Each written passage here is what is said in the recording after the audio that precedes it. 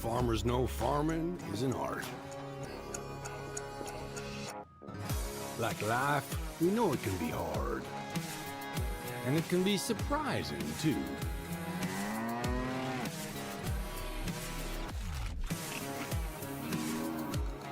But sometimes it's about being at the right place at the right time.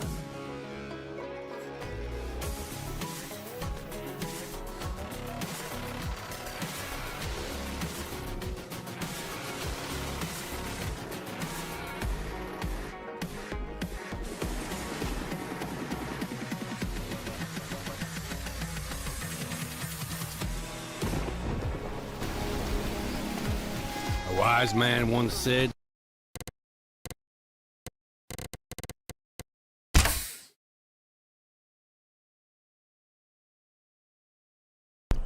Yo, what's up?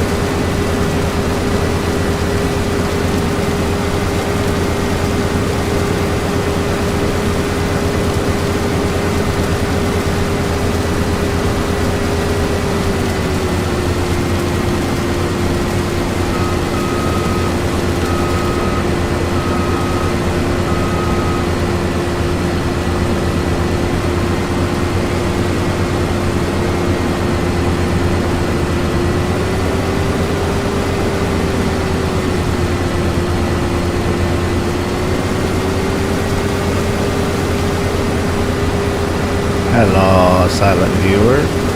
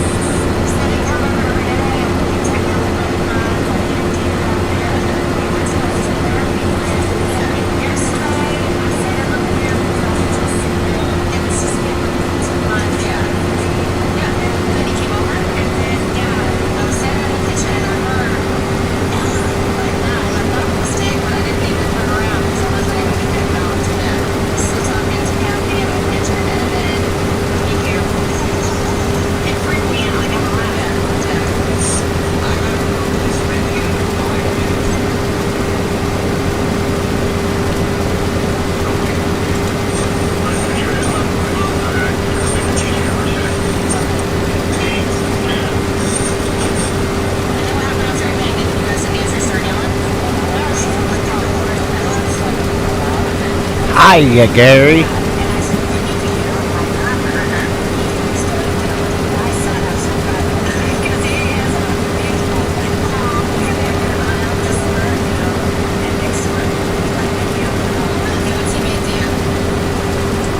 said he was gonna break my jaw, and he said I should kill you. And did that place you in fear? Like, you think you could actually do it? Now, don't get me wrong, you're a strong guy. No. Yeah. This is my thing. Is that He could have punched you and broke your jaw? maybe? Okay.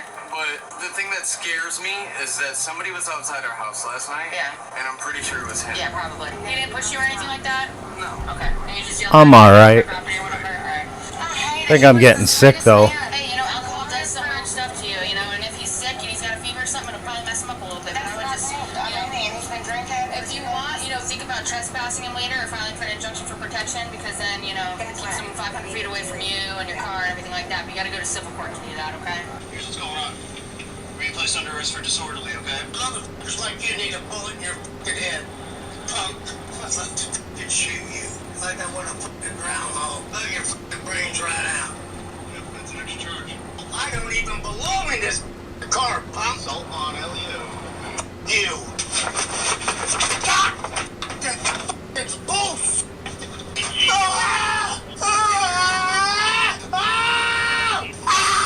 This old man's psycho. Bust you in the fucking chops. George. Oh, I would. I'd love to see you bleed. Speaking of bleeding, the suspect caused himself to by thrashing around in the back of the car so much that he wounded his head and needed to be medically cleared. He was charged with disorderly conduct, resisting without violence, and assault on an officer. He is innocent unless proven guilty in a court of law. You know what it feels like being a cop sometimes? Like you stumbled in the world's worst stage play with bad acting and the lead character so out there you couldn't even script it if you tried. That's the absurdity of policing. You show up to protect the neighborhood and instead you're negotiating with a grown man who's turned the entire block into his own personal demolition derby of insults and threats. Back in Philly, I saw a lot of people who didn't want help. They wanted an audience, and this guy is no different because he was performing like he had a whole crowd in the bleachers. You can hear it in his voice, that sloppy mix of cheap alcohol and fake courage that always shows up right before the real stupidity kicks in. And you stand there thinking, I've seen the same circus my whole career. Like your presence is an inconvenience to his daily meltdown, and that's when you realize how policing works. You're not just stopping crimes, you're managing the emotional weather system of people who never regulated anything in their lives, not even their own value. When I was done watching this, it reminded me of the simplest truth in policing. The streets aren't dangerous because of the weapons people carry, they're dangerous because of the minds people carry with them. Because if a man can implode like this while you're inches away, think about the kind of destruction they spill into the world if nobody was watching them. We were blown away.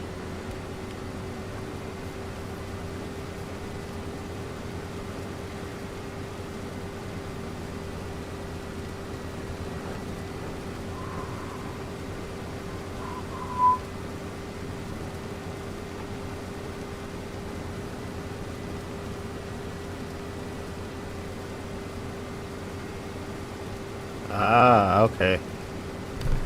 Gotcha. I hate dentists.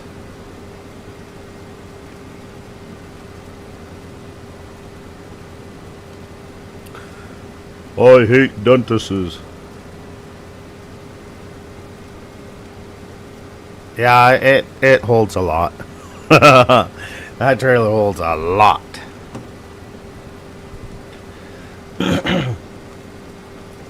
Demko. By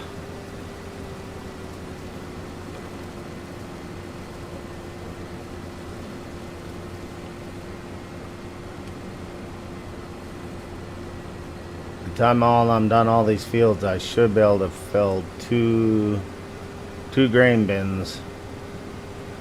I'm hoping. But man, oh man, do I have a lot of baling to do.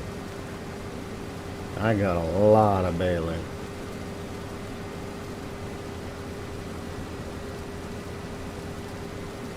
That's alright.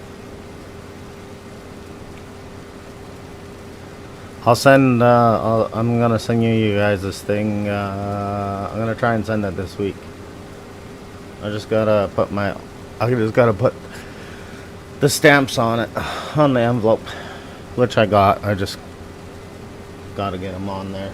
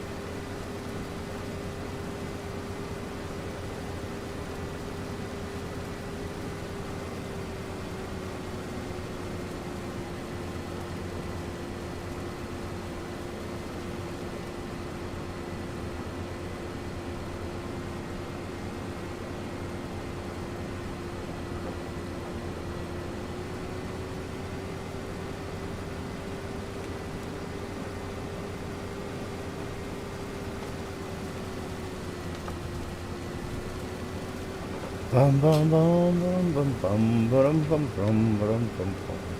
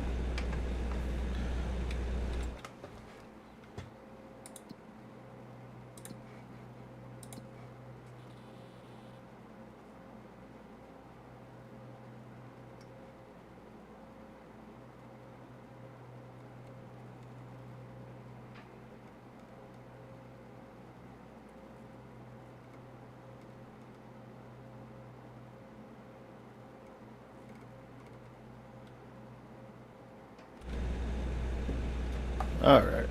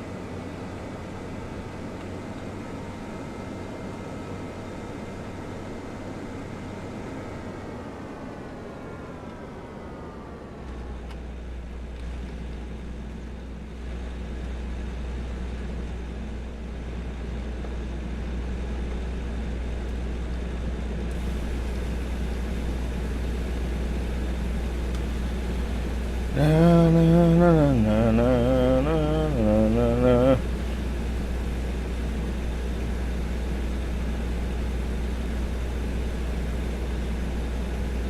This is day 1 of my husband doing Tai Chi walking workouts. This is day 21 of my... Right there, sir. He has my backpack right there. This is the exact moment the victim of a robbery spots the two thieves responsible, walking down the street only yards away. Little do the police know what began as a simple theft is about to take an unexpected turn He has a gun on him, sir, so you gotta watch it. that may end up costing them their lives. Up that seat!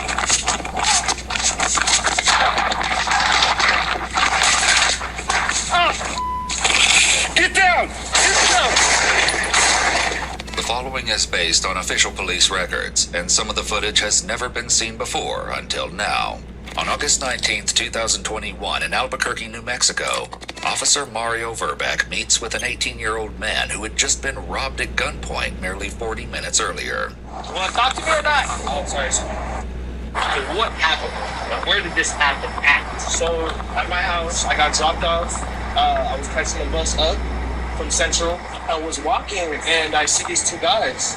And they asked me if I wanted drugs, and I was like, no, sir, I don't. And I was walking off, and then they called me again, and then they walked up to me and pulled out a weapon. Wait, where did they walk up? At my house, just... Okay. At your house or at my house, just like... There's a difference. Just at the street. So you know who these guys are? No, sir. You know, how many of them were there? Two. One was big, and he had a big shirt, a 10-inch pants. His friend, skinny, he had a black coat. He has my backpack on that says Puma. It's very large. Your backpack? Yes, sir. Mine. Because they took it from me. They robbed me. Backpack. They pulled the gun out on me, sir. According to court documents, after being robbed, the victim walked to his mother's house nearby and told her what had happened. Together, they drove around searching for the suspects but couldn't find them. He later returned home and called a friend to help him look again. This time, they spotted both suspects and called 911. You understand? You guys aren't cops. No, yeah, I understand that. So you guys try to find them, what are you guys going to do? I understand. You can't hold them against their will. You can't do anything. I was trying to tell my mom that. That's going to take care of making away business. I know. I was trying to tell my mom that, and when my friend came about me, we see them down the road, and that's when I just called. What was in the backpack? My PlayStation 4 phone. That's what they robbed me for. My controller, my orange controller, and like I said, if it has the transcripts in there, then that's what we'll be paying. It's also transcripts, so, okay. The man claims that the suspects also stole his wallet and a gold chain he was wearing. However, he won't have to wait much longer as both suspects suddenly appear walking across the street from them. Right there, sir. He has my backpack right there. Those are them. The 10-inch pants. We got people stopped behind McDonald's right now. Sir. He literally has a gun on him, sir, so you gotta watch it. Get over here, he has my boy. Sir. That's a... Take your car. Sir. Officer Verbeck drives across the parking lot just as Officer James Eichel arrives. The two spot the suspect slipping behind a row of bushes near the Big O Tires auto repair shop, disappearing down a narrow alleyway. The officers begin to pursue, unaware that things were about to take a devastating turn. Right there behind the bushes. This one's behind the bushes there. Yeah, I see him. They're walking behind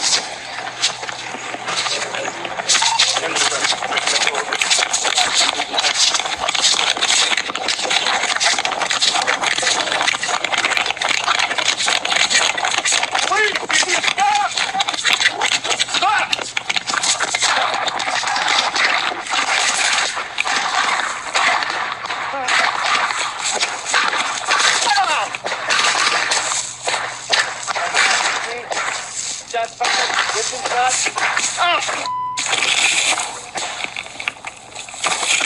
It's difficult to make out every detail on the body cameras, but according to court documents, after officers shouted commands, one of the suspects continued running, while the other, later identified as 27-year-old James Ramirez, suddenly turned, crouched behind a dip in the alley, and unleashed roughly 30 rounds at the officers.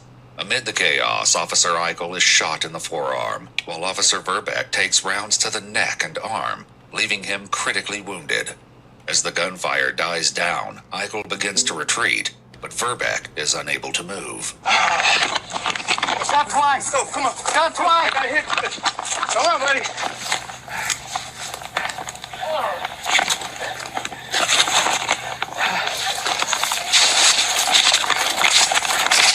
Call 43. Call 43, Jackie. Give me your tourniquet. 43.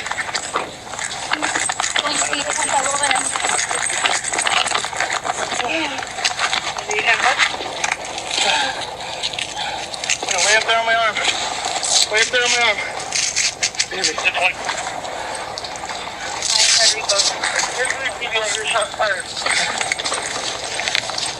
We need 43. Yeah. I'm so lightheaded. Just lay it. I just need Just let go of that. Okay. Tell them to come. Send it to the family thrift store. Just lay down here. I can't lay on that arm. No, don't lay on the arm. Lay on me. I need Tell the ambulance to come here. Okay. They're not coming because they don't think it's safe. With the help of a public service aide and nearby witnesses, Officer Eichel is assisted to the nearby parking lot, waiting for EMS to arrive. However, Officer Verbeck isn't so lucky. I can't make it! If you work or spend time outside in the cold,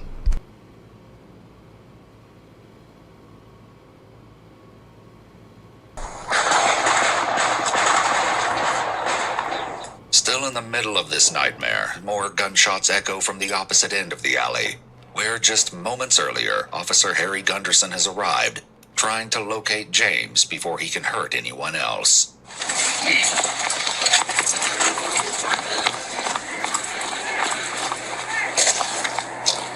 They ran?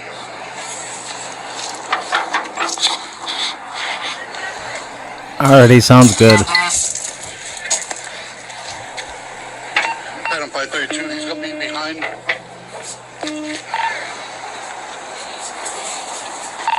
Item 532, he's gonna be behind Federico's. Thank you, Gary. Get down! Get down!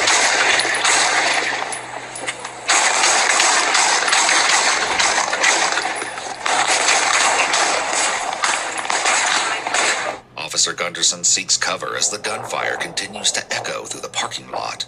Meanwhile, in the alley, a nearby resident, later identified as Johnny Garcia, notices Officer Verbeck still on the ground, unable to move. According to court documents, Johnny jumps over his backyard fence to assist the downed officer. Charlie got himself? You want the gun? My gun? Is this your gun right here? That's brothers. I think you're there. Let's go. You still can't see the gun. Pretend him. Come on. Cover. Come on. So we need fire to the 34. On Silver, one to go. Right here. Yo. Here, Kemper. We're in the parking lot of the Napa. Just chill out. Hey, guys. Hey, Hey, he's right here. He's right here. Oh, go.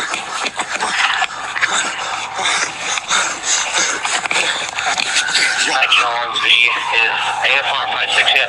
Need help here. Help you out. Anyone have AFR 56?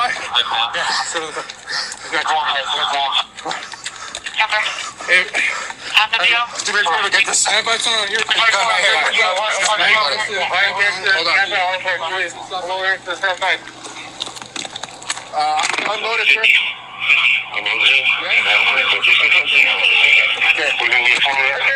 I'll sit on it.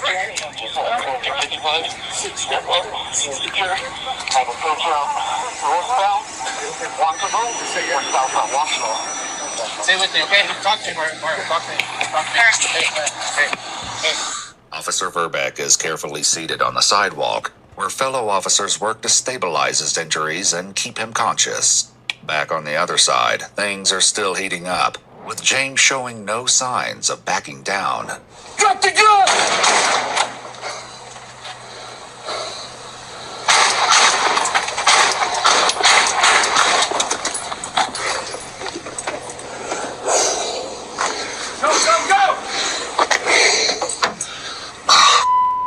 During the last barrage of gunfire, glass from a shattered windshield sprays into Officer Gunderson's face, leaving him with a small shard in his eye as he continues to fire back. Still got the gun? He's still pointing a gun at us? Shots fired.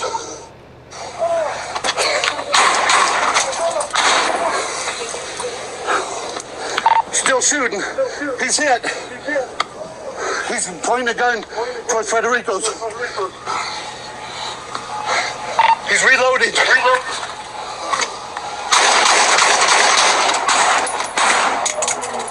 As the firefight continues, EMS finally arrives on the other side to help both downed officers.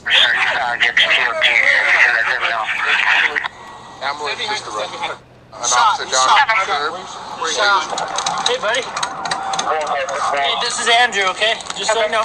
Hey, are you recording? Okay, we're recording, right? Okay, we're gonna keep that camera on you. Don't worry about it. Hey, you're okay, boss. Michael, you're gonna be okay. You're doing good. Both Officer Eichel and Officer Verbeck are transported by ambulance to the University of New Mexico Hospital for emergency treatment. More officers close in on the scene, and among them is Sergeant Sean Kinney, who has no idea just how close he's about to come to taking a fatal hit.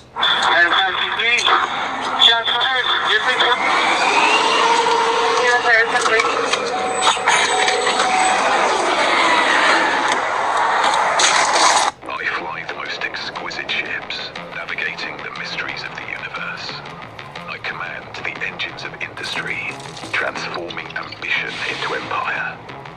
I unleash war upon my enemies, commanding fleets that darken the stars. I'm a diplomat, a mastermind, the architect of my fate. I play EVE Online.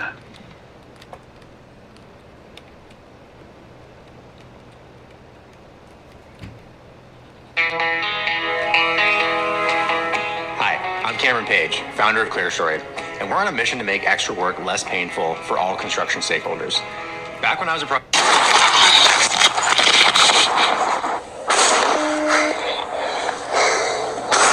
That's where the parking lot. Need it too.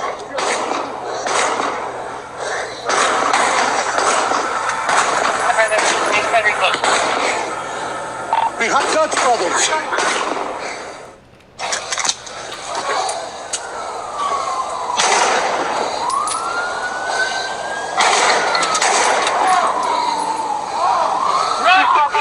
Drop the gun! Hey, down.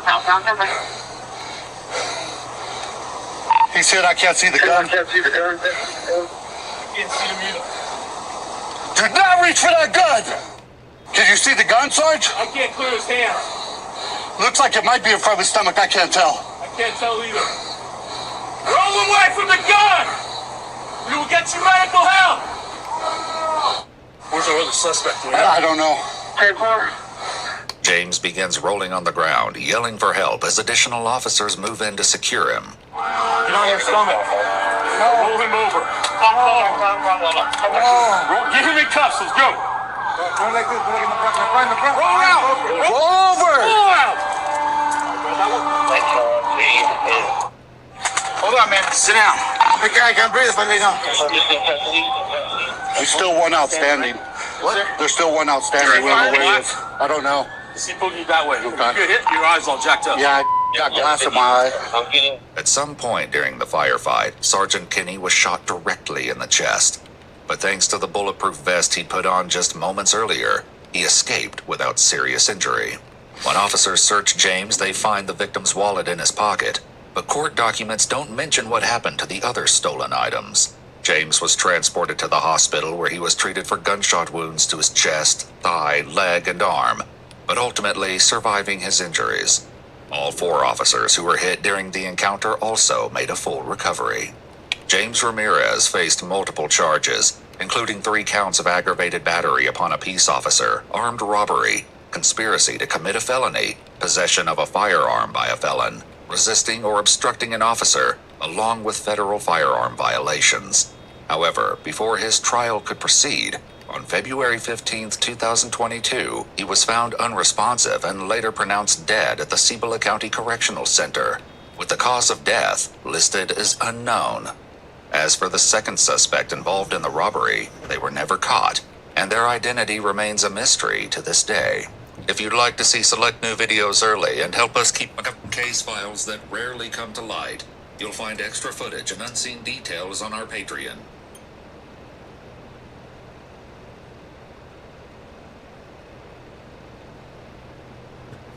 Okay, why should you get one of these? I mean, apart from it having over 21,000 games and 23. What are you thinking about? I feel good. What's that? I don't feel good. 44 kick on code 3, got 1 at gunpoint. He just sprayed me with lighter fluid. Get on the ground! 44 kick on taser deployed. Start fire. He is on fire. A welfare check in Kittitas County, Washington turns heated when a man douses a detective in lighter fluid and nearly sets him ablaze. But the tables turn when a spark ignites the suspect before he makes a daring escape. Richie, do not drive! The following is based on official police records, and the footage has never been seen before until now. Please note that all persons charged with a crime are presumed innocent unless and until proven guilty in a court of law.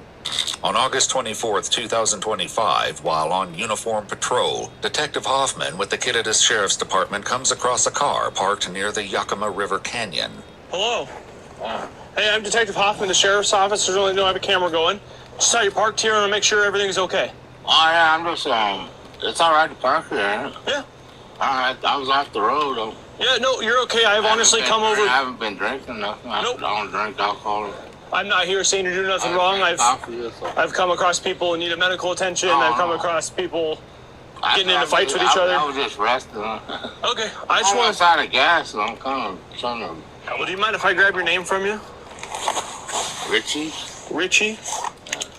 Is your legal name Richard? No, it's Richie. It is Richie. Is that with a Y or an I-E? I-E. Richie, what's your last name? Davis. If you need anything, give us a call. I'm working a little bit later tonight up in this area, all right? I'm just sitting here. Sometimes we get some characters that roam these roads and like to screw with people, so if that starts happening, give us a call. I don't do that. No, not you. I'm afraid someone's going to do it to you. No, I don't do that. Okay. All right, well, you don't need any help or nothing like that? No. All right, man. Well, be safe, okay? All right. After running his information, however, Detective Hoffman learns that 56-year-old Richie Allen Davis has a revoked driver's license and 3 active warrants, including a DUI in Chelan County, failure to appear for third-degree malicious mischief in Union Gap, and fourth-degree assault in Spokane. He's also a convicted felon, most recently for robbery and reckless burning in the first degree. Hey, Richie, just me again. Hey, do you have any weapons in here at all? No. No? Do you know you have a warrant out of Chelan County? Well, you got it. There's a couple other warrants, but they won't take on those, so I'm calling about Chelan County. 48, advice, 2140. Can you do me a favor and step out of the car for me? When Richie begins reaching under the seat, the detective takes a cautious step backwards, only to realize he's just grabbing his shoes. But even after putting them on, Richie makes no move to exit the car. What's going on, Richie? What are you thinking about? I feel good. What's that? I don't feel good. What's going on? What are you feeling? What's not feeling good right now, Richie? What's that? I don't feel good right now. What do you mean? How can I help? What's going on, brother? You keep saying you don't feel good. I don't know what that means. What doesn't feel good? Is it your heart, your lungs, your head, your stomach? Richie gives no response and simply takes a drink from what appears to be a water jug before returning it to the floorboard. Moments later, a few soft clicks can be heard before Richie does the unthinkable. Can you talk to me a little bit, Richie? What's that?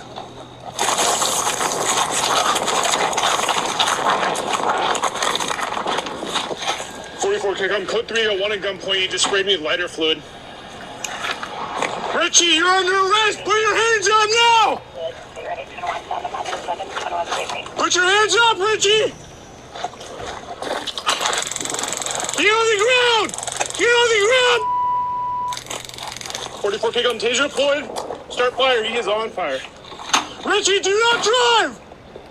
The fire is extinguished. He's in his vehicle.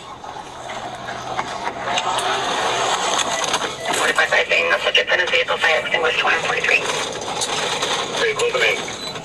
44 kick on. We are southbound on 821. Speeds are 35. Would you like to receive a gift? I'm a missionary for the church. When an attempt at a pit maneuver fails to stop him, Richie once again takes to the road, driving toward oncoming traffic. After hearing reports over the radio, Washington State Patrol and the Ellensburg Police Department joined the pursuit.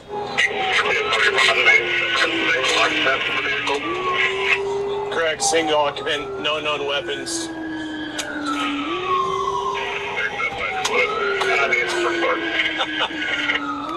Correct, except lighter fluid. Just before he was tased, Detective Hoffman claims Richie hurled a flaming object in his direction, and he believed Richie was attempting to kill him. The two responding agencies rapidly deploy tire deflation devices to stop the fleeing van before anyone gets hurt. Remember, guys, if we do end up on an arrest team, probably no tasers. Yes. Yeah. 44 kickoff, good spike, good spike. After hitting the spikes, Richie's vehicle slows down long enough for a Kittitas deputy to perform another pit maneuver, this time successfully. Detective Hoffman emerges, taking lethal cover. Let me see some hands! Show me your hands! Hands up! I got a rifle. I got this side. Hey, someone else take it. I'm too amped up. Okay, let's just step back. I got a rifle. Hands up, driver! Hands up! Exit the vehicle. Do it now! Hands up above your head. If you make any sudden moves, you will be shot. Do you understand? Keep walking him out. Keep going back, driver. Keep going back. Walking out in the middle of the road. Keep going this way. Keep going this middle way. Of the road. Keep going. No. Okay, now back up to us. Back up to us. Stop. Go down to your knees. Lie on your belly. Arms out like an airplane. Put your hands behind your back, Richie, right now. Are you injured? We're gonna have 8 check him out. He literally caught fire. Okay. You roll 8. No, let's transport him to aid. It's not en route. 44 kick him. Again, we have aid meet us at the mouth of the canyon, and we'll transport him out for evaluation. Chief complaint would be taser, hit, combustion. We'll handle the transport to get him checked out. Probably have to go get him medical, Probably still have to go which is get him fine. medical, yep. And then we'll handle the corrections aspect. So, elude, assault Revoke 3. 1, elude, assault 3. Okay. Chelan's not taking on the warrant, but he didn't assault me because he's under arrest. I just told him. Deputies later discovered a water bottle in Richie's van filled with what smelled like gasoline, stuffed with paper towels, with one positioned upright like a fuse. In a press release from the Kittitas County Sheriff's Office Facebook page, they shared that 56-year-old Richie Allen Davis and Detective Hoffman emerged from the incident uninjured. It also states that Richie was booked on his warrants and on recommended charges of felony eluding and attempted murder. According to multiple news reports, he's currently being held on a $1 million bail, and the case is ongoing. If you'd like to see select new...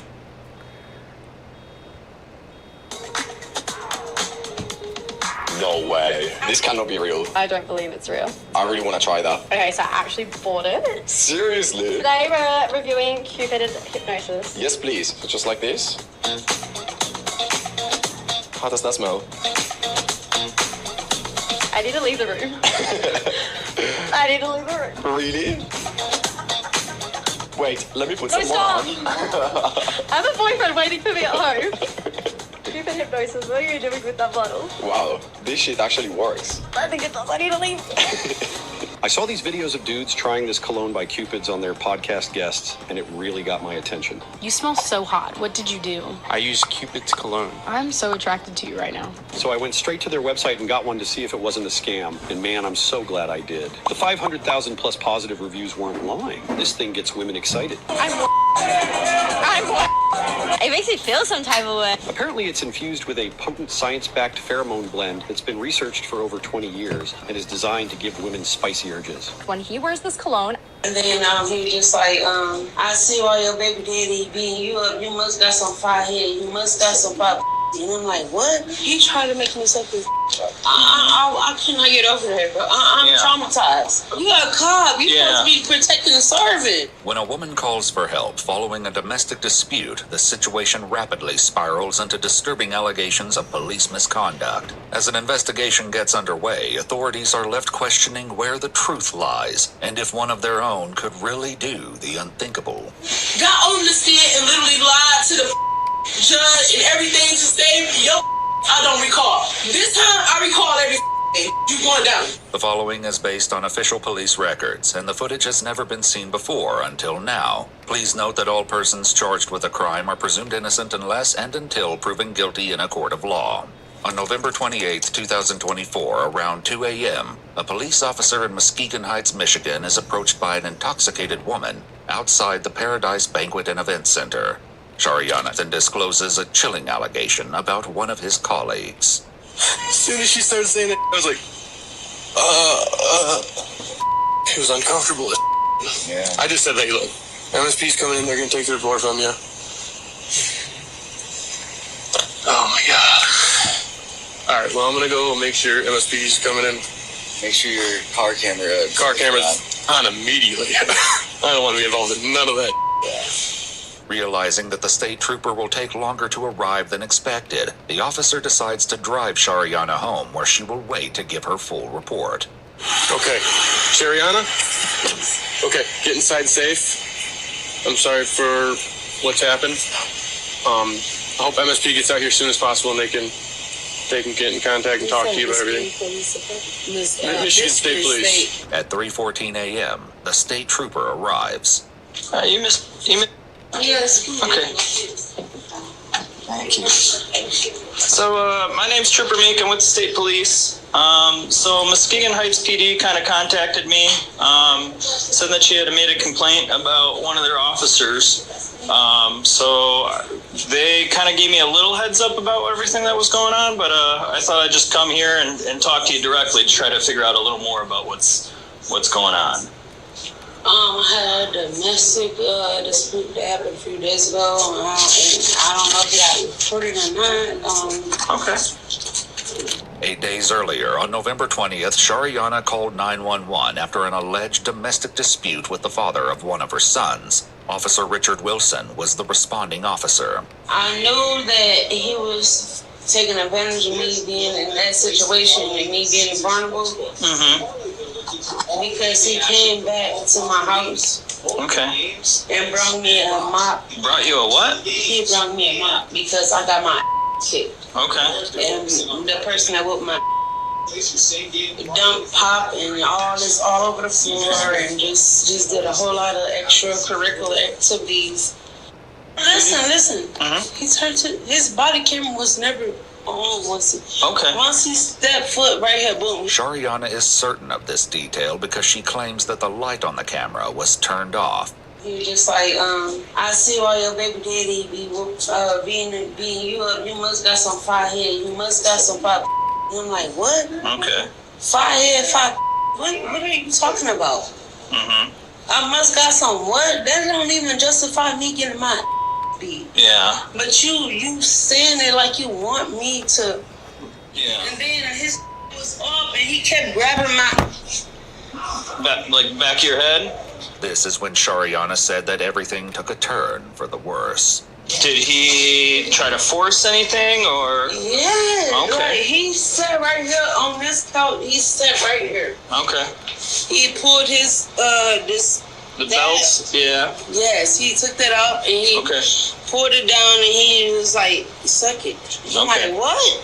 Then what happened?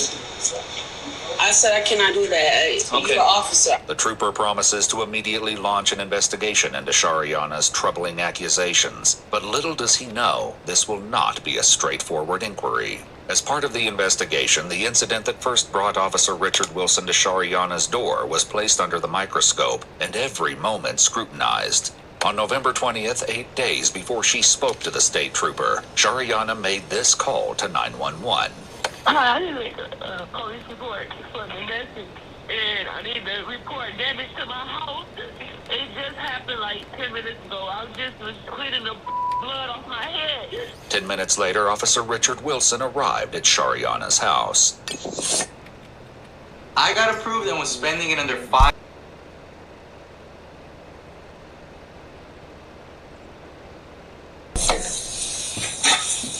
Yeah.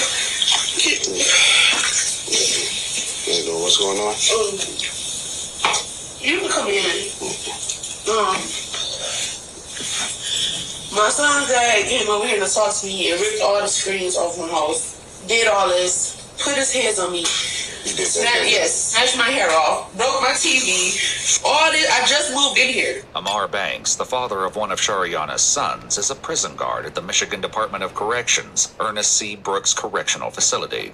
Shariana claims that Amar came to the house earlier that morning to pick her up in order to drop her sons off at school. I have I think I got a concussion because I got knots right here. He punched you in the head as well? Yes, it's not right here. And not right here. Right here. So far, nothing in this interaction between Shariana and Officer Wilson would raise any suspicions or hint at the accusations to come. Yet that would all change. You are looking to press charges, correct? Yeah, he got, I don't give no, I'm not giving you no more passes, none of that. I done went to jail for you, lied, all this for you, and even got on the stand and lied for you for the last domestic. Got on the stand and literally lied to the judge and everything to save your I don't recall. I'm standing on it, I don't recall. I don't remember. I don't recall. I don't remember. I don't recall. This time, I recall everything. You going down. Shariana then makes a now ominous offhand joke about the soda she claims Amar spilled over her floor. All right. You got a mop. Oh my gosh. Just as Officer Wilson prepares to leave, Shariana appears to have a change of heart. I don't want to send him to jail. I don't want to do all of that. I don't. Because I regretted this the first time he did this, and I didn't want to send him to jail. I don't want to do this. Just really think about it right now, like, because I get saying you love him that much, but it's not okay. It's not acceptable for him to keep putting his hands on you either.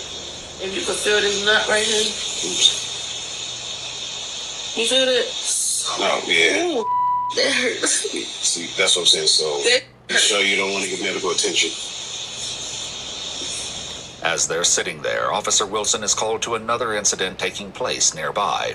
And so, I'm going to take this call over there. I'll come back to speak with you, and then I'll go make contact with him. You don't deserve it. Just understand that you don't deserve it. So don't think that way that this is what you have to settle for. You deserve more. You deserve respect. And the sooner you start respecting yourself more, you'll realize that you don't need certain people in your life just because they're doing a little bit to help you.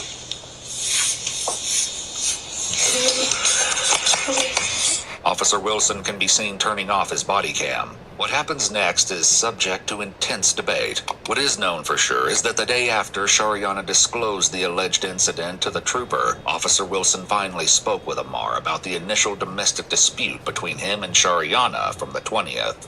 How you doing, young fella? All right. It's kind of cold out here. I'm going to try to make this quick and brief. Last week on the 20th, your child mom, Shariana, stated that you came over her house that morning and assaulted her like I and said that you beat her up, tore her house up, and then left. Amar shares his side of the story, claiming that his son wasn't even at Shariana's house. So you never even seen her that morning? Okay.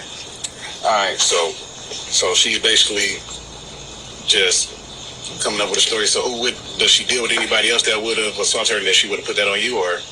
I don't know, she can do a lot of my so that's not into it. Right, so are y'all beefed out anything that she just, do y'all have issues all the time that she does this on the regular? She got me in quite a few issues before me. Like this past summer, she just did trying to just lie to me, try to lie on me. So I assaulted her just previous summer.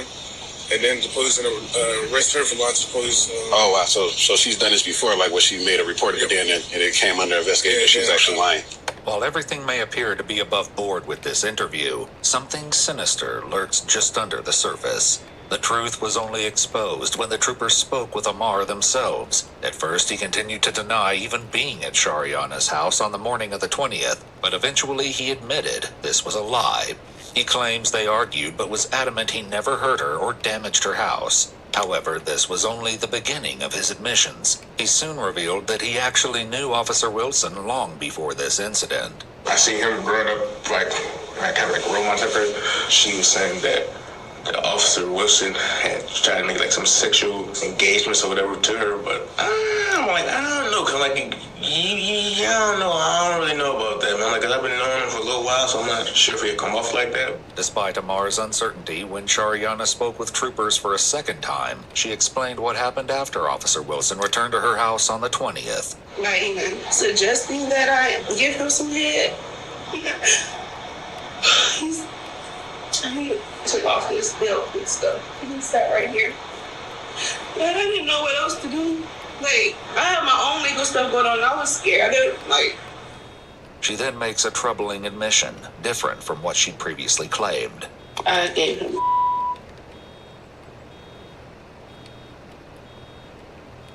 Does your garage get cold in the wintertime?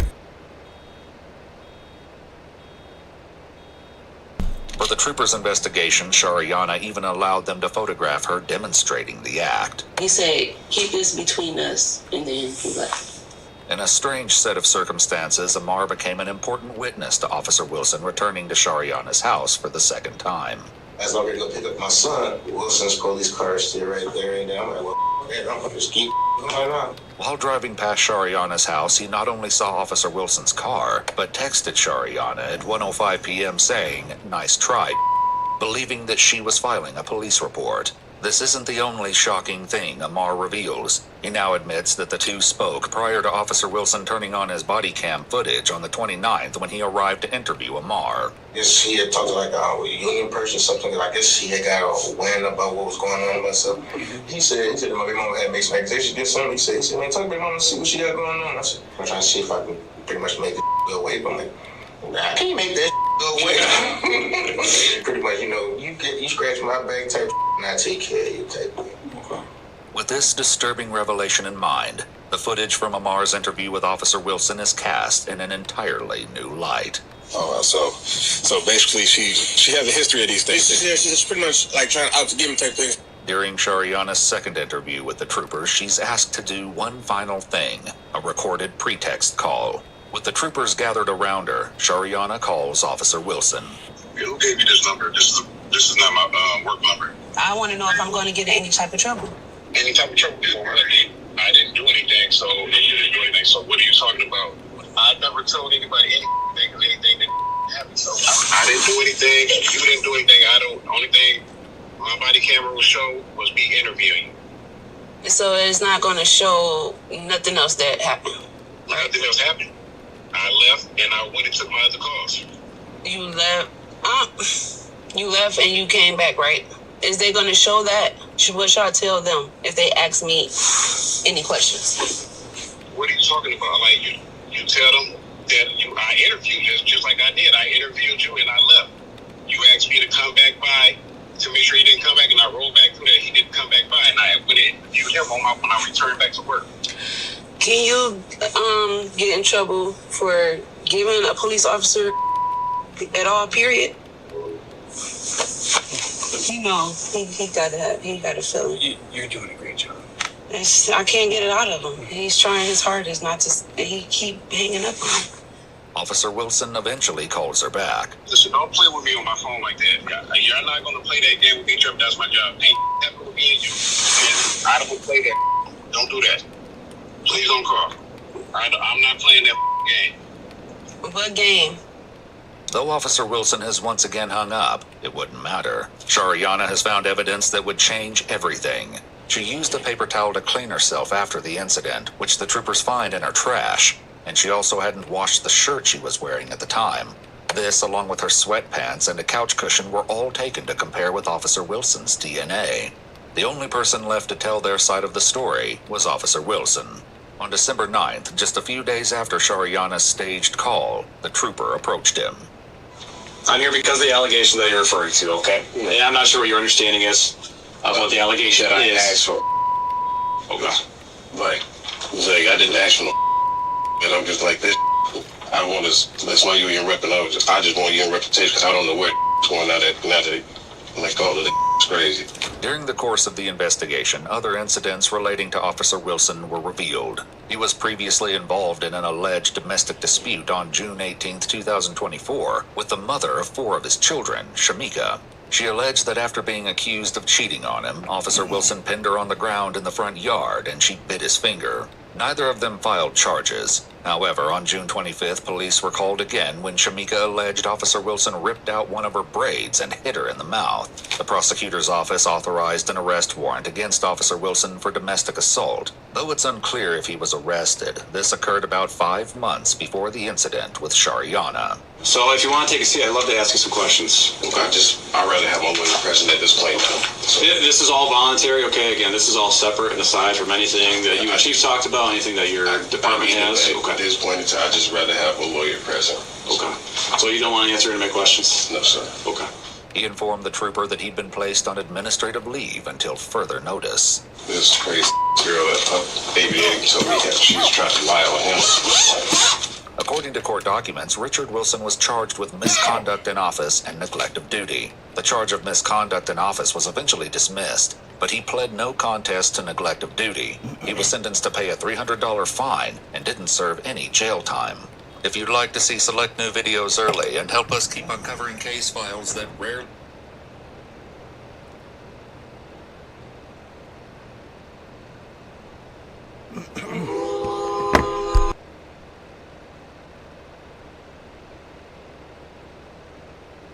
Accidentally ran over.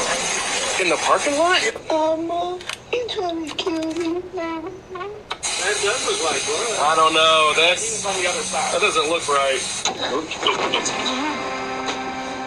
She might be telling the truth, but I just don't see it. When a woman calls 911 after accidentally running over her boyfriend in a parking lot, the details of her story don't quite add up. With rain threatening to wash away critical evidence, investigators work fast to make sense of the scene. But what they don't realize is that the truth has already been recorded, hidden in a chilling voicemail that changes everything.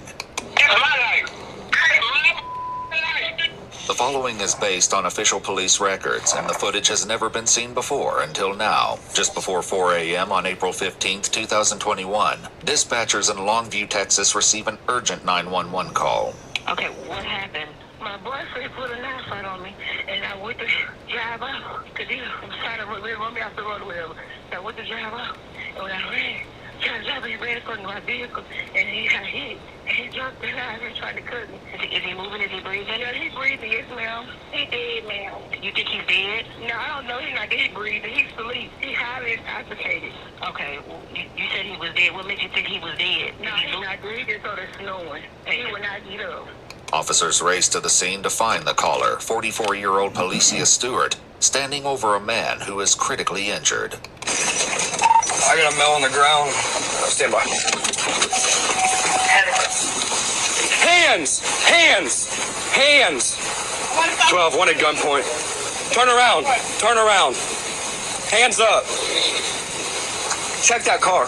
Check that car. Turn around. Face away from me. Detain her.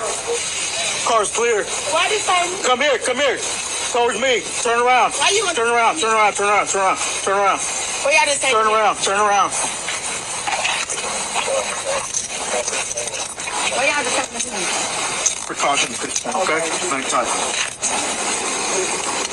He has a knife. Walk right this way. Walk right this way. Come on. He has a knife. Right in here. Where's the wound at? I can't tell, man. Face somewhere. Come on, over. Check it. What's wrong with it? I don't know. He got stabbed. Knife right there. Wounds on him. It's gonna be in his face. I just don't know where. It's all gonna be internal.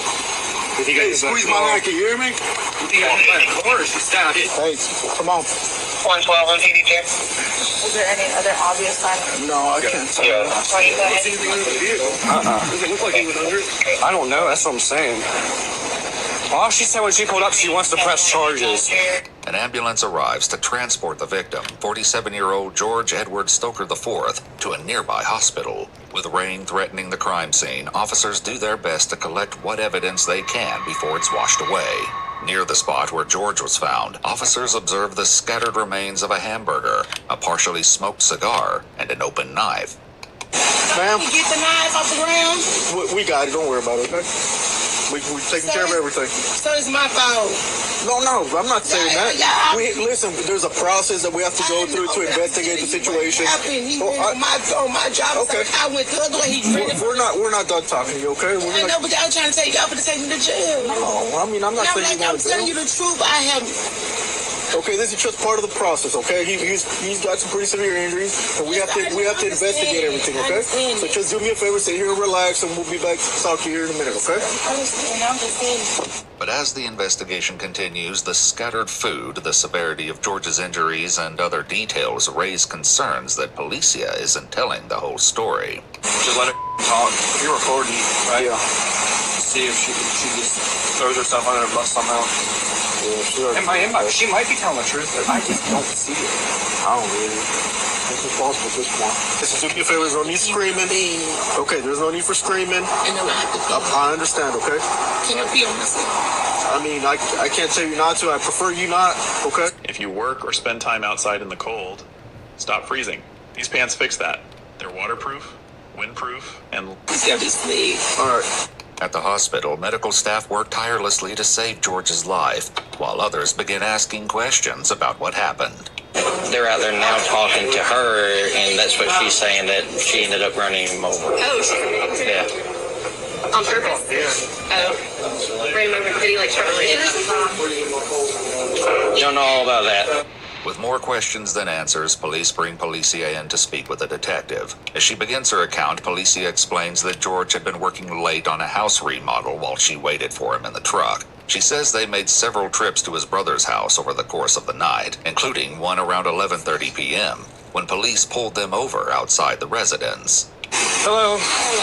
You know, I stopped you today because you didn't have your I realized lights on. when I just came out the appointments, I didn't realize I didn't have my lights on, so I turned them on. Yes, ma'am. Where y'all headed today? Right here. Y'all just headed here? I'm remodeling this house. Yes, sir. And I need to go get some trash bags from my brother.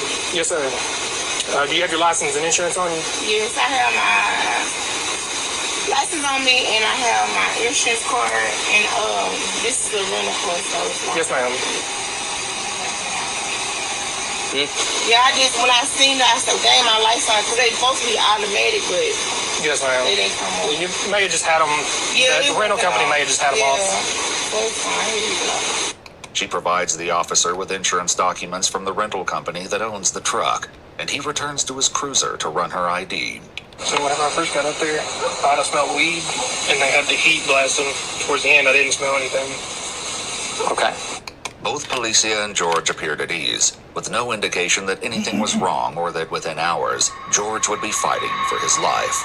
According to Policia, the two got a meal at Whataburger after the traffic stop and later began to drive home when George suddenly attacked her.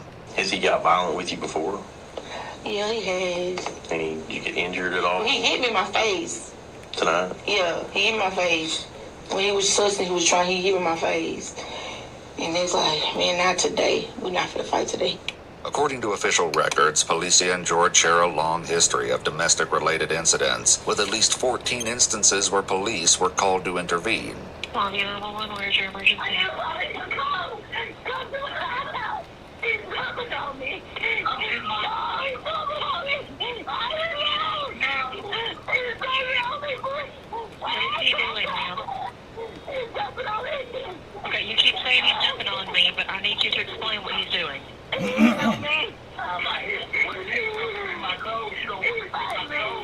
Alicia reports an assault every time she calls, but in each case, there's either no evidence of injury or she recants her statement. She continues her story, explaining to the detective what happened when George, who was lying in the back seat, attempted to run them off the road. She'll refer to George going forward by his nickname, Kilo. He jumped over the seat and he started trying to grab the steering wheel. I said, no, I'm not, we're not, let's go home. I don't know where you trying to go to. Where you trying to go to? I'm like, Kilo, quit. What's wrong with you? Well, we're gonna crush and kill each other. No, we're not. We're not gonna do that. So I'm trying to grab him. We tussle with the steering wheel. And that's when I think when he pulled, he had a knife. He jumps out the truck. My mind wasn't thinking. And then he comes around to my side. And then I just drove. And that's when I hit him. After hearing her story, one detail continues to puzzle the detective. When you got out of the car, or after y'all swerved off the road, did he take the food with him, or? He had it in his hand. I guess he had the diaper. He had the diaper and he had his burger. He did. That's when he was trying to come to my side. I don't know why he wanted to. But any hope of hearing George's version of events fades as an officer delivers tragic news to his aunt and niece. So he has passed away, okay? I'm sorry. We do have him here, okay? He can't go back there, okay? So we're treating this as a crime. The suspect is... No, ma'am. Not right now, okay? So... The suspect is in our custody, okay? She's talking to our detectives right now. The loss is heartbreaking for his family and surprising for the two officers who encountered him during the traffic stop earlier in the night. Yep, you just talked to him a few hours ago. Now he's dead. As the detective delivers the news to Policia, her reaction takes a shocking and unexpected turn. Is he okay? He's passed away. I talked to him just a minute ago. He's passed away. What we need to do, like I said, take a switch. I'm gonna wipe your hands right quick. Nope.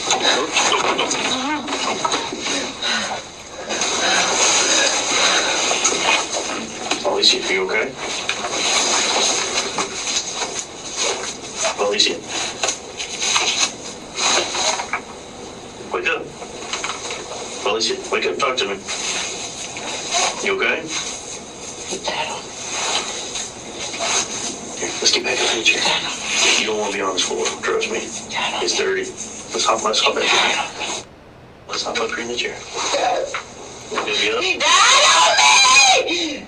Oh, he died on me. Oh, God.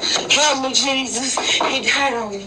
Come. Alicia, He died on me. Alicia. He died on me. Here, let's have a seat in the chair. That table will flip over on you, okay?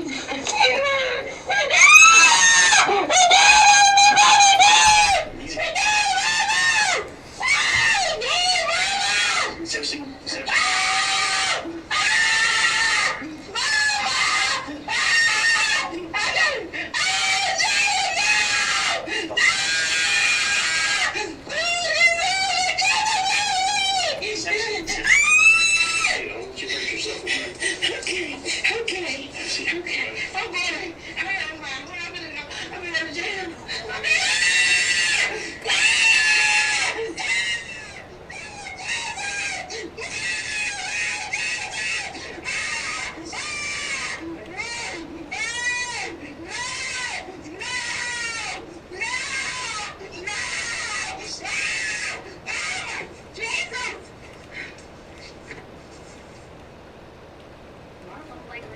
Stuff and access to this. I literally buy every single thing from Timothy. Everybody's called. Alicia, let's have a seat, okay? I don't want you to hurt yourself. No, let's sit in the chair. Let's sit in the chair. He died. How did it say? How did it say? He died. He died. He died. He died. He died on me. Alicia, there's a napkin. He died on me. Jesus, help me. He died. Come on. Help me. I see him. You want some water? No.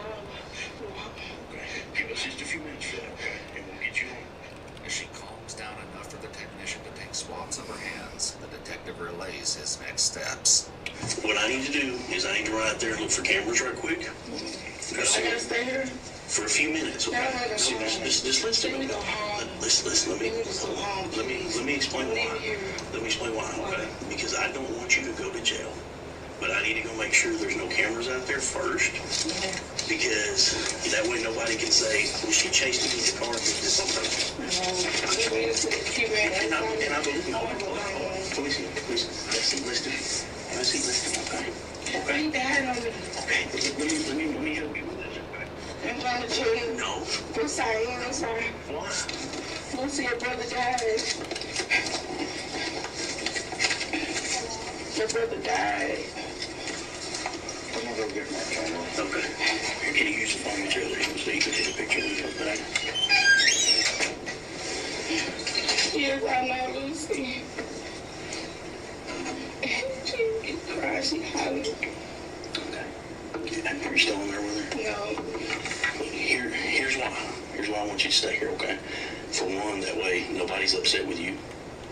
And I want to make sure that when this comes, when anybody looks at this, I don't know, police. I haven't been up there yet. All I did was talk to the officer to find out.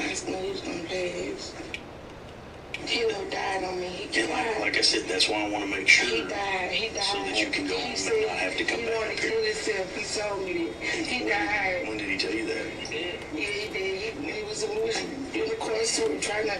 He said, "I'm gonna die. We're gonna kill each other." What the detective doesn't yet know is a voicemail message, which will later be revealed, was recorded just minutes before Policia's 911 call was placed, and George's own words will shed light on his true intentions. For now, they continue to document evidence, taking close-up photographs of her hands, where she claims George scratched her, and her face, where she says he struck her during their altercation inside the truck. No. Okay, you're not. I can't. Let's have a seat. Let's have a seat. Let's sit down, okay? It helps. Trust me, it helps. I don't want you to fall down, okay? He did die. It's not on you. Okay, let's have a seat, okay? A toxicology report revealed that George was under the influence of methamphetamine at the time of the incident. During his autopsy, George was found to have sustained multiple injuries, including broken bones in his left leg, likely caused by impact with the front bumper. The detective noted that his severe injuries, including blunt force trauma to the head, suggested a hard impact rather than Policia hitting him slightly as if taking off from a standstill. This also aligns more closely with what she told the 911 operator.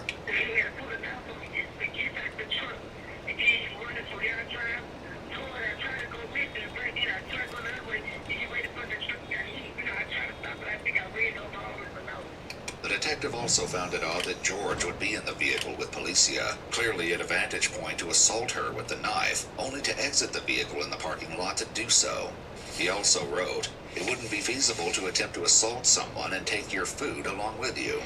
But with insufficient evidence to show Policia had committed a crime, whether intentionally or negligently, she's allowed to leave. Just hours after letting Policia go, the detective receives a call from George's sister. George called her at 3:44 a.m., 12 minutes before Policia dialed 911. The following voicemail leads investigators to a stunning conclusion.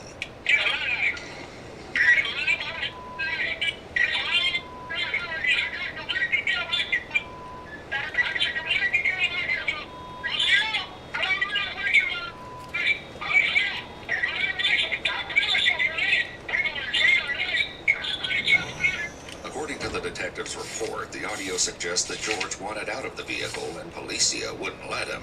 He ultimately concluded that Policia's conflicting accounts of backing up, going forward, and trying to stop lead him to believe George may have been walking away at the time of the incident. He adds that Policia's various descriptions appear to paint a picture that she was attempting to scare George, and she struck him unintentionally.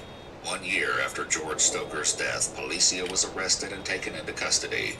3 years after her arrest on March 6, 2025, Policia Stewart pleaded guilty to criminally negligent homicide. The court deferred adjudication and sentenced her to 5 years of probation.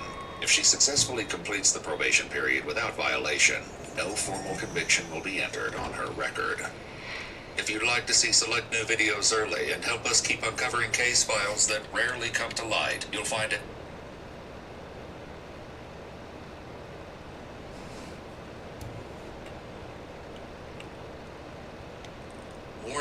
wear this if you can't handle women approaching you first. This mix of real pheromones from Cupids is science.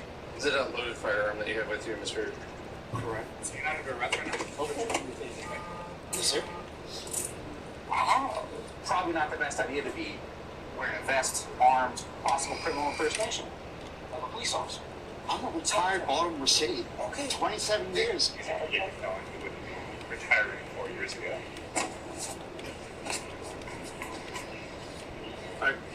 I'm speechless.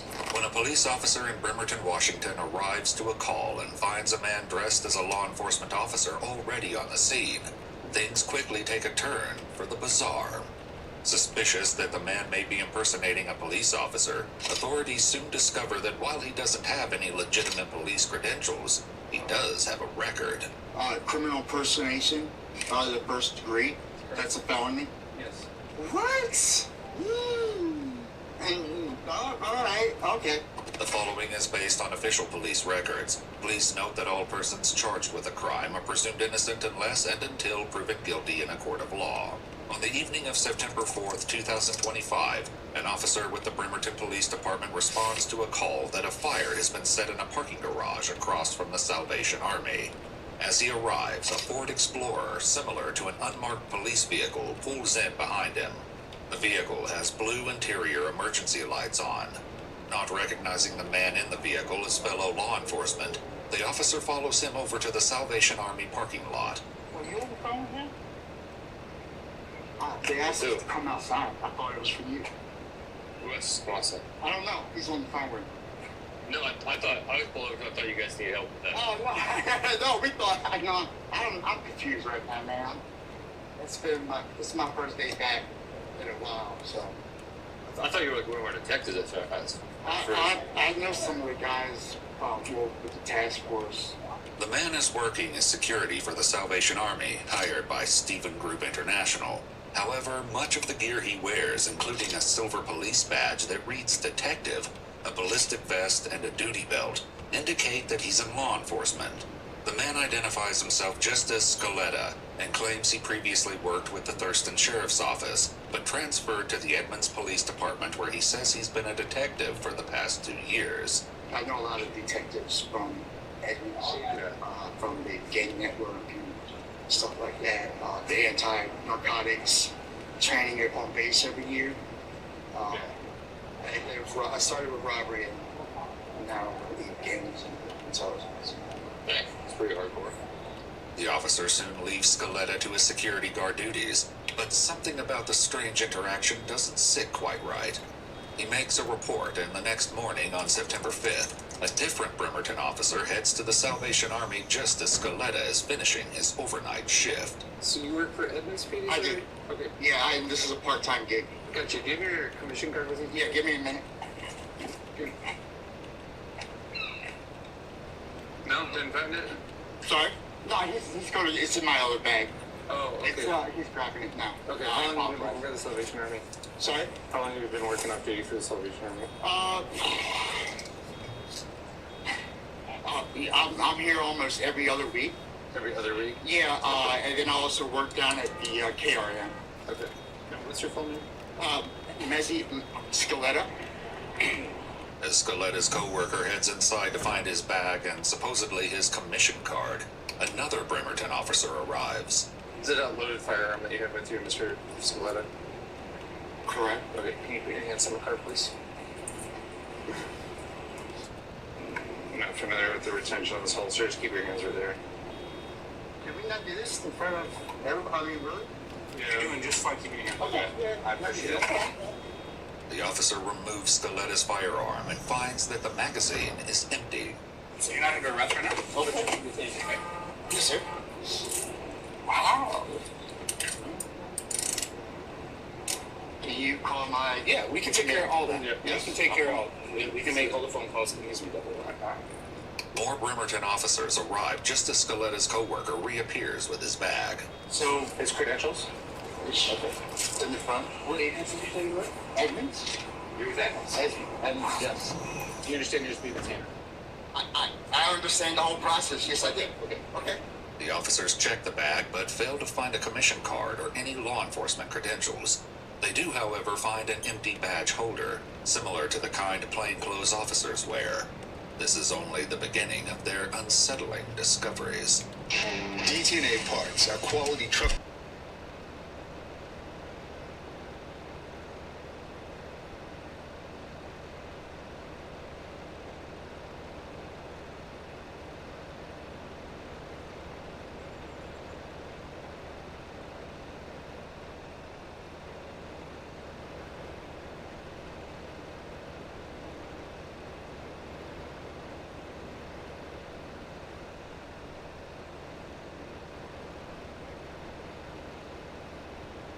First off, if you are a commissioned police officer in this state, you'll be taken out of cuffs, and I will formally apologize. Thank you. Okay? No problem. All right.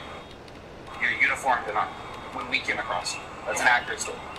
So the concern is, especially because we weren't given notification, right? I'm not operating. I'm not working. I'm not. Well, here's the problem with that. Well, it's messy, right? Correct. Here's the problem with that. You're leaving. Even if you're leaving, Salvation Army, this is the #1 crime hotspot in the entire city for us. I know. I'm a retired Baltimore City. Okay. 27 years. I come out here. Okay, I'm sorry. I think we're getting our wires crossed a little bit. So what I'm trying to get you to understand is, I understand that you're just leaving if you're off duty. But if you know that this is the highest crime area, right? If you know this is the highest crime area in the city, and you know that that's likely to the law enforcement experience, and we're going to be in the area, probably not the best idea to be wearing a vest, armed, going to and from, because it's going to make us think something up to and including possible criminal impersonation of a police officer. That's why you're detained. And we get all that checked out, and you know what? This might be an error for their bosses and our bosses. So we might have called Edmonds last night. The sheriff? What? We might have called Edmonds PD last night. Yeah. Not on the payroll. Say it again? You're not on the payroll of Edmonds PD. Is it okay if I go through this? Yes, please. And then I can. While some of the officers continue the search for anything that can verify Scoletta's claims, the others are eager to discuss the bizarre situation among themselves. Little do they know, a troubling revelation has already been uncovered. So I read Casey's report. Apparently they had a little back and forth with Garrity and Hersey where like, well, he didn't take an act as a police officer. Absolutely not. Yes, yeah, I know. So I was like, no way, I'm not tolerating this. So I came down looking for him. I pulled up. Good. I don't know if they put this in the reports. 2015, he was involved in like a SWAT incident where he recorded himself inside and had the whole like threat to like blow the place up. So it was like a bomb threat. He's saying that he retired from Baltimore City Police after doing like 24 years, like 4 years, which he's a convicted felon. He wouldn't be retiring 4 years ago. The man they have detained is not Mezzi Scaletta, as he claimed, but 49-year-old Michael Scaletta Teets. According to police documents, he was convicted of a false bomb hoax in 2015. Yeah, he's going to jail. 100% the right call. Across the board. Did you see my face once that dawned on me? What was going on? Yeah. I pulled up to ask some questions about him working here because I had seen he was parked over here. And then he came out the corner, he was everything good. And I looked at him and I was like, holy.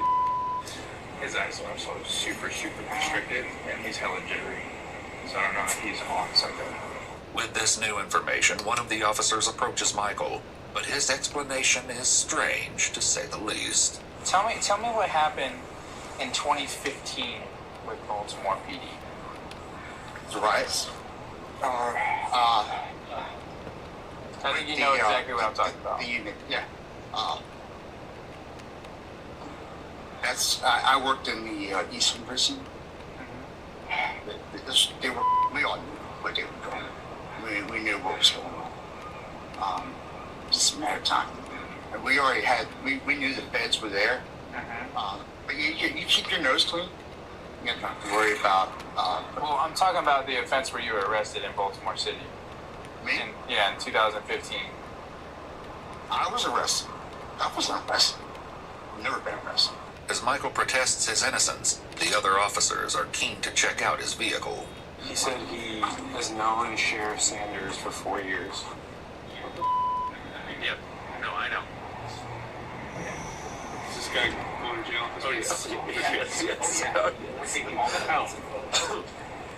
So you can see he's got the lights mounted in the back too. This is insane. The shirt is the last. It's reflective vest. It's straight from Galls. Yeah, look, he's got a firefighter helmet too. He's ready to do it all. The officer has no idea just how true this statement will turn out to be. That's crazy. I had to wait 6 months to get my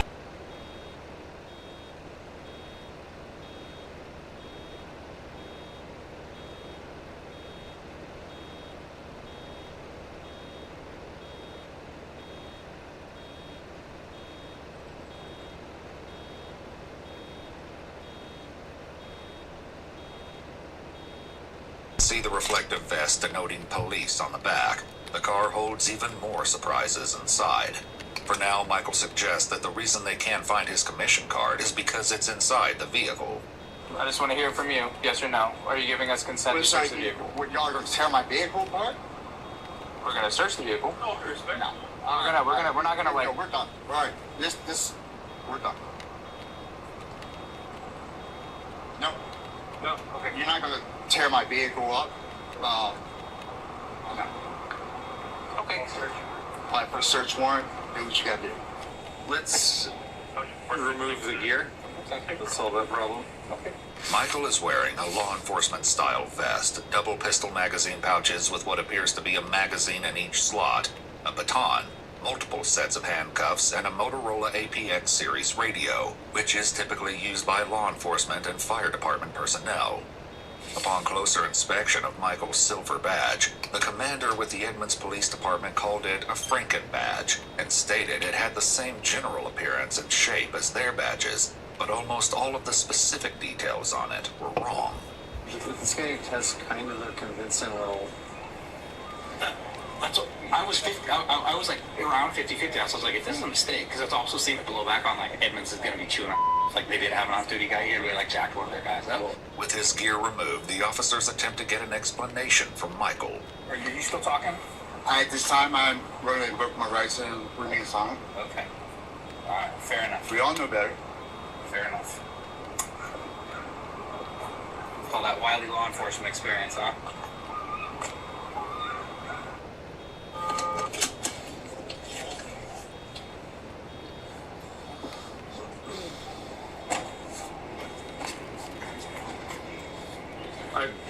I'm speechless. With Michael secured in the back of the police vehicle, the officers begin collecting information and will be stunned to discover just how far he took his dangerous ruse. His boss, who also works for Stephen Group International, soon arrives. He reveals that Michael has been working as a security guard for about 2 or 3 months. Did he tell you that he was a commissioned law enforcement officer? Not just for now. She just said he did work. He works for the detectives or something about like an emergency response team of some sort. However, according to his boss, there was an incident where Michael allegedly acted as though he was a law enforcement officer. There'd been an accident at the entrance of a parking garage. When I went up to look, it was a guy here. He's directing forward. I hit his vehicle on the roadway, kind of angled to the 50. He's coming forward in his using flashlight. We're driving people away from the area where the emergency lights are not. I don't know for sure. Okay. Hey, is that my boss right there? Yeah. Oh, hey, you know. Okay, so you guys are saying. Right. This isn't the only time Michael is accused of doing something similar. The officers soon find a man who had been at the Salvation Army the night before and spoke with Michael. He's going to have patrolling the narcotics department. He's going to be running some of you guys' units. He's been promoted, and he's moving up here this way. Police reports state that Michael also told the man something to the effect of, "They'll all be working for me." However, this isn't his only outlandish claim. According to one of his ex-co-workers at the Salvation Army, Michael also maintained he was a 2-time FBI Academy graduate and a former K-9 sergeant. Along with this, his boss said Michael told him he was a fire inspector, and his LinkedIn profile claimed he was a fire lieutenant for 26 years. What the?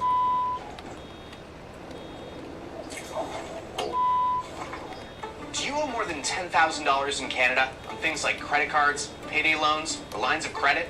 Are your monthly payments not driving the balances down, even when you pay hundreds each month? Officers also call his wife Jean to inform her of the situation. I'm so confused right now. What part is confusing? Just this whole thing. I mean, I thought that you went to work last night. Does he work at Salvation Army? What? Does he work at the Salvation Army in Bremerton? No, he's supposed to be at Bremerton Kids Hub. Doing what? Well, I know he's a reserves police officer. That's what he told me. That's the work he's doing. Jean claimed to have no idea Michael was a convicted felon. Okay, this says in 2015 you're convicted of hoax by false bomb. And you were sentenced to 4 months in prison. What? No, bro. Did you get your firearms rights restored? Sorry, I'm not doing it up with my just adjusting. I'm just kind of I laid back on my seat. Yeah. Sorry. You did not get your firearms rights restored then? Sorry? You have not. Hey, listen, we're all. I am my rights, man. This is all your investigation. I'm not trying to be. I'm not. Don't take it the wrong way. I just. The allegations against him would soon intensify as more information comes in. According to witnesses, Michael had been blurring the boundary of his duties as a security guard as recently as last night. A 7-Eleven employee had called for police to trespass someone, and Michael can be seen in the responding officer's body cam footage. Notably, the 7-Eleven isn't on Salvation Army property where Michael was employed, and he wasn't called to help. Well, I need clean and this guy 24 hours is grey t-shirt. You said he was here. No, grey t-shirt. Who are you asking to leave? I call and this guy 24 hours here in the door. While Michael isn't seen trespassing anyone, he still responded to a police call. Are these serious charges or 2 felonies? 2 felonies. What are the 2 felonies for? So what I mean, I'm just asking if it's okay. I'm not trying to be whatever. Criminal impersonation, the 1st degree, and unlawful possession of firearm, the 2nd. Criminal impersonation, the 1st degree. Yes, correct. That's a felony. Yes. I thought it was a misdemeanor. Because the officers suspect him of taking law enforcement action, the accusations against him increase from 2nd to 1st degree. What they find in his vehicle only solidifies these suspicions. What? Yep. Alright, okay. Oh, my goodness. Scattered throughout his vehicle are multiple patches that read Canine Officer, Police, Investigator, and Surveillance. Authorities discover a black and yellow firefighter helmet, a yellow traffic vest, 2 ballistic vests, one with armor plates rated for rifle bullets, with a Star of Life patch that reads, "Rub some dirt on it, everything stops bleeding eventually." The second vest has patches for paramedic and FTO, Field Training Officer. They also find a bright yellow jacket with police sewn on the front and back, along with a receipt for the patches to be sewn on by a dry cleaner. What's telling me you've been a cop for 30 years and you don't know how jailbird? Well, no, it's different on here because, I'm asking what are. You work for Edmonds, right? The 7-Eleven incident isn't the only time Michael may have involved himself in police matters. His ex-co-worker also shared a video Michael sent her, claiming he had responded to a dead-on-arrival call in Seattle. The video appears to be Michael's body cam footage and shows members of the Seattle Fire Department as well as a dead body. Notably, there aren't any law enforcement officers on the scene yet.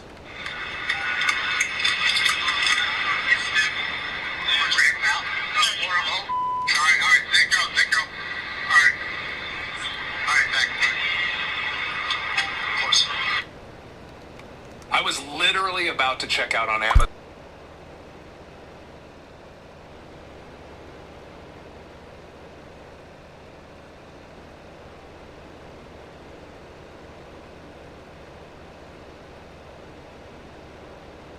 The officer transporting Michael has his own suspicions about what his motivations may be. When was the last time you used? I don't use. Why you say that? Because I think you're high. You think I'm high? I think you're high. Okay. That's your opinion, man. a matter of fact, Mr. Scaletta, my theory is that this whole pretend to be a cop thing down in Salvation Army is an opportunity for you to seize drugs from the local transient people. That's what I think. I think that's how you're obtaining illegal drugs. Yeah, no, I've not. Never. Really easy. I've never enforced that. I'm a security. No, never. I've never done anything like that, dude. Yeah, and I did that a lot, right? I had Tourette's syndrome, man. I got you. No matter how adamantly Michael makes his denials about this accusation or the allegation of criminal impersonation, his vehicle would prove to hold a wealth of evidence.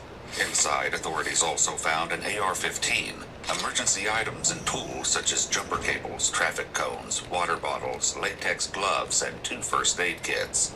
They also located vehicle impound stickers and a parking ticket book, zip tie flex cuffs, magazine pouches, handcuff pouches, a police portable radio, pepper spray, a baton pouches, a spring-loaded knife, a drop-leg gun holster attachment, and a badge similar to federal law enforcement badges reading National Concealed Carry Law Enforcement Safety Act, retired.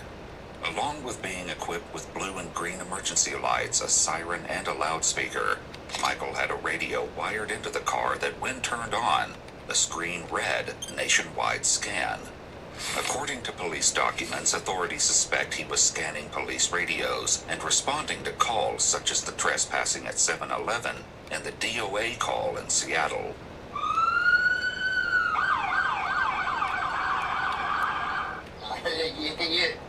You're trying to get me riled up.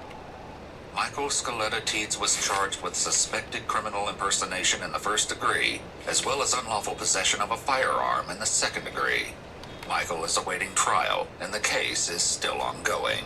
If you'd like to see some...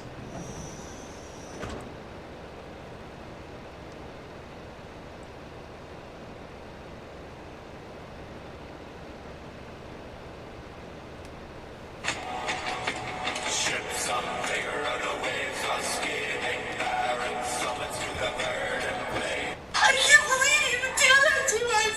My 13-year-old daughter, at the time, I caught her sending pictures to a guy. I was going through her phone, found a bunch of stuff on there, and it kind of just, I don't know, it sparked something, and I started looking. My job's over, my life's over. I've lost everything. On July 24th, 2024, the online storage service provider Dropbox flagged a video uploaded to its servers containing illegal content involving children and reported it to the National Center for Missing and Exploited Children. What seemed at first like just another disturbing online tip quickly unraveled into one of the most unsettling cases Texas had ever seen. What's the youngest? Oh, God, I don't know. Toddler? 2 years old. That's young. That's young, man. The following is based on official police records, and the footage has never been seen before until now. Officers from the Tom Green County Sheriff's Office received the case on August 6, 2024, and through a thorough investigation, identified the suspect as 57-year-old James Wilson, living in San Angelo, Texas. On August 21, 2024, units moved in on both locations, finding James at his workplace, McLaughlin Advertising. You have any idea what this is about, James? You go by James or Michael? Michael, and that's your middle name? Like I told you inside, I've got a search warrant. I'm going to give you a copy of it here in just a minute. And I've got it for your person, your vehicle, this Buick right here, your work here, and then your house, okay? And I'm going to explain why. Did they explain anything that's going on right now? Okay. So, is it about the AI images and stuff? Yes. You were kind of sneaky about the whole thing, okay? Yeah. It took me a while to figure out who you were, but I finally figured you out, okay? Mm-hmm. So that's why we're here, okay? Gotcha. You do not have an arrest warrant. No matter what you tell me, you're leaving today, okay? You're going to go home, you're going to do whatever you need to do, but we need to figure this out now, okay? Like I said, we got people going to your house right now. Oh, God, are they going there right now? Yeah.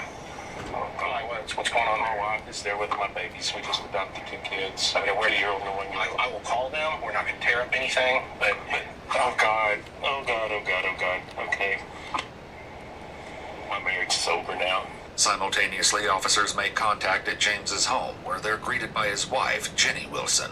Little does she know, the news she's about to receive is going to shatter her world. Jenny? Yes, what's up? Okay, I'm taking you in the sheriff's office. We have a search warrant for your home. Why? Well, your husband right now is sleeping.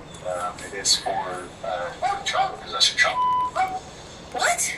Yeah, so is there anybody else in the home besides you? My babies. I mean, Little one? Okay. what child? Is because of our daughter? No.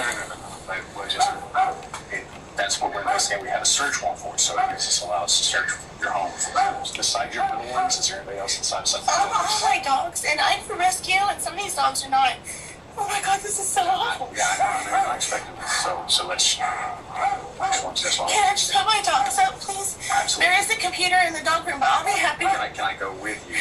Just me. Oh, it's just a mess because we were trying to adopt. They're not going to let us adopt. Take my babies. Don't worry about that until you get to that point. Okay. So that's what you stay calm, because don't worry about something until we get percent. Because we're going to be, as long as you're working with us, we're going to be completely okay with you. Okay, Jim? Okay, but please, I'm not going to judge you at all about your house. Okay.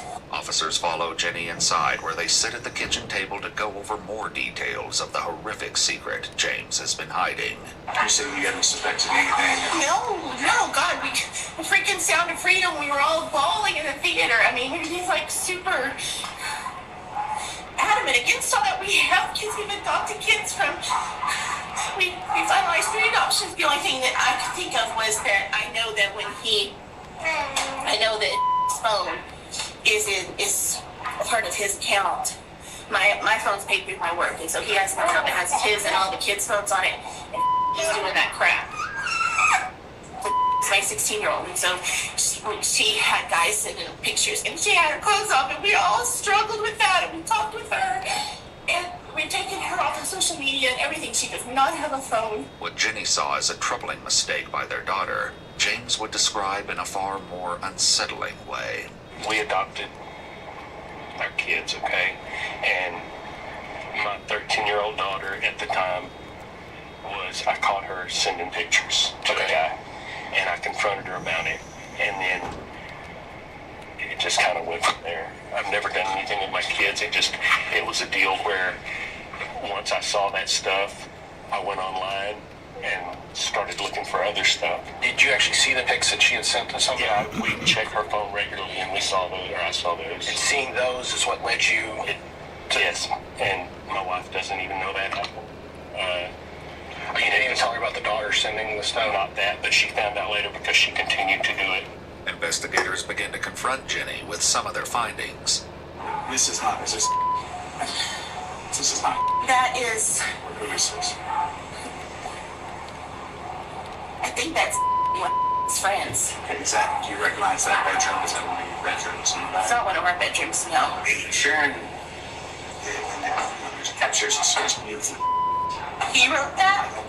Yes, it just says. Oh, no, it's... But this is him on his phone having a conversation with someone. This photo telling us about the friend, and that looks a little strange when he's having a conversation and he's mentioning. It's that, yeah. So he shouldn't be mentioning her. No, the only thing we would have would be images to confront. My love language is buying stuff and acts of service. I literally buy every single thing from Timu. Everybody calls me the Timu. While it's unconfirmed whether the image shown is one of her daughter's friends, James admits to actions that are far more disturbing. So in the Dropbox account, there were folders. What's the significance of the named folders? It was just because I had downloaded a bunch of stuff from Telegram. I don't know, people would send videos. Okay. And I just create folders to put them in there. And just were the names the people that sent it, or is this supposedly the names? No, just supposedly the names of the girls. Okay. That was stuff that was sent to you. Okay. And then there was the folder called Share, right? And in that Share folder was some pretty young. Yeah. And then there was some. I'll be honest. There was some people in there too. All that was stuff that people like, because I would go on Telegram and I was pretending to be this girl. Yeah. And all these people would send stuff in. And I just saved it. Police records show that James ran an Instagram account where he posed as an 11-year-old girl under the username Smoke Obsession. Using this disguise, he messaged very young girls, sending them explicit images and videos, and persuading them to send content of themselves in return. Have you ever, am I going to find evidence that you're sending this stuff to other people? Not the, or is it just for your personal use? Right, yeah, I don't remember sending it to anyone. Okay. So it was more like, I would get it and save it, get it and save it, get it and save it, and most of it, to be honest, I haven't even watched, but I was just saving it. It was kind of like a collecting thing. And you're not the first person that said that, okay? So don't feel different. I know it sounds unbelievable. No, I've talked to many people, right, where you're sitting, and it's always very... I had one person tell me it's like collecting baseball cards, is how he described it. It doesn't make it any better, but... When he's home, and does he use the computer in there a lot, or Never. Does he have a tablet? He's on his phone playing games. But, I mean, we're together all the time. I mean, if it's late at night, I go to bed, he stays up. He's a night owl. He used to work nights. So it's never been suspicious. Right now, we're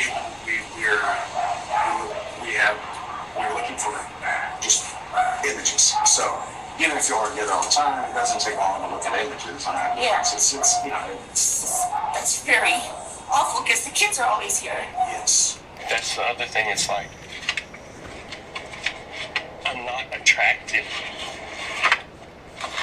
to children per se. It's like I have a baby girl, I have, teenage girl, I have a 10-year-old, and that's never been. It wasn't that when I saw the videos of that I was attracted to it. It just sparked something that girls this age are doing this. Investigators also discovered a folder inside the Dropbox account with the title HJW, which are the initials of one of his adopted daughters. Inside this folder are multiple previously mentioned images of her, and even more disturbing, 7 videos secretly recorded from a hidden camera inside her bedroom. Jenny would later recall that around that time, James had installed a party light on the ceiling of that daughter's room. These files were dated February 2022, meaning she was only 13 at the time. But the horrors don't stop there. Inside the same folder are multiple typed documents written by James, each depicting extremely graphic and disturbing stories involving children. I know this is when you was up this morning. This is not what you were expecting. It is. So just don't think about several steps from now. Let's just think about the now. Like I said, you're not under arrest or anything like that. No, but they'll take them away. Everybody has a right to the process. We're still investigating. We have a search warrant. It's not an arrest warrant. Oh, they take them anyway. Well, it just, if there's a crime committed, we have to act on the crime. Right, but I mean, doesn't mean he'll have a, there's possibilities of bonds and things like that. Because it just when they're arrested, it's not the court of law. Stuff has to be processed in the court of law. Right, but I mean, CPS, when they come and get them. But CPS will do their own investigation. CPS's main thing is, are the children in danger? So I would have thought so. Here, there's a copy of the search warrant. Oh God, I'm gonna lose this job, I'm gonna lose my family. All over a stupid obsession. The way I think of it is, and please do not be insulted, I'm not gonna insult you, but it's an addiction, and it's just like a drug addiction. If you're addicted to meth, that you can't stop it. And it's the same with stuff. And that's not gonna save my marriage and my job, knowing that. The thing is, man, like I told you, the option's not even finalized for my 2 babies. She's gonna lose the babies because of me. They're gonna take the babies.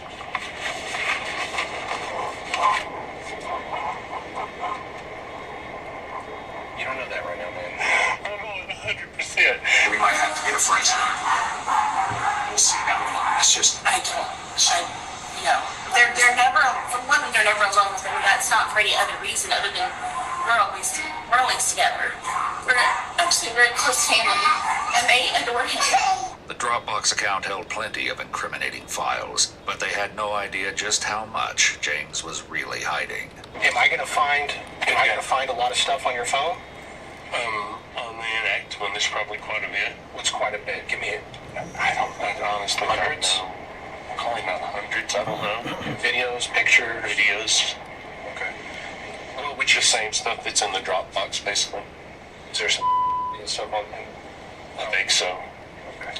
What if, what's the youngest? If I asked you, oh God, I don't know. Toddler? I honestly don't know. Like I say, most of it I haven't even watched. I typed out some little descriptions of some of these videos that were on the Dropbox account, but there's no need to talk about this. I mean, you've been very honest with me about that. I do appreciate that.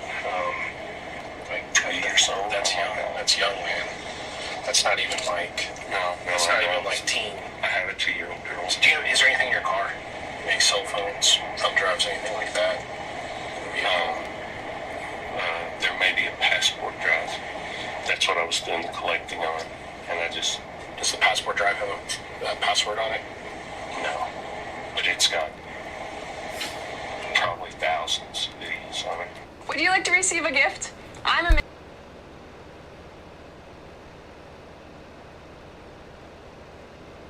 This external hard drive with 3 hidden folders, each containing large amounts of illegal content involving children and explicit content with animals.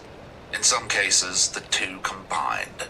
Disturbingly, Jenny is the executive director of a non-profit pet rescue, where she often houses dozens of stray dogs in her own home before rehoming them. In total, 2,717 videos of obvious illegal content involving children were recovered from the hard drive, with a combined runtime of more than 214 hours. Let me go find out what's going on in there. You think about what you want to do. Do you want to stay here? Do you want to drive off? I'm staying here. Okay. My job's over. My life's over. You don't know that, man. I know 100%. There's nothing. I've lost everything. Everything. Because once they know, I've lost everything. With the digital trail exposed, just minutes later, Jenny is confronted with the devastating truth of James's confession.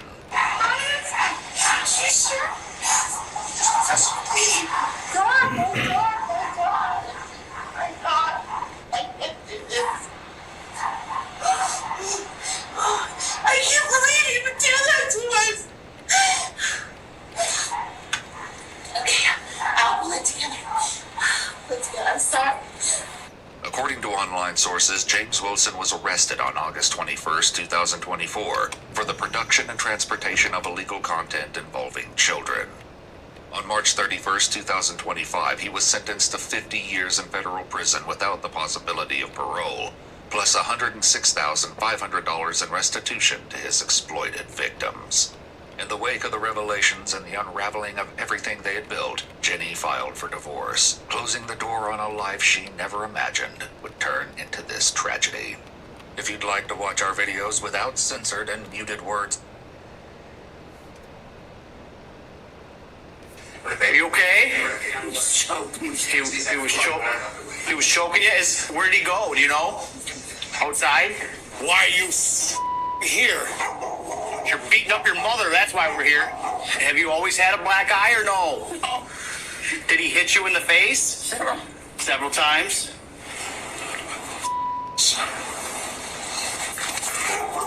Knock it off. Give me a lawyer, you. Give me a lawyer! Michigan police respond to a quiet neighborhood after receiving a frantic 911 call from an elderly lady claiming her own son is trying to kill her. What they encounter is a drunk and belligerent man, unwilling to go quietly and too far gone to recall the violence he's unleashed. Do you remember putting your hands around her throat? No, I did. The following is based on official police records, and the footage has never been seen before until now. On the night of July 27, 2024, deputies with the Roscommon County Sheriff's Office are dispatched to a home in Denton Township, Michigan, when 95-year-old Clara Mico calls them in distress However, dispatch appears to be having a hard time understanding her over the phone.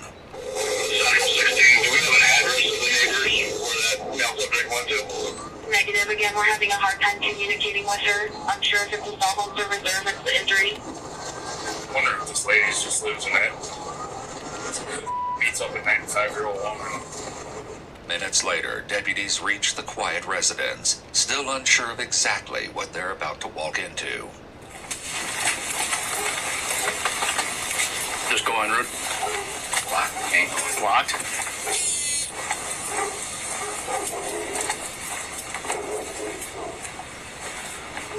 At least they're connected. Follow me this way.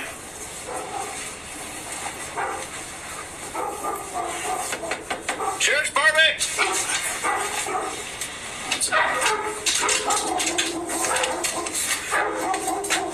Sheriff's Department! Anybody in here? Sheriff's Department! Sheriff's Department! Yep. Sheriff's Department. I'm here with you, okay? You can hang up, okay? Are you okay? He was choking you. Where'd he go? Do you know? Outside? He went outside? Into that house over there? She's here. Central 28. Go ahead and have EMS respond. She said she thinks he's in that house next door. What kind of vehicle does he drive? A silver truck? It was parked in a driveway. It was parked in the driveway? What's your son's name? John? Okay. Clara identifies her attacker as her 60-year-old son, John Myko, claiming he went next door. Officers attempt to make contact to the connected house.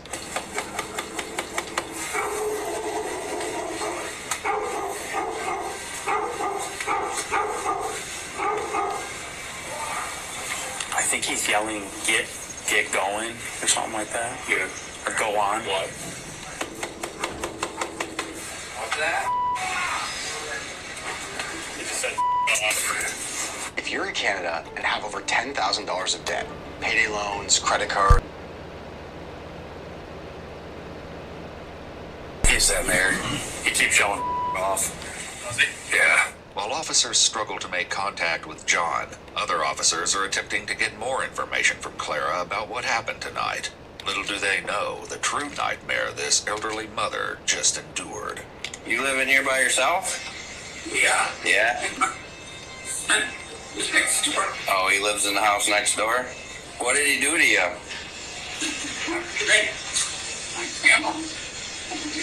He twisted your leg? Did he hit you in the face? He punched you in the face? How many times? What's that?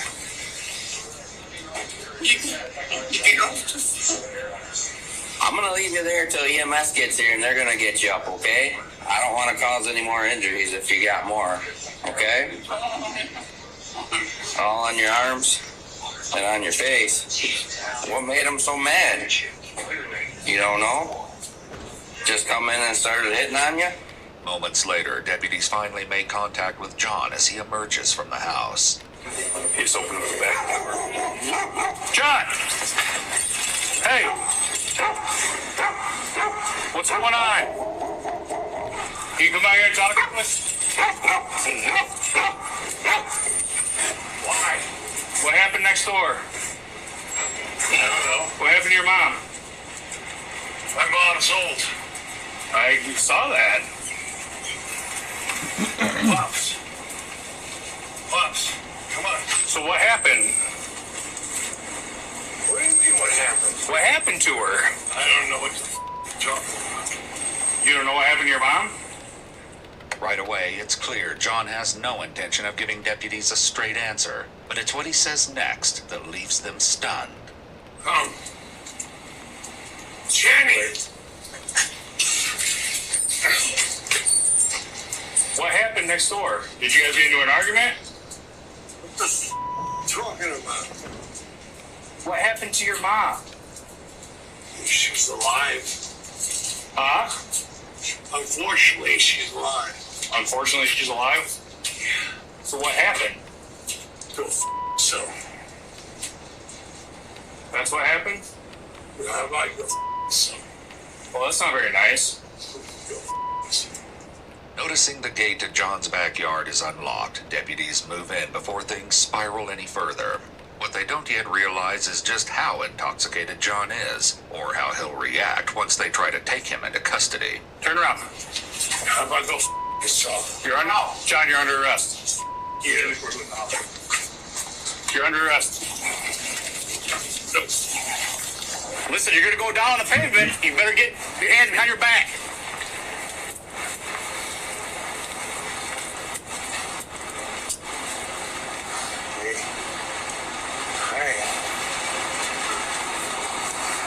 Central 28, we'll have that male in custody, domestic.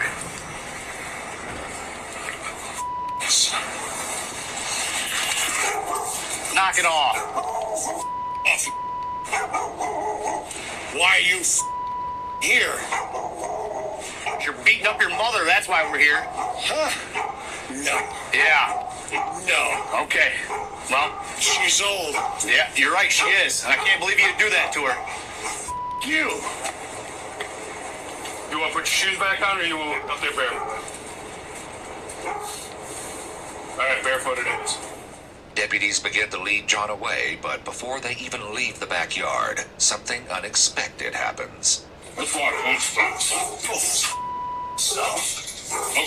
Whoa! My pants are falling. Thank you. Hey, put my finger. Yeah. Can you guys transport or no? Sure. Okay. Where do you get? All right, sounds good, buddy. Have a good night in our jail. All right, John, have a seat. Come on. What's going on? You're going to jail. What? For domestic on your mom. Come on, hop in the car. Come on, John. Nope, not kidding. Watch your step. Real. Watch your fingers. Watch your fingers. Watch your fingers, John. Watch your fingers.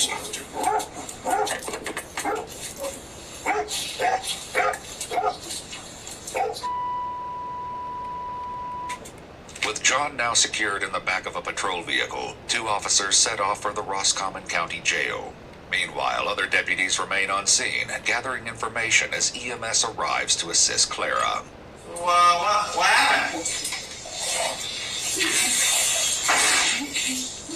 Sounds like your son pounding on her. He was drinking?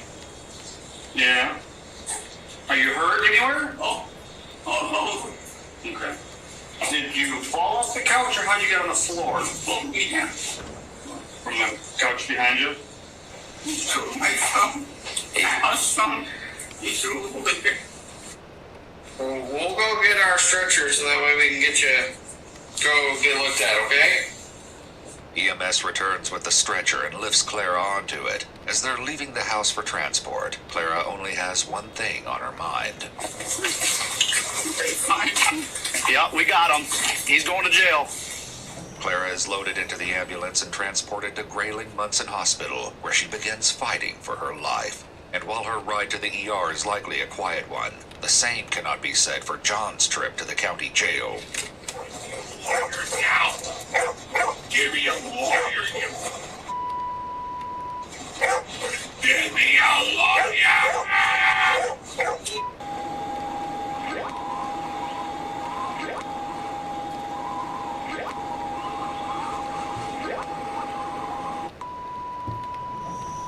That's not a very nice word that you keep saying.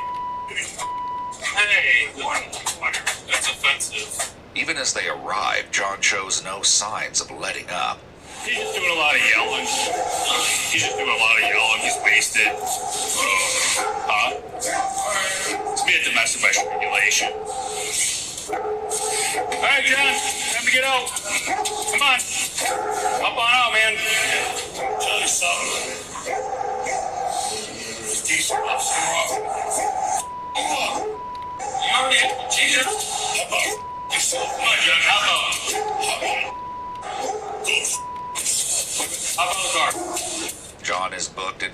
Roscommon County Jail on charges of domestic violence and probation violation. However, by the evening, he'll learn that the situation has taken a far darker turn.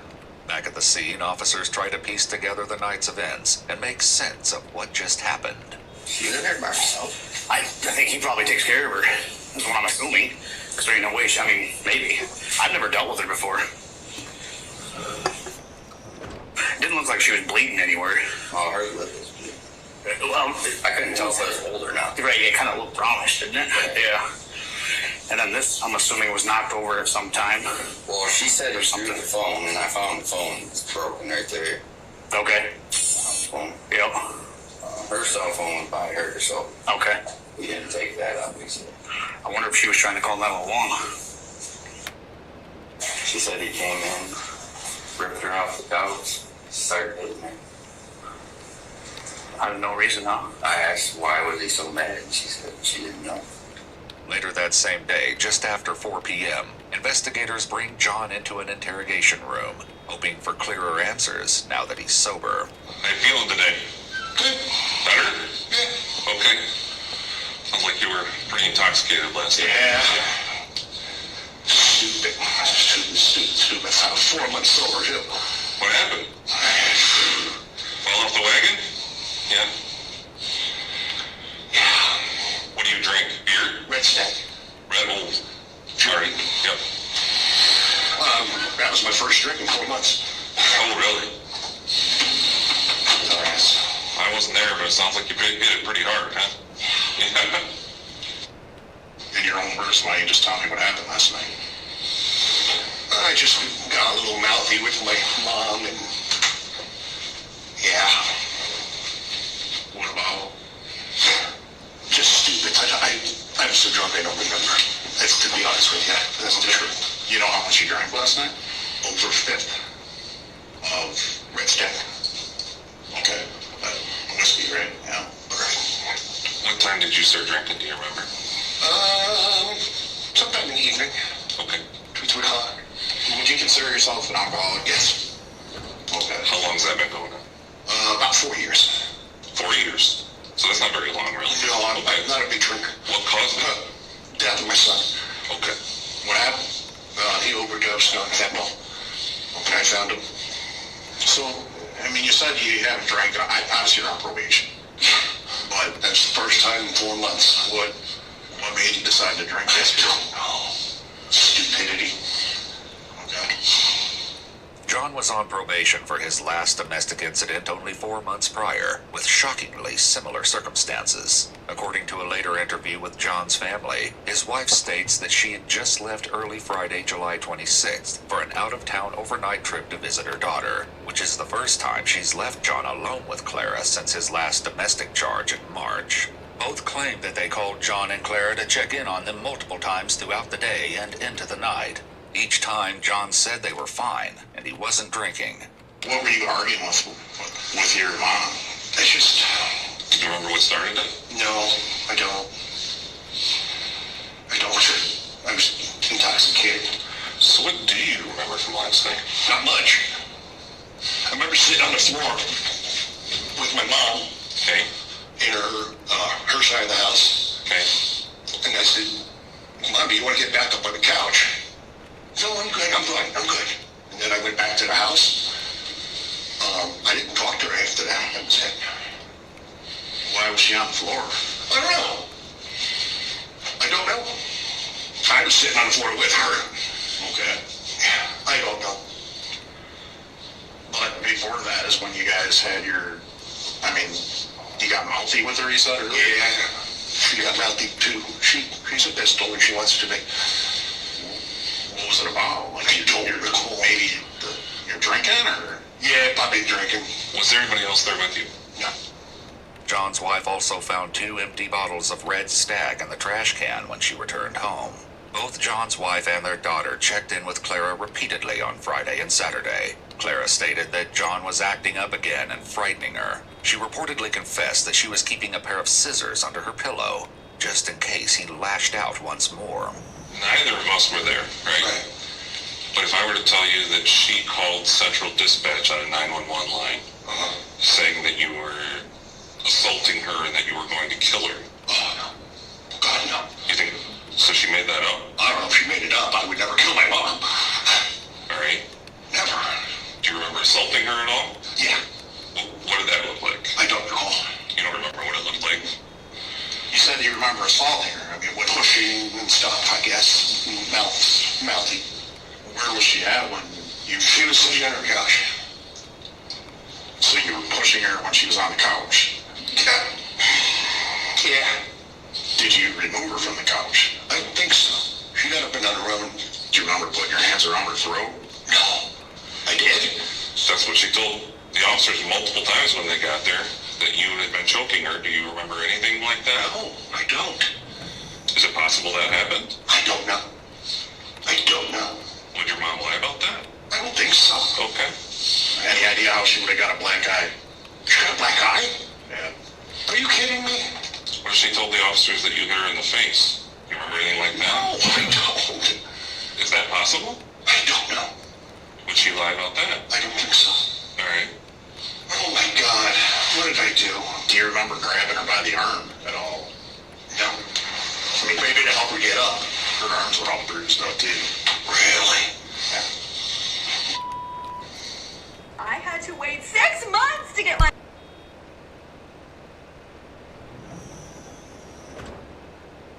Severe bruising across her arms, legs, face, and neck. She also sustained broken ribs and trauma to her throat, consistent with strangulation. Little does John know, the worst is yet to come, and he's about to pay a heavy price for his intoxicated actions. I can't believe I hurt her. I need to lawyer up, it sounds like. I don't recall any of this stuff, guys. I'm so sorry, and I just can't believe I hurt my mom. If you guys say I did, I have to take your word for it. I don't know. Don't recall. Okay. That sucks. Well, I got some bad news for you. What's that? Okay. Your mom passed away at the hospital. What? Yeah. Are you kidding me? No. No, we wouldn't kid about something like that. My mom's gone? She passed away.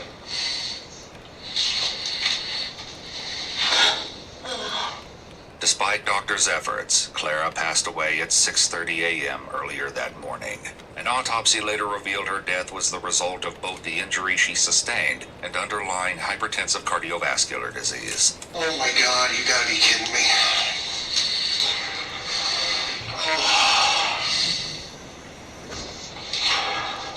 Oh my God.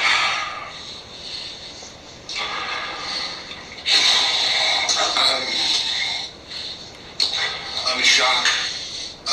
We knew you would. I can't believe my mom's gone. John Michael was initially charged with first-degree homicide, first-degree abuse of a vulnerable adult, and assault with the intent to do great bodily harm less than murder or by strangulation. In May 2025, he entered a no-contest plea to second-degree murder. On July 8, 2025, he was sentenced to a minimum of 19 years and a maximum of 29 years in the Michigan Department of Corrections. If you'd like to see... This grown woman just stopped my 11-year-old daughter in her head. She has an entire lump on the side of her head right here, and she's gonna tell me it's because your daughter ran her mouth. Okay. All I did was smack her in the face and start smacking her around. You didn't do nothing else? No. If I told you it's all on video, I just watched I don't care. A woman's savage assault on an 11-year-old girl at a playground unleashes a mother's fury, forcing police to intervene. With the incident caught on camera, they step in to arrest the assailant, but her parting words spark a confrontation that quickly spirals out of control. She thinks she's so cute. And I hope your daughter dies fast. Go ahead, hit go! Hey! The following is based on official police records, and most of the footage has never been seen before until now. Please note that all persons charged with the crime are presumed innocent unless and until proven guilty in a court of law. On April 18, 2025, dispatchers in Canton, Ohio receive a frantic 911 call. 911, where's your emergency? Yes, ma'am, there is a bunch of people standing outside my house trying to fight me. Yeah, we're going to be sending them. Do you know how many people are outside? How many? 1, 2, 3, 4, 5. Okay, males, females? There's 6 people. One of them is a big black male, and he will not leave.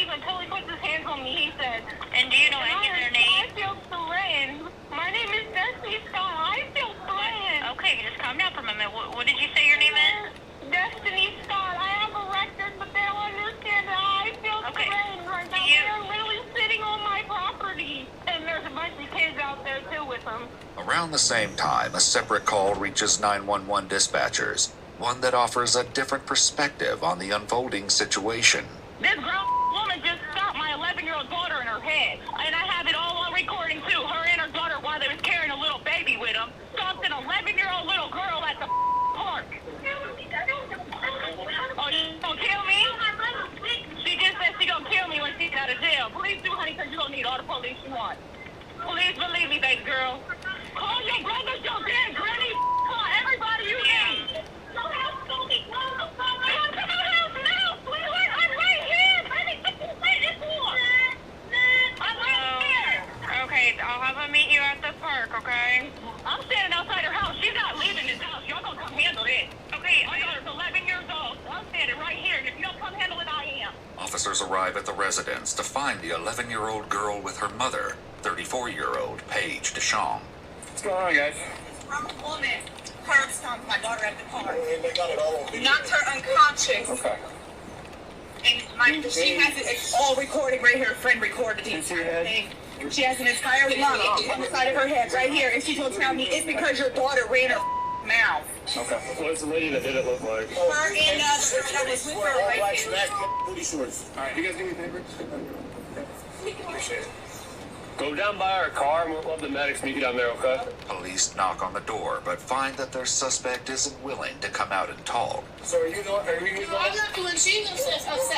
So what happened? That little girl was hitting her first. Like she put her hands on Destiny first. So I understand that she's upset, but we gotta talk to her, okay? She won't come out. She's afraid she's going to go to jail. Well, she doesn't come out and talk to us. Well, if she doesn't come out, we're gonna get a search warrant and go nuts. Okay. As of right now, we're just talking to people. But if she hasn't come out, that's called obstruction. All right. What's her name? Destiny? What's her last name? Scott. Scott? Yeah.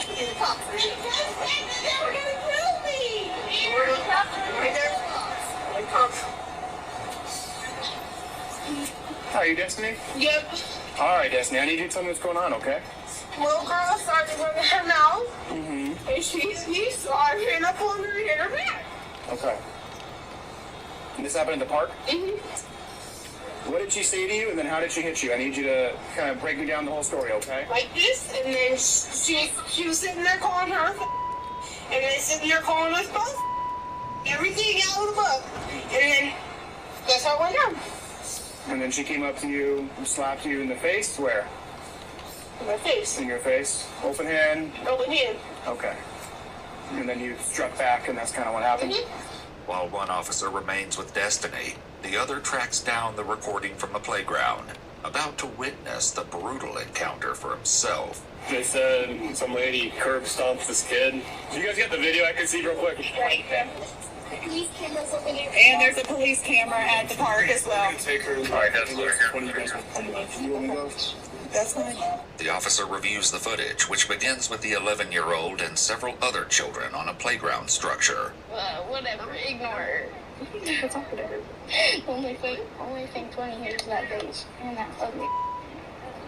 How can I laugh? It's literally mom. She said, I'm gonna smack her. I said, come do it. She never came up here. She can't get up. What do you mean? So they say, she's so big. She's so big. She's literally a whole. Literally a whole. Huh? What? Huh? In your mouth? Yep, to my friends. Not about my friend. Mm-hmm. No, because you're a whole. No. Go ahead. Go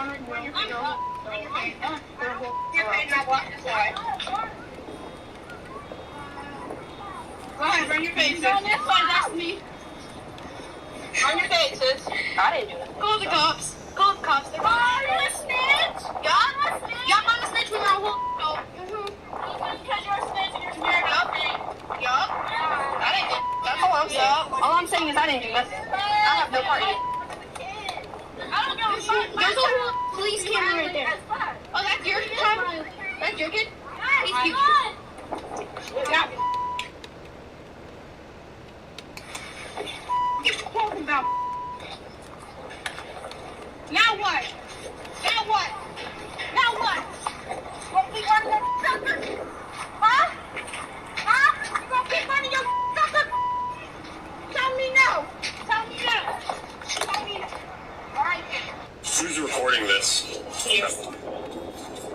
up there and was stomping my daughter. That grown big lady. Alright, so what happened? So she's saying that she was running her mouth to them. They started yelling back and forth. She slapped her. How old are you? 19.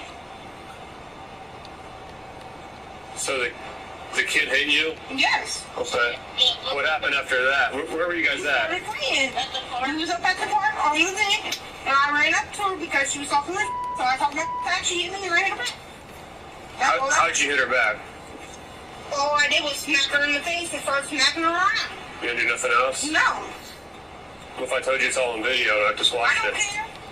So you're gonna be under arrest. Stand up and put your hands on your back. Bro. Stand up and put your hands on your back. Look at her laughing and smiling. Just know people are coming after you, ho. No people are coming after you. No people are coming after you. I would recommend not saying anything to further incriminate yourself. She needs to shut the f up. Nobody asked her to run her suckers. Nobody asked you to run your sucker. And that girl did try to threaten and kill me too. Oh, I'll die in jail and you'll make sure of it. You sound so happy for yourself. Before I get involved in that. Yes, We're going to advise right now. before she gets smacked. Smack you. That's how you feel about that. As officers escort her toward the cruiser, Destiny unleashes a cruel taunt that pushes Paige over the edge. You think you're so cute. And I hope your daughter dies sad. Go ahead, hit stop. Hey, hey, hey. He really,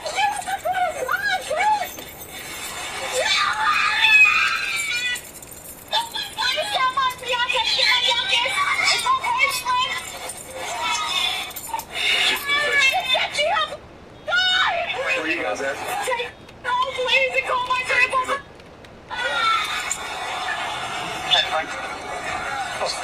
Over here? Really though? She just said, you don't like go to go? I hope we go to the same pod. You can't try to assault someone in front of the police. Sorry. You're right. I'm not saying what she said was right. She couldn't stop my daughter. I understand. I'm trying so hard. I'm sorry. I'm trying so hard. Oh my Just be pressed for now, okay? We're just going to sit you down here. My youngest is with you. Do you have anything on you? No, not at all. Nothing illegal, no weapons, No. right? Okay. I don't know socks on for I Christ's sake. understand. Go ahead and take a seat, okay?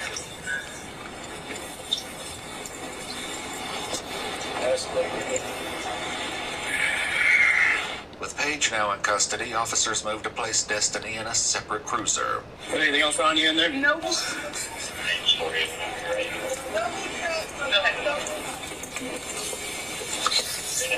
What is going on? Meanwhile, a new problem presents itself as paramedics need a parent to go to the hospital with the young girl. Yeah, she's gonna get charged. Okay, so where's Dad? They just went that way. Did they take the kid with them? Daughter's back here. I'll go see what I can find. Saw him walk that way, but now I can't find him. So I don't. Dude, I just called my safety officer. I'm gonna see if she knows his phone number to call, or at least an address. As far as I know, besides Mom, no. But Mom, did you guys see what she did? No. So this lady we have in cuffs was talking, and so Mom decided to charge. And Were you arrested, Mom? yeah. I mean, I might be able to cut her a summons. Still. Over at the residence, Destiny's family argues with officers over her arrest. All I know is that she admitted to fighting the girl. It's on video. My partner saw what he saw, so she's currently detained and in custody, most likely under arrest, okay? And then she tried to assault her, and that led to what it led to. You saw that, okay? We're handling what we're handling today. You don't think he's going to get anything? Why is that? Nobody disabled, you can't go to jail.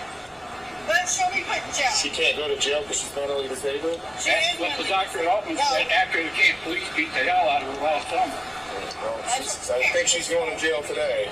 According to police records, Destiny was arrested by Canton police in May of 2024. During the arrest, she reportedly attempted to kick the officers and was sedated at the hospital and given a spit hood when her attempts to resist continued. What's she diagnosed with? She has bipolar. She has ADHD. Okay. She has a depressive disorder. Okay. And she has a mood disorder. Okay. It is all documented. She goes down. All those reasons. There's no reason for you. But that woman. She can't go to jail. Right. But that woman That is going to jail. The one who just got cuffed and placed in a car. She's not going to jail. She just tried to fight with cops. She's going to jail. She's inside his cruiser. He's about to take her there. Yeah, we know. Okay. Y'all today. We know how y'all. All right, ma'am. How we are, it's not us. We're taking him to jail because of Miranda. A sergeant arrives on scene and is given a rundown of the situation, and a decision is made for what to do about the girl's mother, Paige. Dude. I was gonna say, I just came back because like, it sounds like the kids turned into adults being children. The lady we have arrested saying, I hope your kid dies, so mom got all pissed. Charges at her, so I kind of pushed her against the car and we're like, you can't do that, so I think we're just gonna give her a summons for obstructing and disorderly conduct so she can go to the hospital and we're gonna take her for the assault. That's fine. Yeah, sounds good with me. So, thanks, Sarge. Paige was ultimately given a summons and allowed to go to the hospital with her daughter. According to news reports, the 11-year-old girl suffered a concussion following the incident at the playground. 34-year-old Paige Deshawn was later charged with obstructing official business and disorderly conduct, both misdemeanors. She entered a plea of not guilty and her trial is set for September 17, 2025. As for 19-year-old Destiny Scott, in June of 2025, she was indicted on a charge of endangering children, before ultimately pleading guilty to a reduced charge of felony aggravated assault. She was sentenced to 18 months in the Marysville jail, with 98 days credited for time served. On June 18, 2025, while her felony case was still pending, she was arrested again on a separate misdemeanor assault charge. She pleaded no contest, was found guilty, and received a sentence of 180 days in jail, with all but 15 days suspended on the condition that she maintained good behavior for 2 years. If you...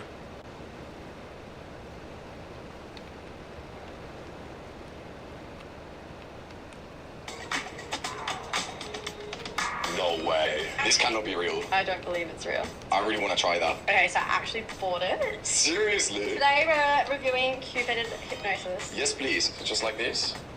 Pull up in my yard, I'm like, what's your problem? And he went to go punch my husband through the window. And he picks up a big that rock and he slammed his bones in the back of my car, which is all up now. And I'm going to press charges. Hold on, bud. Chill out. Chill out. And then he takes a machete and throws it at him. Why are you so angry? Don't, Butch. Don't. You know that's not. I ain't the one. Yes, I was in fear for my life. Doesn't kill me. Florida deputies roll up on an irate couple who say they've been attacked by a senior citizen in an off-road vehicle. Law enforcement soon catches up to the foul-tempered, bleeding perpetrator, who, without his voice, struggles to tell the deputies his side of this out-of-control story. He's always so nice. I don't know what got into him. Must have gone dark liquor. Oh, yeah, baby. Whiskey. The following report is based on official police records, and the footage has never been seen before until now. Please note that all persons charged with a crime are presumed innocent unless and until proven guilty in a court of law. On June 30th, 2025, a man in Denellen, Florida calls 911 to report that he and his wife were ambushed that afternoon by an old man he only knows by the name of Butch. I pull in my driveway. He's on a red truck wagon with the safety symbol on the back. I pull in the yard and he flicks me off, but I don't even know the guy. And next thing you know, he starts punching my window, picks up a big rock, and smashes my back tailgate in my Volkswagen. I get out of the car after I pull my car in for because I don't want to get stressed. Don't get me wrong, I wanted to hit him so bad and I did. You said this guy named Butch Yes. is in a red wagon? Well, like a four-wheel, side-by-side. A four-wheel side-by-side. Anthony says Butch hurled a machete and a pipe at him before leaving the scene. Oh, swear to God. Where are the weapons now? I'm sitting right here, and I'm protecting this weapon, because I want his old ass in jail. I did my time in prison for my wrongs, and this is not about to do this to me. It's me not do nothing, and him stay out. No. With Marion County Sheriff's deputies on the way, the dispatcher gets a concise description of the perpetrator. White, tall, slim male, old as gray hair, drunk. His first name is Butch. I don't know his last name. Anthony is still riled up from the incident when a deputy calls him back. I wanted to his ass up and but I didn't want to press charges on his ass. I did so much time in prison. He turned to come a goddamn. He tried to cut me up. He ain't the real skinny old dude that rides around that older. Yeah. The older truck wagon. I know where it's at. I want to see you. As soon as I sit on the car, I'm throwing your ass down. Instead of beating your ass up, he's starting his truck wagon and bring all down the road. When the deputies pull up to the house, Anthony's wife Amy takes control of the story. He was sitting here in the yard. We drove by. He flicked it off. My husband said he was flicking off. I said, no, he just waved because I know he's a drunk old man, okay? And then, so we turn around, we pull back up in the yard, and he does it again. He flicks it off. This and is where we're my in the highway husband, now. so then I put down the window and was like, what's your problem? Then he tries to punch my window out. So where? He was sitting right there. So he's in the driveway, right there. Y'all pull up and say, hey, what's the deal? Yeah, I pulled up in my yard. I'm like, what's your problem? And he went to go punch my husband through the window. We go through the yard. He picks up a big that rock and he slammed his both at the back of my car, which is all up now. And I'm going to press charges. He's going to press what he did. And that's another shit. The couple reminds the deputy that this initial attack was only the beginning. And my husband, yelling at him, screaming at him, like, whatever, because, he's pissed now. I'm trying to get him not to hit the guy because he's Italian. He's just crazy, just losing his temper. Because he don't know what to think about it. But I got a kid, he stayed in the yard, and he throws a metal pole at him. I thought he was just that. He throws a metal pole at him, and, they're just having words. He can't talk, so obviously he ain't having words, you know what I mean? The other guy. And then he takes the machete and throws it at him. What's he still sitting right there in the yard? Out of his little real junk wagon. He's just... Calm down. That's what I mean. He's really... Oh, Anthony, relax. I got it. Come on, you know I got it. No, my car's ruined now, and for no reason, because the old wants to get drunk to come over here starting with people. He's always so nice. I don't know what got into him. Must have gone dark liquor. Oh, yeah, baby. Whiskey. This Black Friday, elevate your style with Temu Retro Cloud Handbag, crafted from top. And it clearly left its mark on Anthony and Amy's Volkswagen. And then this is what happened with the rock. He got it right there. So, I ain't having it. Like that, and I'm not going back. I'm not having it. Where'd you go to prison at? Jackson, ACI, all of them up in the panhandle. How much it gonna cost to fix that tailgate on the trunk? I'm gonna say about 5. I don't know, 1,000 maybe. Question, before you go, which seat were you seated? I was in passenger. Okay, passenger seat. Did he come through the window and touch? Yeah, he came through the window and tried to hit me. Did you have to block it? Yes. So he made contact with you? Yes, but it grazed me. It barely, anything. I told him, tried to put the window up, yes. So it grazed your arm? Came at it again. He hit hard as he couldn't bust the open window. But yes, hell yeah. And that's when she rushed in the yard and he picked the rock, hit looking back in the trunk. The deputies turned to the couple's roommate Betty for her eyewitness account. She says she was having a friendly interaction with Butch as Amy and Anthony pulled up. I thought Butch was gonna say hi to him. We went like this, and you did. I was having my back there. I just turned back around when I heard bam on the window. Butch got in that little buggy and threw the machete when he just fell off of his ass. He's so drunk he couldn't even stand up. He crawled to that boat. Out like that machete. He crawled to that boat. Like being thrown, machete being thrown. For no reason. I didn't see no reason whatsoever. When he threw the machete in that post, were you in fear that it was going to hit you? Yes, I was in fear for my life. That doesn't kill me. Little baby girl. Little girl. The deputies soon began collecting the weapons Butch is accused of launching into the yard. End of my day. So when do I get my report? How do I get my report? I'm writing a report right now. All right. I just need to know for... I just need to know for the insurance. You know what I mean? Yeah. This is a heavy pipe. I think it's from a jack. The only thing left to do is to go see Butch and hear his account of the attack, a task that won't be quite as easy as it seems. I bet you just jumped in Cooter Brown right now. This is Islands call it. 1,000%. The fact that it's happening in daylight is crazy. Since I've been to prison, he's been in prison once for grand theft. The Deputies drive to a residence a mile away where they find their bleeding suspect. Mr. Butch, how are we? 6569. Kev Medics 51. Subject has cuts on his legs. What happened? What happened? What happened to your leg? Hello. Hi. My mother-in-law's house. I live next door. Perfect. Does he have a voice box?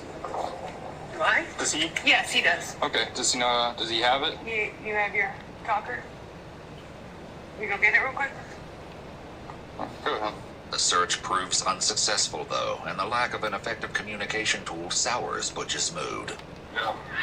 Hold on, bud. Chill out. Chill out for a second. Sean's coming right now. I'm not saying nothing bad for you. Why are you so angry? Don't, Butch. Don't. You know that's not. I ain't the one. Don't.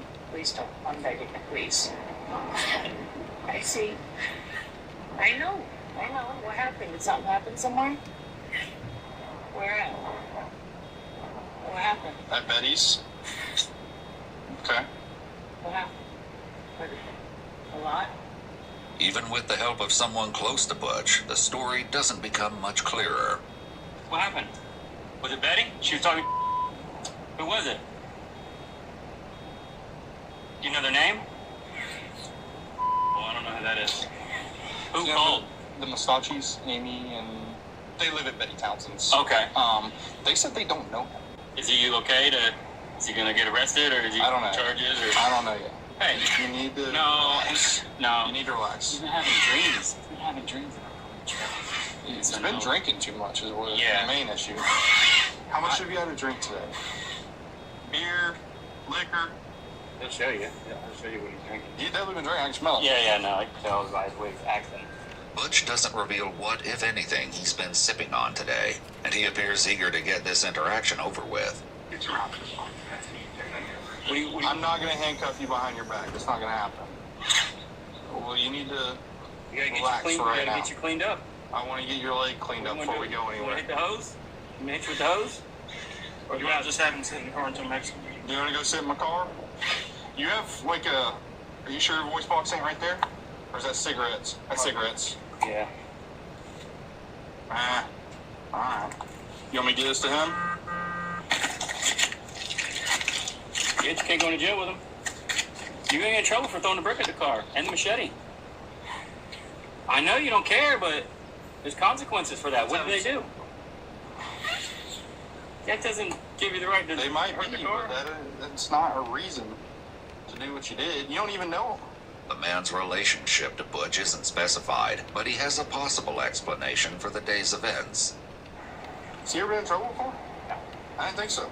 He gets a little crazy when he's drinking and he's on like some steroid, like prednisone. For physical pain or for what? Just for like his wounds and stuff like that. Gotcha. And so like when he's on it for long periods, he gets. If you're from Canada and you have over 10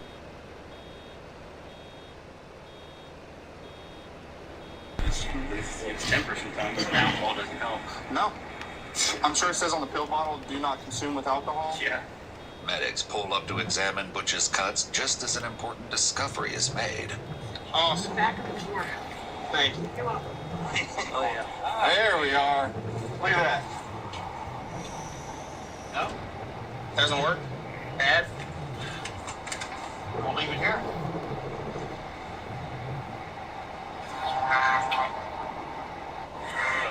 Bad. Plaque. Plaque cleared. Black. Oh, the black This is what you're looking for. Lost it over Betty's. I'll go over there and smooth it out and I'll find it. We'll find You it. lost it when you fell out of your thing. You had it with you earlier. And now it's gone. I'll go find it. I'll go get it. No. Don't say that. No. Get in there, man. You been in a bad car accident or something before? Him? Yeah.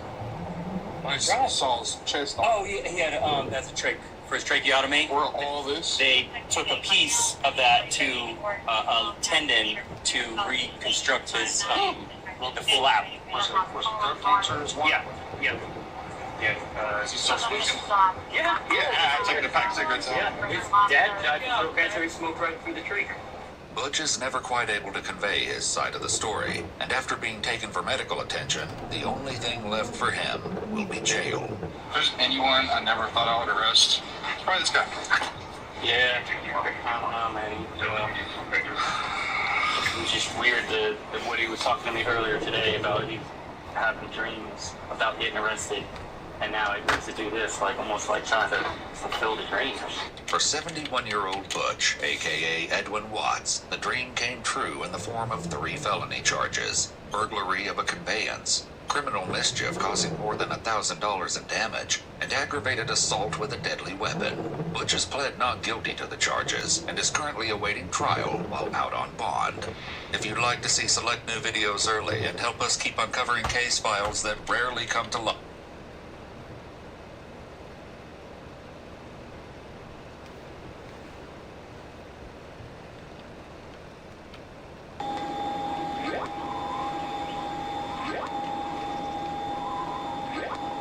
How easy was it to get weight loss medication from Do You?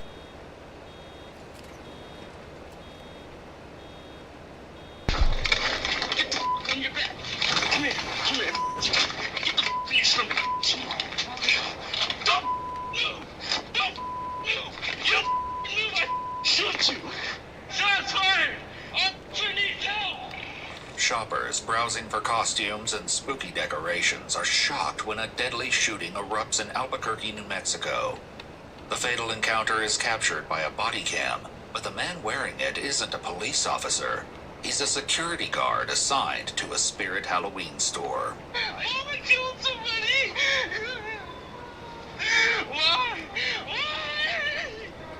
The following report is based on official police records, and most of the footage has never been seen before until now. Please note that all persons charged with a crime are presumed innocent unless and until proven guilty in a court of law.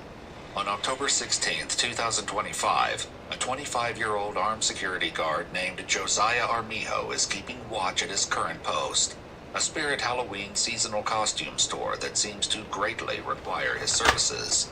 I'm able to patrol a request in an ADT that got 5 documents currently stolen from the store at the Spirit off of Carlisle, an Indian store. And I caught him concealing it. Hey guys, I need you to leave the store.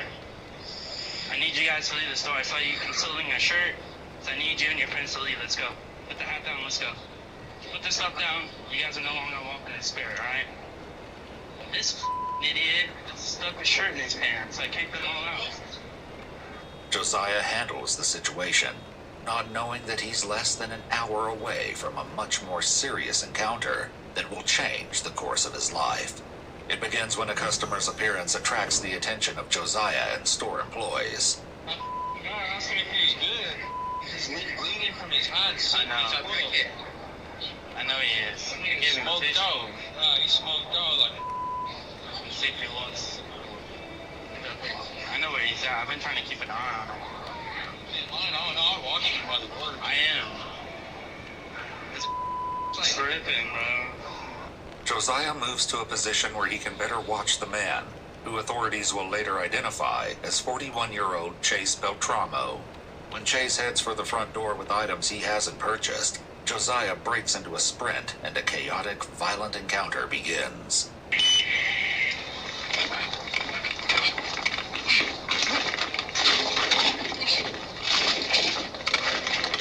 On your back. Come here. Get the piece from me.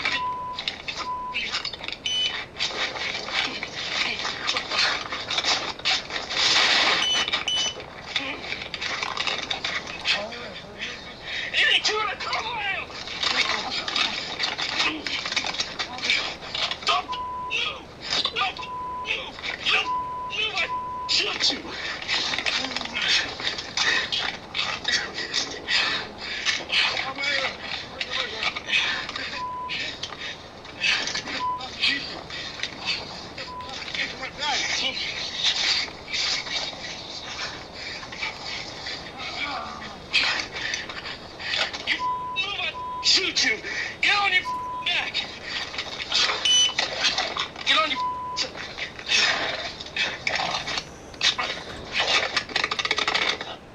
Josiah's body cam falls to the ground and 3 gunshots ring out. Shots fired! Officer needs help! Shots fired! Call the cops! Hey, take it easy, please. Hey, back up, bro. You safe, bro. Get him in! I'm good, get him in! An IQ of 85 to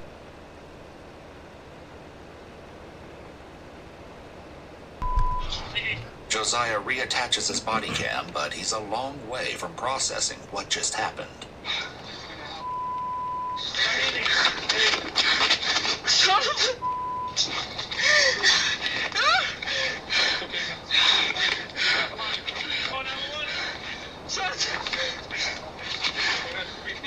Get my back up! We somebody shit.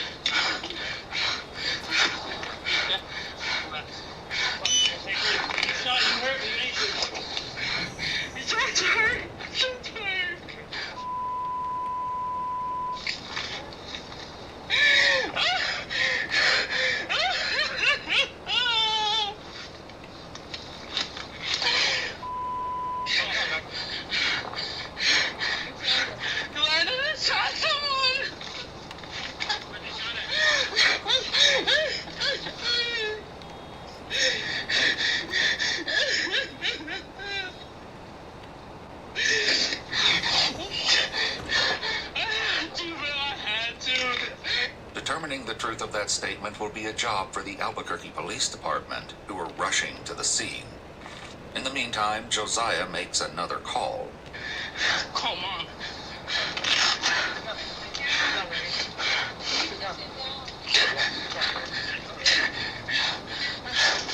There you go. Have a seat, bro. Have a seat. There you go. All right, buddy. Mom, I killed somebody! I had to shoot him. I had to.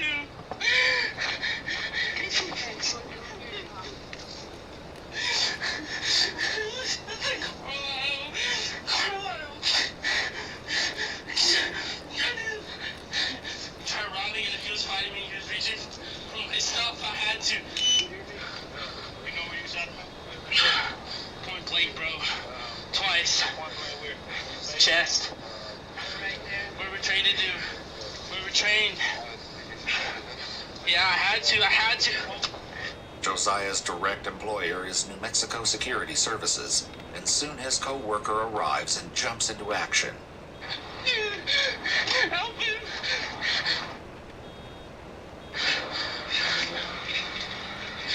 Come on. Oh. Did he attack you? Huh? Did he attack you? The wind's starting blows. Come on. What Stealing from the store. As witnesses try to get the story from Josiah, the first cops arrive.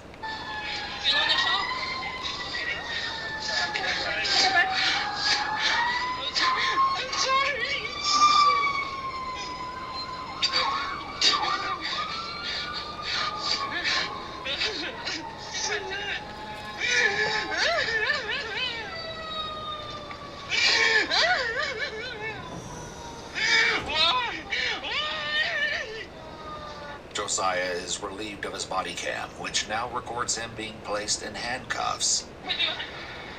Be the same for now, okay? Can you put Yeah, it's for 11. Did you record what happened? Did you record the footage? Yeah.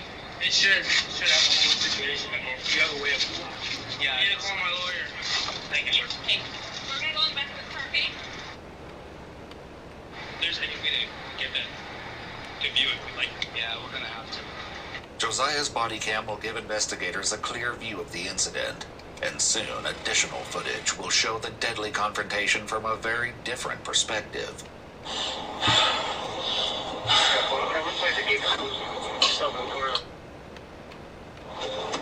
Do you need an ambulance to check on you? What's wrong with you? I feel like passing out. You feel like you're gonna pass out? Okay, where are you? Just down. So you were fighting this guy. I don't need too much details. There's more injuries for yourself. I don't know. Okay. Just happened so quick. All right. But you said he hit you. Well, he ran out. He pushed the manager, assistant manager right there. So I came out running. But you weren't stabbed or anything? No. No. Okay. I tried making him with OC spray. He started grabbing stuff, so I pulled out my gun and okay. You don't have to tell me any of that stuff. Medics advise Josiah to keep his breathing calm and controlled, which may be easier said than done.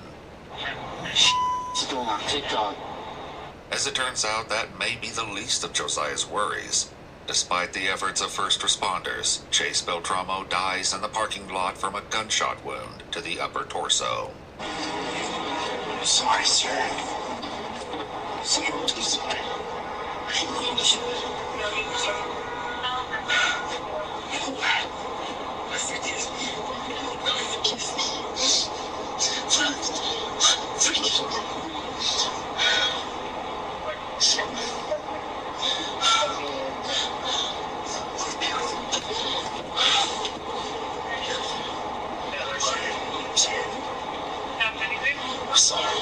This console feels illegal. There's no way they pass.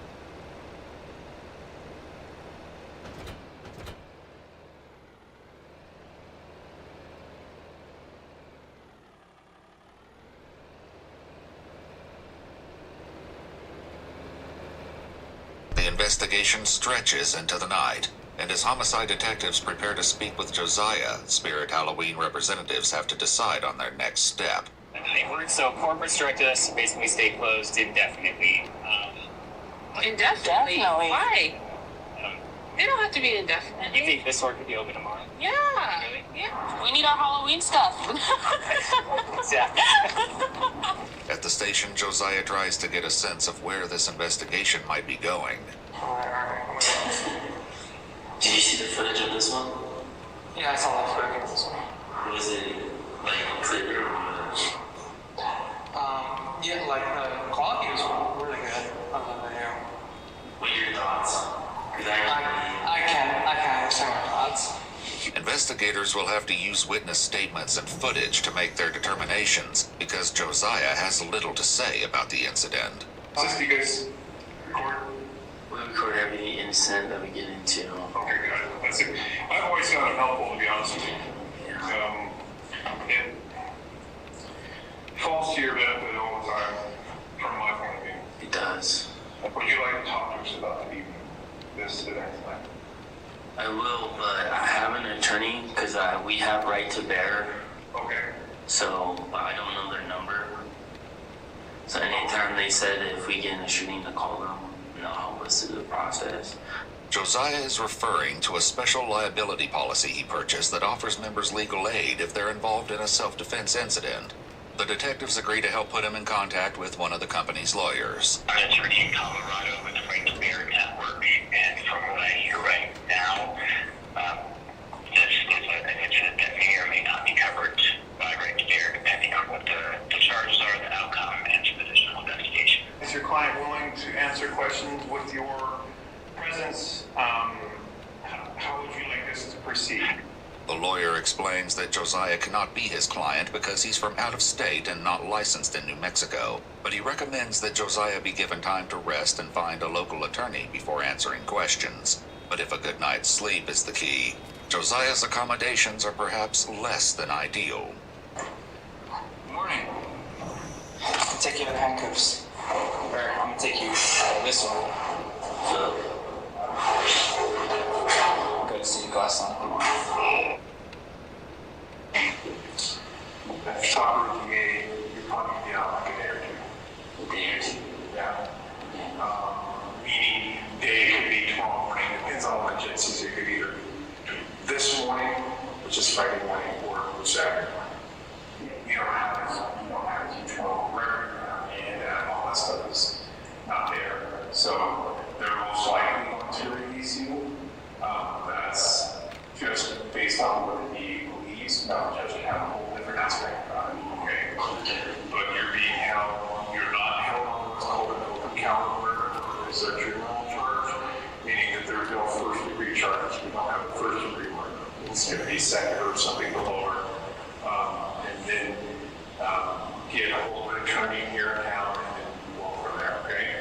now, however, Josiah is taken to the Metropolitan Detention Center. En route, he asks for a small favor. So I think it's it looks like a vape or something? Yeah. That can't go with you. Can I hit it before you toss it away? I think I can let you do that. I need that all day.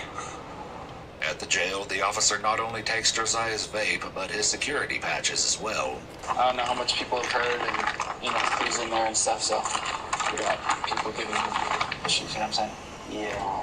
Inside the booking area, issues do indeed materialize, but the anger isn't directed at Josiah. Yeah, bro.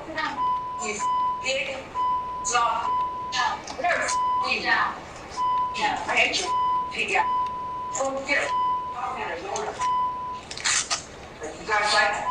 You want Central? No. Where's your going at? Sounds kind of good, actually. When peace is restored, the officers take a look at some of the first shocking images from tonight's incident at Spirit Halloween. How's this work? So bad. Oh, that's my guy, 27-1.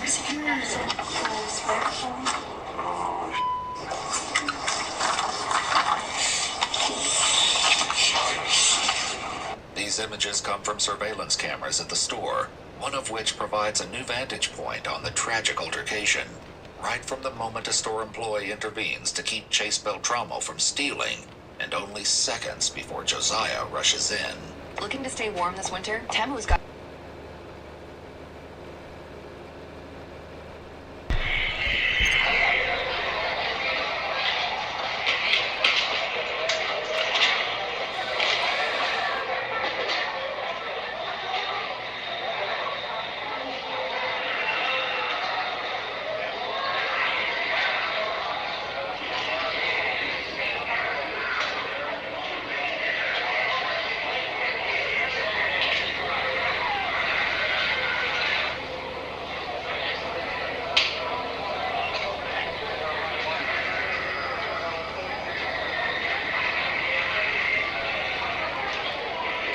Roughly a minute into the chaos, both men roll out of view. Only seconds later, 3 gunshots bring the confrontation to an end. As dramatic as the footage is, the case soon hits a snag, the first hint of which detectives got when they called Josiah's mother earlier tonight. You called me on my work phone, and I don't feel comfortable speaking to you on my work phone. How did you get my work number? We have one of the district attorneys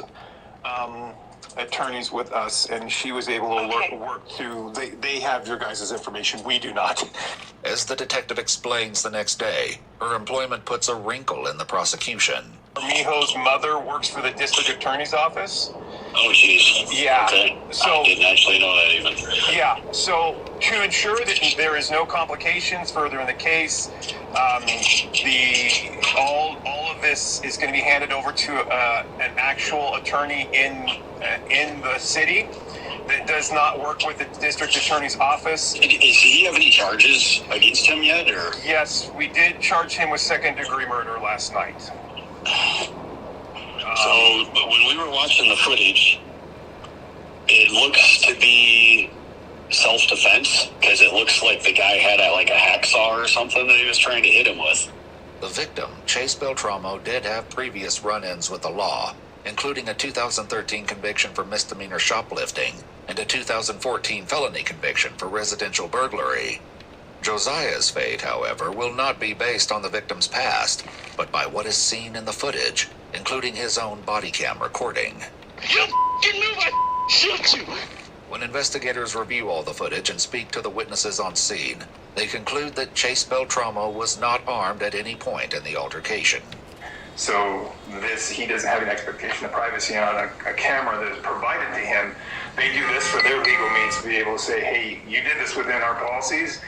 No, you did this outside our policies. It's the same thing we do with ours. We're recording for the purpose of legal bounds, but it also keeps us within. It protects everybody. Yeah, it protects everybody. It tells you that the officer was doing something wrong, or I mean, to be frank, being an absolute. The arrest affidavit against 25-year-old Josiah Armijo argues that while he may have had probable cause to stop Chase from shoplifting, Chase seemed to be attempting to flee the scene until Josiah put him in a life-threatening position by pointing a loaded weapon at him. Don't move! Don't move! The affidavit also criticizes Josiah's use of pepper spray only inches away from Chase's face.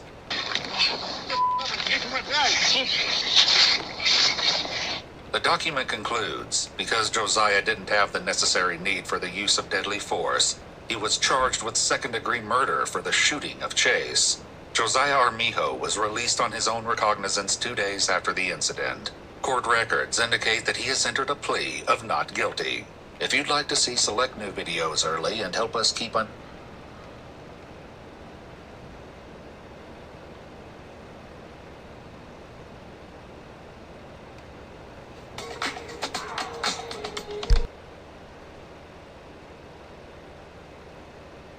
Did you show someone a badge? You a cop? You rolled? I didn't go that fast. Hold on, no. I don't need to be here to know. That's the biggest load of bull I've ever heard. You're driving like a dump. On March 22, 2025, when police officers in Lawrence, Indiana arrive at the site of a crash,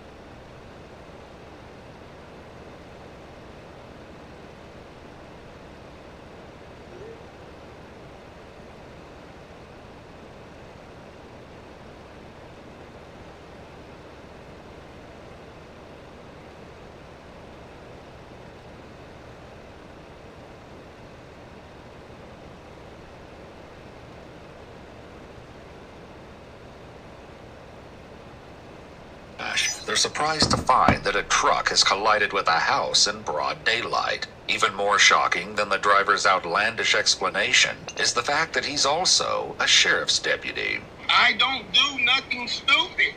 Well, today's the first. The following is based on official police records, and the footage has never been seen before until now. Please note that all persons charged with a crime are presumed innocent unless and until proven guilty in a court of law. At 4:53 p.m., police and EMS are called to the site of a rollover crash in a residential area in Lawrence. Are you the driver? Yeah. You okay? I'm good. Okay. Is everybody else in the car or anything? We're good. Who else is in the car, man? My girl? She's over there with a godmother. Okay.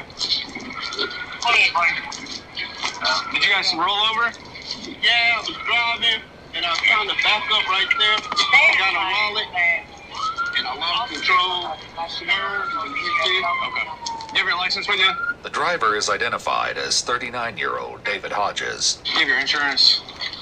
Hold on, bro. Where's your passenger at? She's at the house, just these. At godmother's house. I'm good. Everybody's good. Just rolled over. I was trying to back up into that spot. Lost control. Hit the curb. And ended up rolling. We rolled. Despite David's nonchalant attitude to the bizarre situation, there's far more going on here than first meets the eye. He eventually pulls up his insurance information and hands it over to one of the officers. Man, I love this truck. Oh my God, my baby. Just relax, all right? I can't. This is my favorite truck. Messed up my shoe. Sorry, just relax, man. I ain't never ever wrecked in my life. This is my first wreck. Where were you guys coming from? I literally just left her house. She left her ID. Backing up. Trying to turn. Did you go too fast? Lost control. Okay.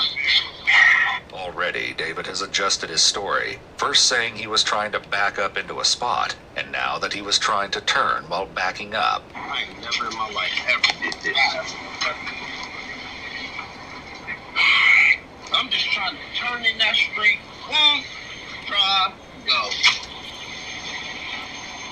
That doesn't make sense. Yeah, y'all know. That doesn't make any sense to me at all. I'm talking about driving, about to turn in there. What? Had anything to drink today? No? Nothing at all? No. Backing up. So I'm driving backwards. I'm trying to turn into half mile. Turn going backwards. Trying to turn going.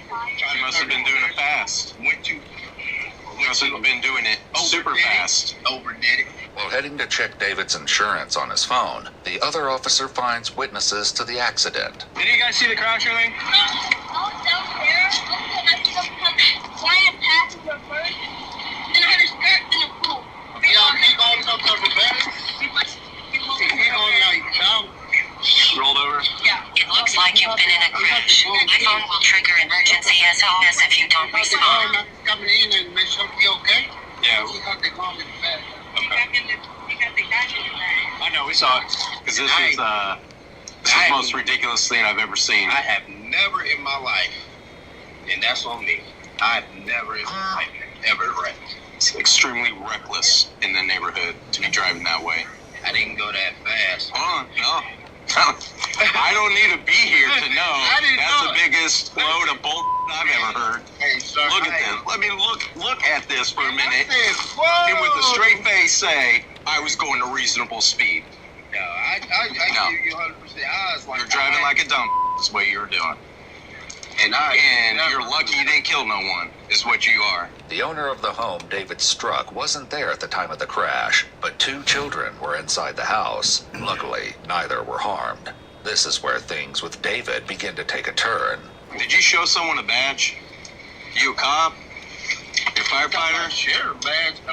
You're a sheriff deputy? David is a deputy at the Marion County Sheriff's Office. Then you know better. Sir, when I say literally I'm not doing nothing stupid. No, you were doing something stupid.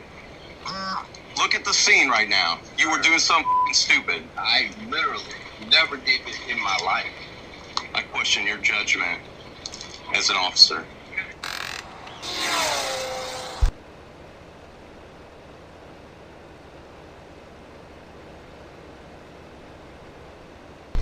Yeah, you are. What's your name? Straight. She's a nurse. David's girlfriend is currently being checked by EMS and will soon share her side of the story. No, you need to drive straight is what you need to do. I do. Reasonable speed. Had you hit a kid, you'd be just going to jail. But I never. I look at this and I question you should probably go to jail anyways. Why about that? For reckless driving. Like I said, I drive carefully. I got 3 kids. I know how to drive carefully. I don't do nothing stupid. I literally. Well, today's the first. This is my first. This is my love. You know how much I literally saved up to get this truck? Stay right here. Just as David's frustrations grow, the other officer returns to speak with him. Just walk over here and talk to me about cover. Hey, so obviously I know you've been drinking today. I can smell it on you. No, what? Alcohol. Smell on your breath. You gonna tell me how much you had to drink today? Sir, when I say I ain't been drinking to do this. I want you to listen to me, okay? The way you answer these questions from now on is going to determine what happens from this point forward. So I need you to be honest with me. Do you understand? Sir, if I'm drinking to do this, I would never wreck my car. I'm asking you how much you had to drink today. Sir, only thing that I drank last night with her. Okay. So when's the last time you had a drink? I drank last night with her. When's the last time you had a drink? What time? Last night? What time? It had to be like 2 in the morning.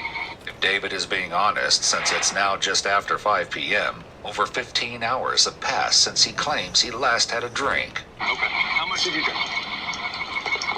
We drunk. Like falling down drunk? Her head drunk. She's still drunk. Went home, came back, and I was good. But I'm not. I'm going to ask you to take a PPT test. You have the right to refuse if you want to. At the end of the day, understand where we go from there is up to you. I just want to be legit. I get that. When I say I'm good, like I'm literally good. Are you willing to take a PPT? I'll take whatever you want me to take. This, however, as the officer will eventually discover, doesn't quite go as planned. I'm going to separate you from your firearm. I know you got one on you. Just stay right there for me. As one officer prepares the preliminary breath test, or PBT, the other speaks with David's girlfriend. He was there, but he backed up. But I was also in my wallet, trying to make sure I didn't actually see my.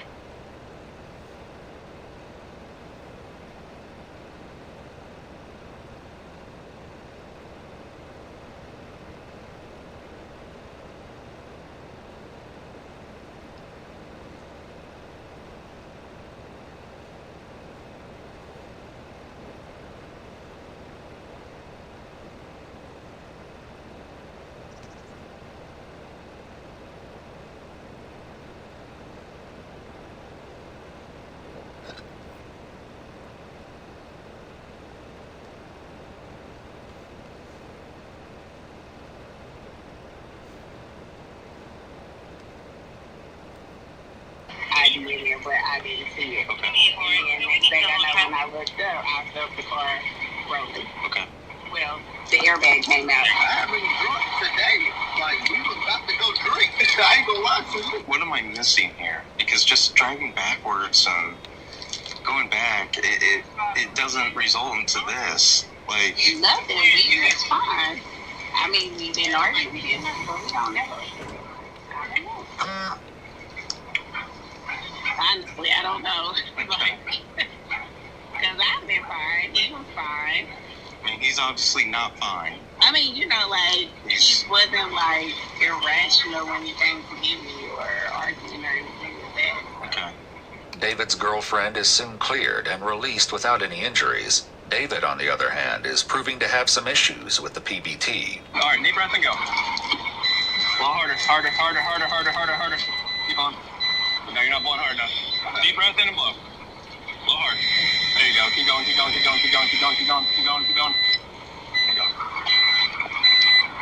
Too hard. After 4 more tries, the officer has had enough. We're gonna head back to the station, man. We're gonna hang up. For real? Yep, for real. You know why. I'm literally good. You're not under arrest right now. We're gonna take you back to a chemical test, okay? However, even once they're at the station, David continues to have trouble. Deep breath, tight seal, blow until tight stop. Go. So, you blew and then you stop. Yeah, stop. Yeah, blow steady. Deep breath, tight seal.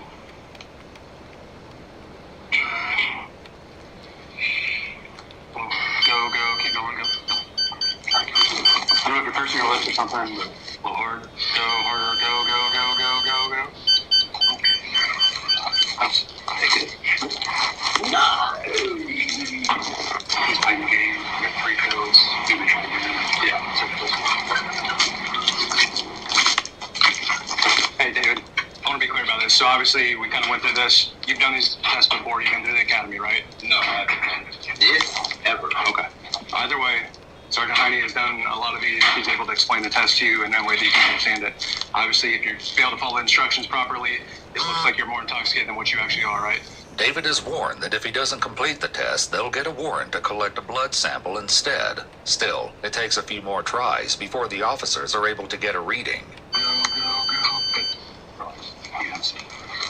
Yes, sir. The results, though, likely won't leave David feeling like celebrating. According to police documents, the PBT at the scene had actually returned a reading, which was a .122 blood alcohol concentration, well over the .08 limit. The reading conducted at the station, however, came back as even higher at .130.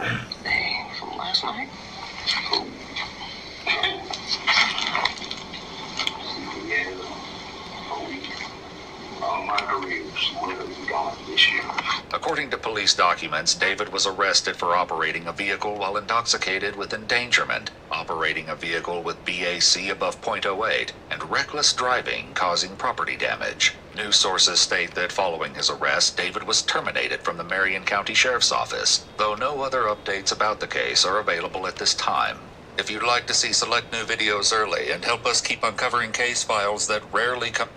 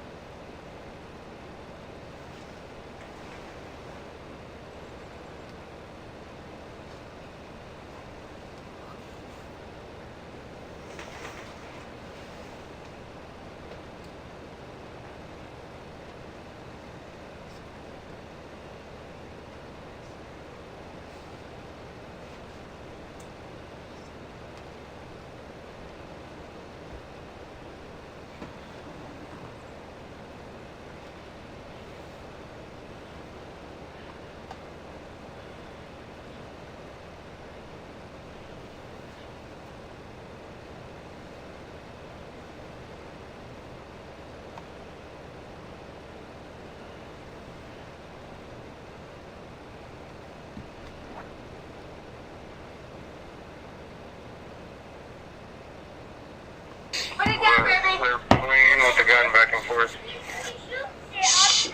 Put it down! Now! Chilling drone footage captures two young brothers, just 7 and 9 years old, seemingly unaware of the danger they're in as they pass a handgun back and forth like it's a toy. Deputies surround them, unsure if the weapon is loaded or the safety is off. The stakes are high, and one wrong move could bring the entire standoff to a deadly end. Put it down! Put it down! Put it down! Now! The following is based on official police records. Please note that all persons charged with a crime are presumed innocent unless and until proven guilty in a court of law. In Albuquerque, New Mexico, on the afternoon of February 16, 2025, 37-year-old Melissa Padilla makes an urgent call to 911. Tell me exactly what happened. Well, I had my boys helping me clean the stuff that they were throwing out of the car last night. Officers were here last night as well because they, took off and they found a gun and they have it and they jumped the fence and they have it with them. What kind of firearm was it? I believe it's a 9, white and black.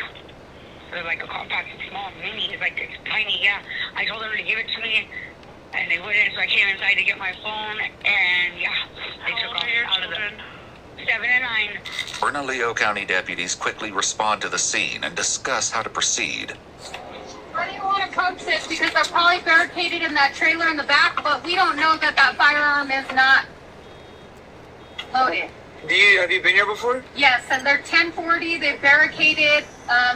They're very M4. 10 and 7, I believe. We see if he confirmed that the firearm is not loaded. Absolutely no control over them.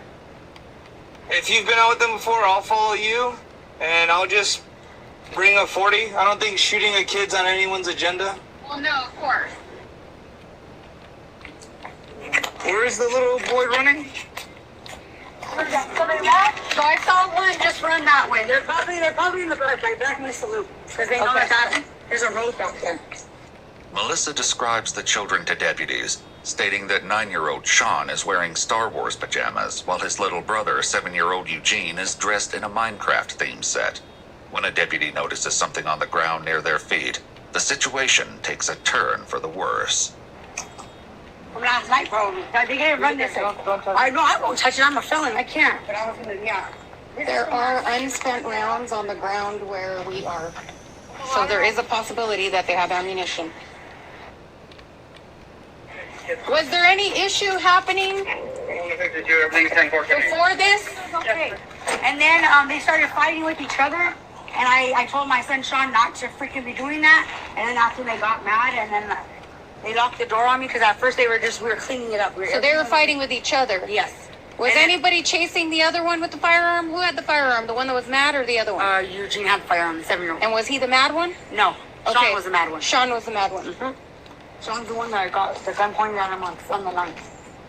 According to a press interview, deputies had been to this residence no fewer than 56 times for domestic-related calls.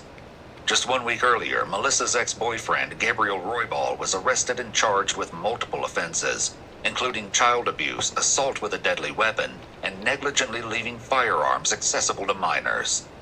The weapon now in the children's hands is believed to belong to Gabriel, and the mother claims to have no idea it was hidden in the car where the two ultimately found it. While Melissa remains at the residence with 2 other children in her care, deputies begin searching the area for any sign of Sean and Eugene. It doesn't take long before the boys are spotted. I see a 1030 running in the property directly to the south of where I'm at. So on Black Mesa Loop, it's going to be a house with a silver roof, yellow stucco. He just ran to the east. Deputies close in on the location from all sides and find the 2 brothers standing behind an air conditioning unit. Leave the gun there, buddy. Just keep your hands up and come here. It's okay, you're not in trouble. Hey, put your hands up, dude. Put your hands up now! Put them up now!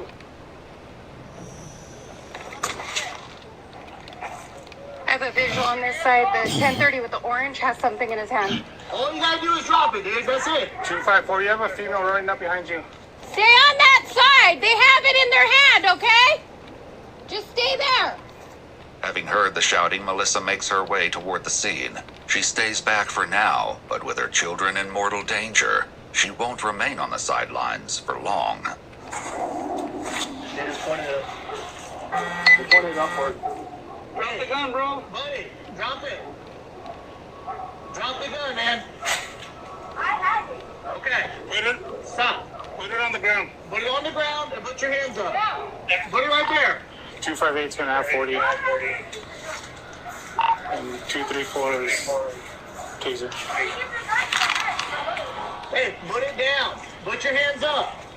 A drone is deployed, giving deputies a clear visual on the children as they move in. Their worst fears are realized as the footage reveals 9-year-old Sean holding a gun in his right hand. Hey, girls, can you guys drop? Giving deputies a clear visual on the children as they move in. Their worst fears are realized as the footage reveals 9-year-old Sean holding a gun in his right hand. Hey, girls, can you guys drop that and come talk to me? Just go ahead and drop that. Put it down, babe. Go ahead and put it down for me, okay? You're not in trouble, but we got to drop that and come talk to us, all right? If there's a magazine inside the magazine well, Put it down, baby. they're playing with the gun back and forth. The one in the blue is trying to take it from the one in the orange. Put it down. And now the kid in the blue and green has a I firearm. need you to put it down, baby. Let's not do that, bud.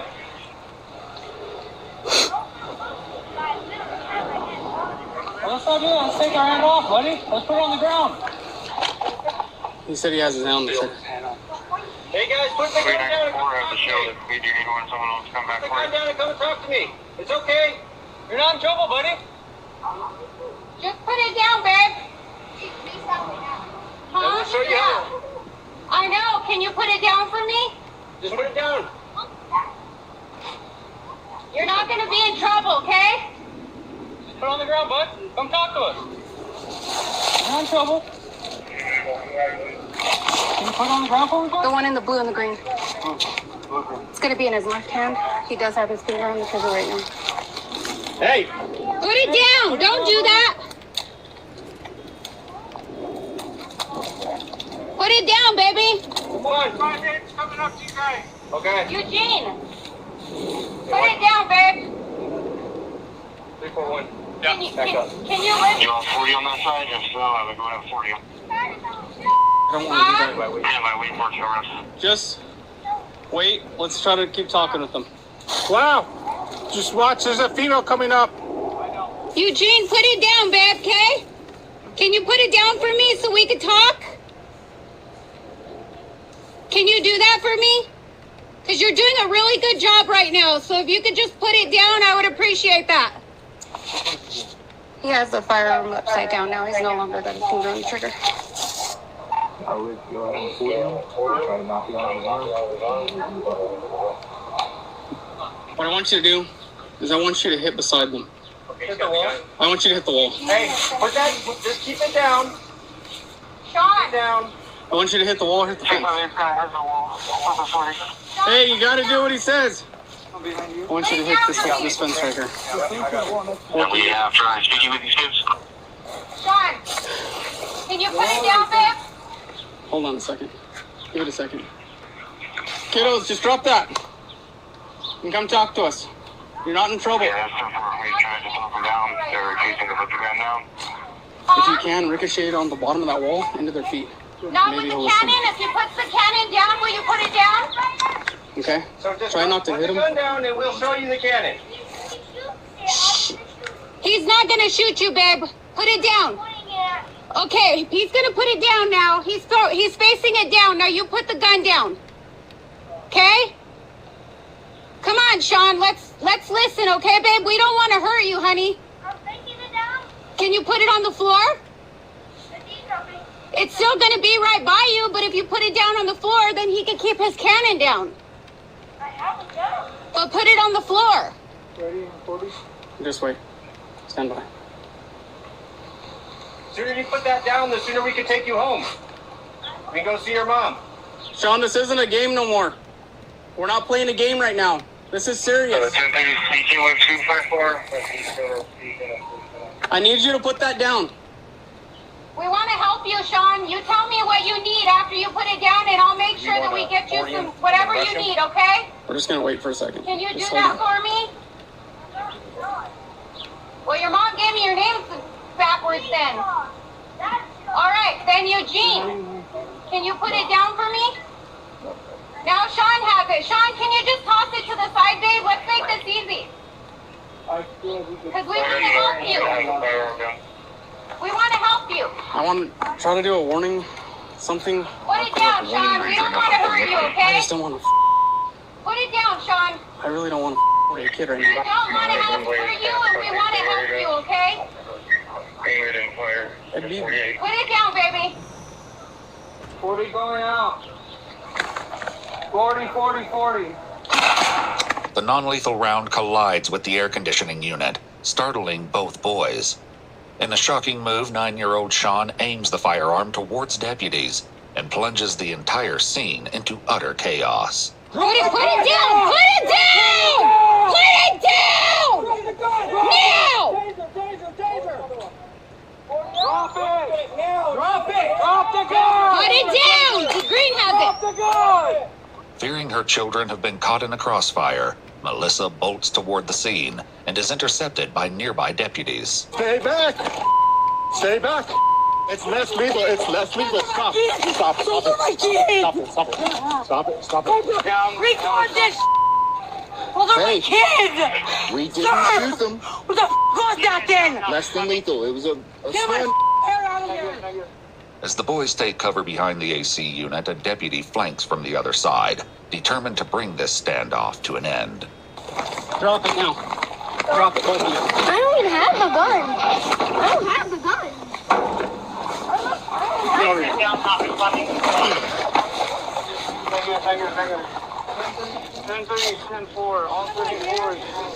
All kids are 10-4. They are fine. They are not dead. Well, I'm not gonna go in handcuffs. For one, I didn't do. Hey, you're acting. Stop. No, they're my kids. I don't want to use force on you. Stop. Okay, then put me on handcuffs. Thank But I didn't do. You didn't do nothing. I'm not saying you did anything. But my babies are in the house. Stop it. I just expect me to act. Those are my kids. We get it. I get it. Don't you guys are up, We I don't just had a want gun to in my hurt head. anybody. You do this? We're trying to just de-escalate the situation. As one deputy inspects the gun, a chilling reality sets in. It's loaded with one in the chamber. Jesus. Come on, kid. What do you do this? That's silly. Seriously, we gotta do something about these kids. In addition to the bullet in the chamber, there are 2 more live rounds in the magazine. In a later press release, authorities would reveal that Sean pulled the trigger while it was aimed at deputies, but the gun failed to fire. Nearby, Melissa continues to panic, and a deputy once again reassures her that her children are alive. How come I don't hear them then? You're gonna talk. Look, this is what they shot him with right here. Look, right here. Peace. Right here. It's a big old bubble. I want you to feel it. Feel it. It's a bubble. Feel it? That's what they shot him with. The deputy contacts her supervisor to update them on the situation. Okay, and I think they need to be put in custody at this point. Mom has, this is not the first event, it's just escalated. The last one is they barricaded with a stick and said they were going to stab 34's Alfred. There was one in the chamber. Yeah, I told him that. So I think that it's just escalated at this point. Mom has said last time that she needs help and she cannot handle them. And I think they need a 72. So as you probably know, CYFD is coming out, okay? Well, so is Danielle, too. I'm glad that everybody's okay. Yeah, Do me me a too. favor, though. Future reference, our last thing we want to do is hurt them. But when you're jumping fences and distracting us over here, we can't put your children's safety first. Yeah, but I'm not going to do nothing to you guys. Yes, They're my but we have to watch that. So do me a favor. Just stay I where asked you you guys for are. help. I wouldn't do nothing. But we can't like worry about what's happening with you because then you're in our crossfire. I get you. We don't want to hurt anybody, but we need to make sure their safety is paramount, and we can't do that when we're running after you two. Okay? Oh, I heard something and I freaked out. What do you want me to do? What did you want me to do? I know, but all we do when we come out here is we want to help you. We've tried. So Well, I've that's been our trying to goal. get help, too. I know you've asked. I know.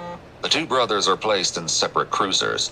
Deputies then check on the well-being of the younger children Melissa left unattended inside the house when she ran out. Just as it seems the worst is over, deputies deliver news that leaves Melissa reeling. So here's the deal with today. What'd you say? Here's the deal with today. You're going to jail, okay? For what? Obstruction. What do you mean? I didn't do nothing wrong. You ran, and I had to stop. No, I was making sure my kids were okay. You're going to jail. No, You're going to jail. No. A victim's advocate who'd been working with the family arrives and tries to calm Melissa, but she's overwhelmed and continues to plead for her release. Not my babies, sir. I didn't do nothing wrong. I just heard a shot and I didn't know. It was a mom just having a reaction. Paramedics examined the two boys, who were not injured during the incident. Though deputies deployed tasers and non-lethal rounds, none of them made contact with the children. Agents with CYFD, as well as the Special Victims Unit, each arrived at the scene shortly after. Each boy was individually interviewed, and a clinician determined that both required immediate mental health evaluations. According to police reports, 9-year-old Sean was admitted to the UNM Psychological Hospital and placed on a 72-hour hold. 7-year-old Eugene was evaluated and later discharged into the care of his grandmother. In a press interview, Bernalillo County Sheriff John Allen confirmed that no criminal charges have yet been filed against the children or the mother. According to multiple news sources, authorities have instead focused on providing the family with therapy referrals, behavioral health evaluations, medical aid, and grocery assistance. If you'd like to see select new videos or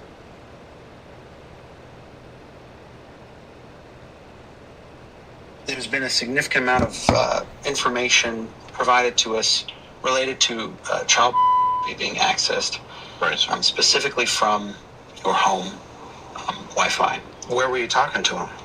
I believe on Roblox. Just one? I think it was like when the gaming platform Roblox flags a user for deeply disturbing content, investigators trace the account to a 17-year-old whose activity was only the first move in a larger scheme.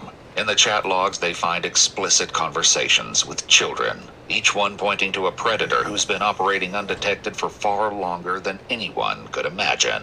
How often were you having these conversations?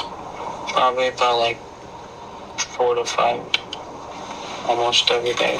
I really didn't keep count. The following is based on official police records, and the footage has never been seen before until now. Please note that all persons charged with a crime are presumed innocent unless and until proven guilty in a court of law. On April 16, 2025, Marion County Sheriff's deputies and the Ocala Police Department SWAT team combine efforts to serve a search warrant at a Florida home. Based upon the facts set forth in the affidavit, I find there's probable cause to believe that the following laws have been violated.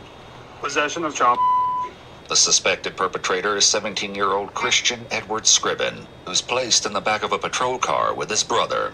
Hopefully we're not going to jail. I don't think you will. Huh? I don't think you will.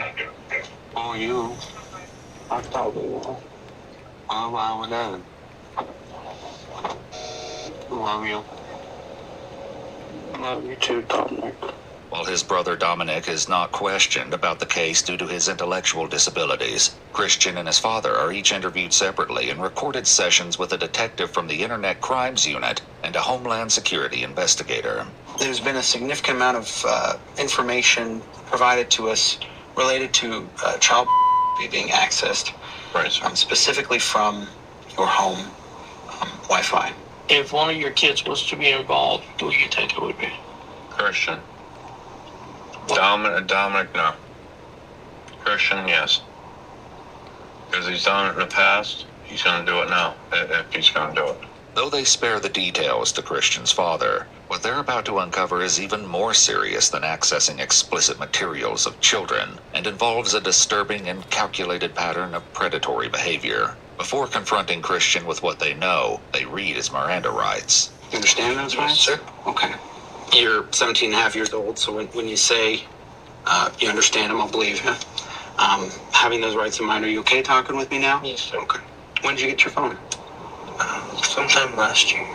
My dad gave it to me because I've been doing good in school. What kind of games do you play on your phone? Roblox, Clash of Clans, Clash Royale, card games mainly. Okay. Why do you think I'd be asking that? Because something happened. Hold on a second. In February 2025, Roblox reported Christian's chat logs to the National Center for Missing and Exploited Children. Roblox is an online gaming platform where users, primarily children under 16, create and join games known as experiences while playing as customizable avatars. Christian regularly entered these experiences under the username Lost Shadow. Where'd that come from? A name that I thought of. Okay. I don't really remember. I just thought about it. Popped in my head. Yeah, it seems kind of foreboding, you know, just like when you Lost Shadow, just ooh, you know. No, like I'm like a Sonic type fan, so I think that's okay, why. So it's Shadow from Sonic the I Hedgehog. think so. Okay, that makes sense to me. What do you think happened? You said you think something happened. I was talking to a kid when I really didn't know if it was like somebody who was under my age, and some things have been said, and it led to right now. Okay. Where were you talking to him? I believe on Roblox. Mm-hmm. Just one? I think it was like multiple. Mm-hmm. Yeah. And what'd you guys talk about? Like pictures and all that. Mm-hmm. And so you talked about pictures. When we say pictures, what do we mean by pictures? Like 30 pictures, I believe. Okay. So, were they all your age? They said they were. Well, not all of them, but some of them said like 15, 17, like around that range. In one conversation reported by Roblox, Christian tells a child with an undisclosed age that he is 15 years old and asks unsettling, age-inappropriate questions. When you lied about your age, what age would you say? Like either a year above them, or if like a year or two above them. Just in a sense, so they would be comfortable type deal. So if they say they were 13, you say, "Oh, I'm 14." Or 15, yes, sir. Gotcha. Okay. I'm being honest with you. What if they said 10? I think I said only a few, about 12 or so. Mm-hmm. But other than that, I probably skipped. So it would be safe to assume, and correct me if I'm wrong, that basically you wanted to continue that conversation, so you don't want to scare them with this age, so you put yourself at a lower age, so they will continue talking. Something like that, sir.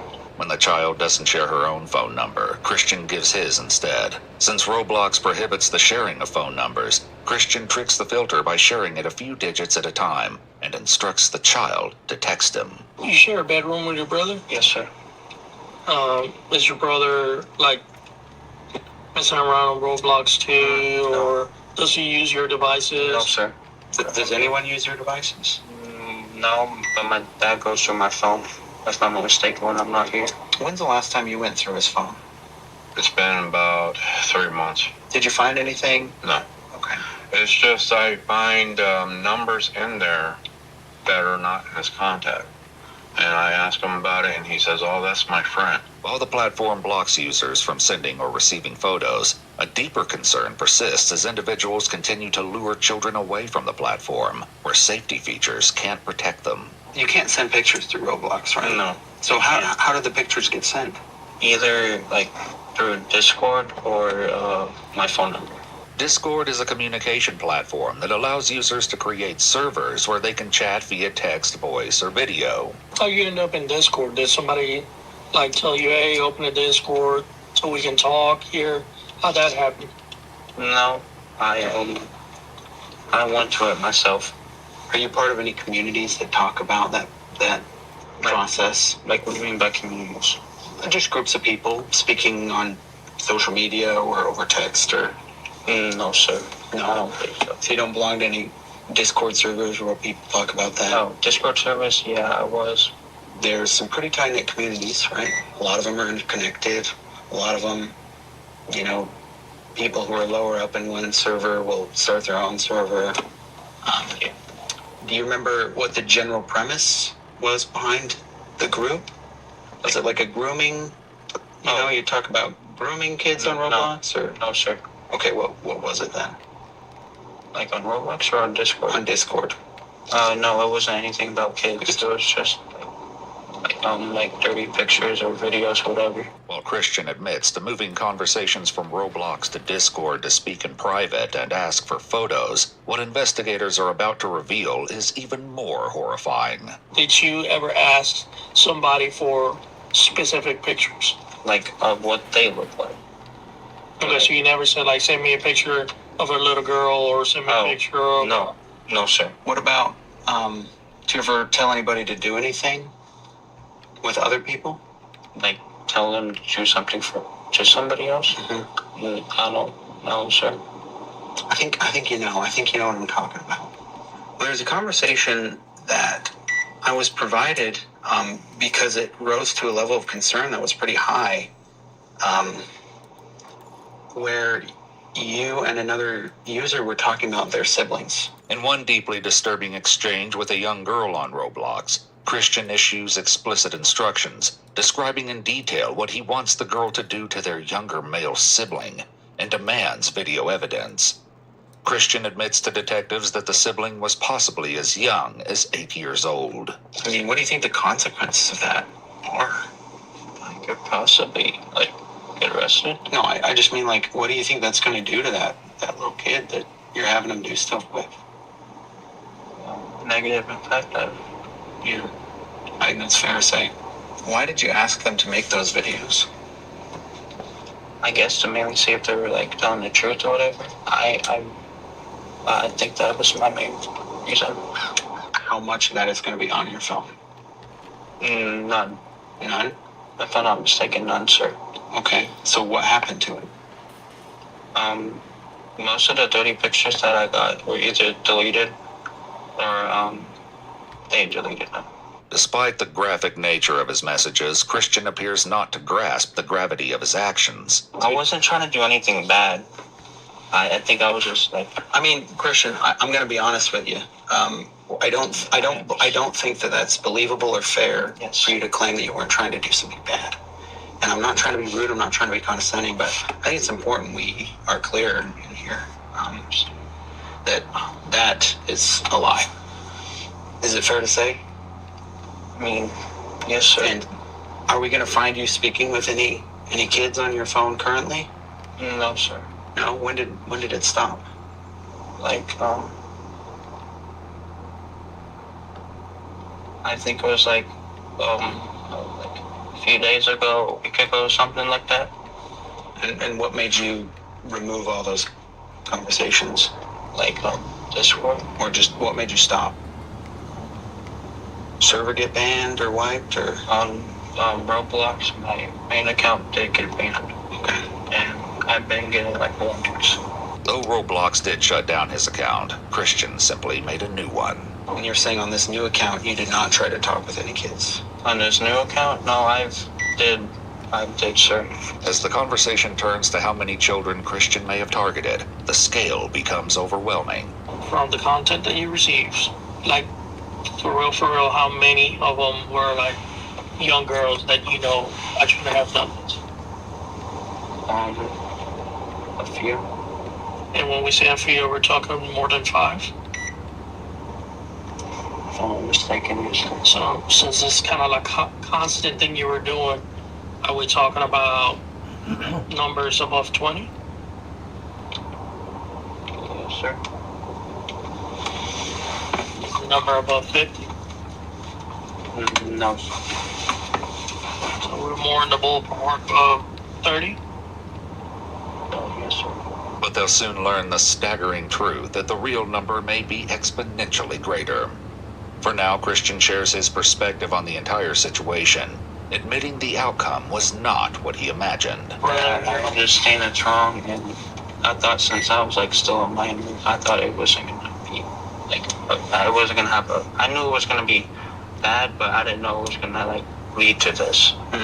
Well, did you think when you turned 18 in a few months that you would stop? Yeah. I was going to stop eventually because it was a habit. But have you tried to stop before? Yes, sir. And trying to stop before, do you believe you would have stopped? I would have, but something inside me just addicted and maybe wanted to do it again. Don't you think that may have happened when you turned 18 as well? No, sir. You think Because I know when I turn 18 that if I do something like that, I could be in bigger trouble. But you think a 17-year-old, it's fine to exploit 10-year-old children? No. And I'm not, again, I'm not trying to be condescending, but that's what you're telling me. But no, I understand where you're coming from, and no, I wasn't. You understand that what you're describing is an addiction. Yes, sir. So you might tell us right now that, oh, I'm 18, I'm going to stop. That wasn't going to stop, brother. I understand. I'm sorry to tell you that wasn't going to stop. It's going to escalate. This is the problem. But that's why I was trying to, like, stop once in a while. By his own admission, Christian is well aware that his age may have an impact on the justice he'll face for his actions, and has his own opinion for what should happen to him now. Am I actually getting arrested? What do you think should happen in a situation like this? Honestly, my truthful opinion,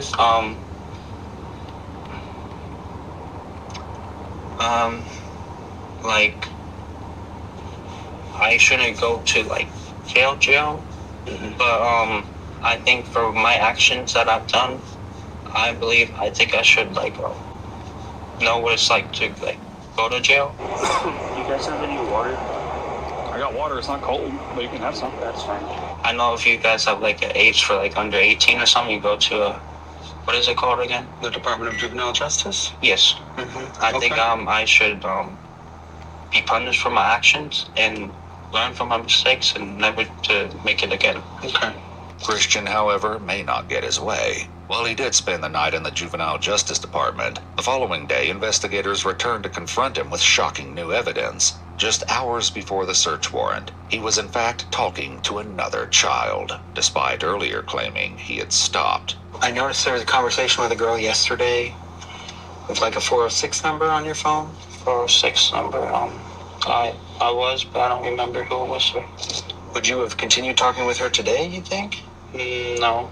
What made you stop talking with her? Just lost interest or something like that, sir. I think she wasn't showing her face? Yeah, I believe so. Okay. Do you know how old she was?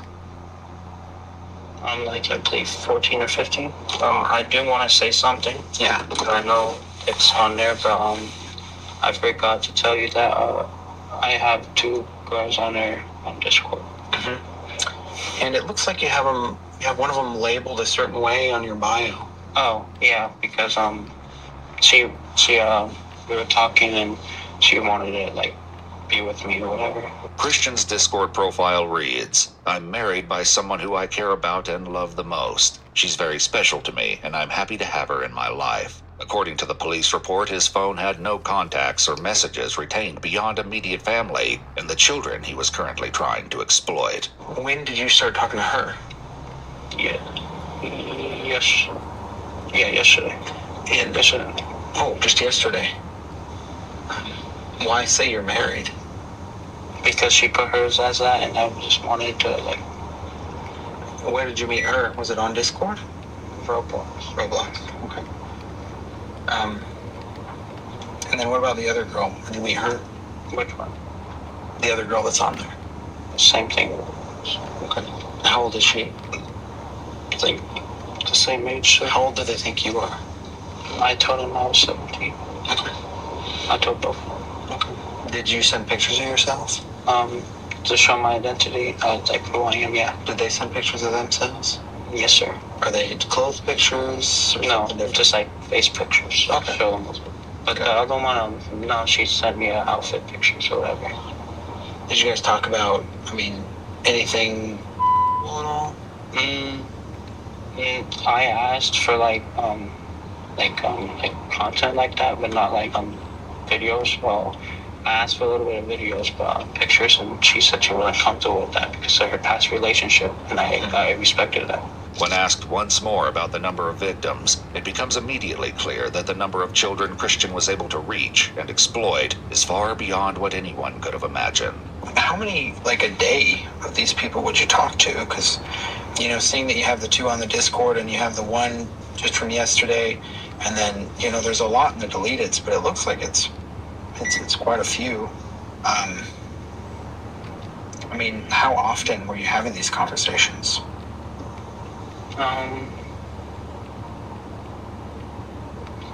Probably about like 4 to 5, almost every day.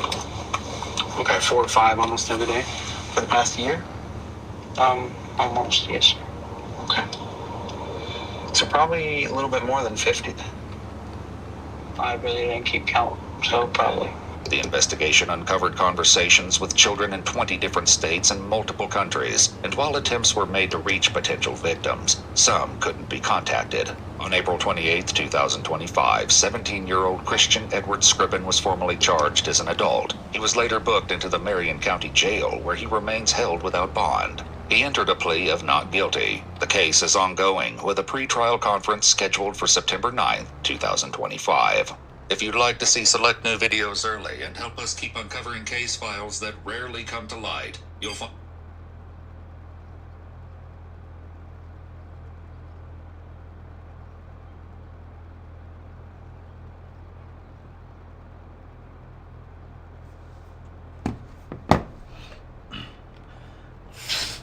I had to wait 6 months to get my hands on.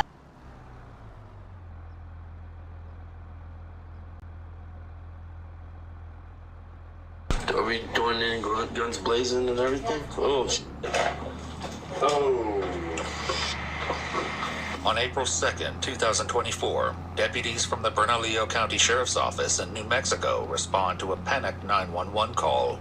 Believing the caller is exaggerating the urgency of the situation, they're shocked to discover that the initial incident is only the beginning, and a chilling discovery is waiting for them just behind a locked door. You look right across from you. There's blood up there. Oh, okay. Dude, nothing on this call makes any sense. The following is based on official police records, and the footage has never been seen before. Please note that all persons charged with a crime are presumed innocent unless and until proven guilty in a court of law. On the evening of April 2nd, 2024, Rhonda King calls the Bernalillo County Sheriff's Office seeking aid. Hello, 911. Hello? 911, got the blood. If you can hear me, you can speak. Stop. All the dispatcher can hear is mumbled arguing on the other end. After a few minutes, Rhonda responds. Do you have an emergency? Yes, I need to have somebody come to Palomas Avenue. I don't know the exact address. I'm sorry. Okay, I need an address or some cross street so we know where to find you. It's just outside of Paseo del Norte. Please, it's an emergency. Okay, I need the address so I can send them. Can you give it to my phone? What's your callback number? Stop. Look under John Colbert. Ma'am, answer my questions. What is your phone number? Ma'am, please, it's an emergency. Okay, listen to me. Tell me what happened. Ma'am, their mother is passed away and they need some emergency assistance. And no. And I think the person is being a danger to themselves. And I'm trying to stop them, but I can't. Rhonda identifies the other person in the home with her as 59-year-old James Colbert, her friend and ex-boyfriend. What is he doing that you keep seeing about? He's trying to go to the room at the time of our ma'am and I locked the door, but yet he has the key to get to it. And we've been like the rest of the key. Please, no, stop. Listen to her. No! Stop. Stop. My key. Ow! Ow!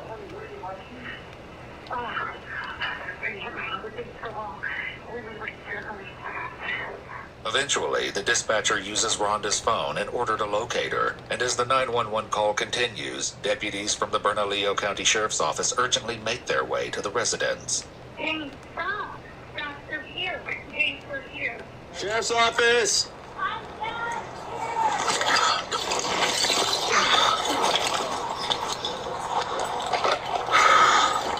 Sheriff's Office!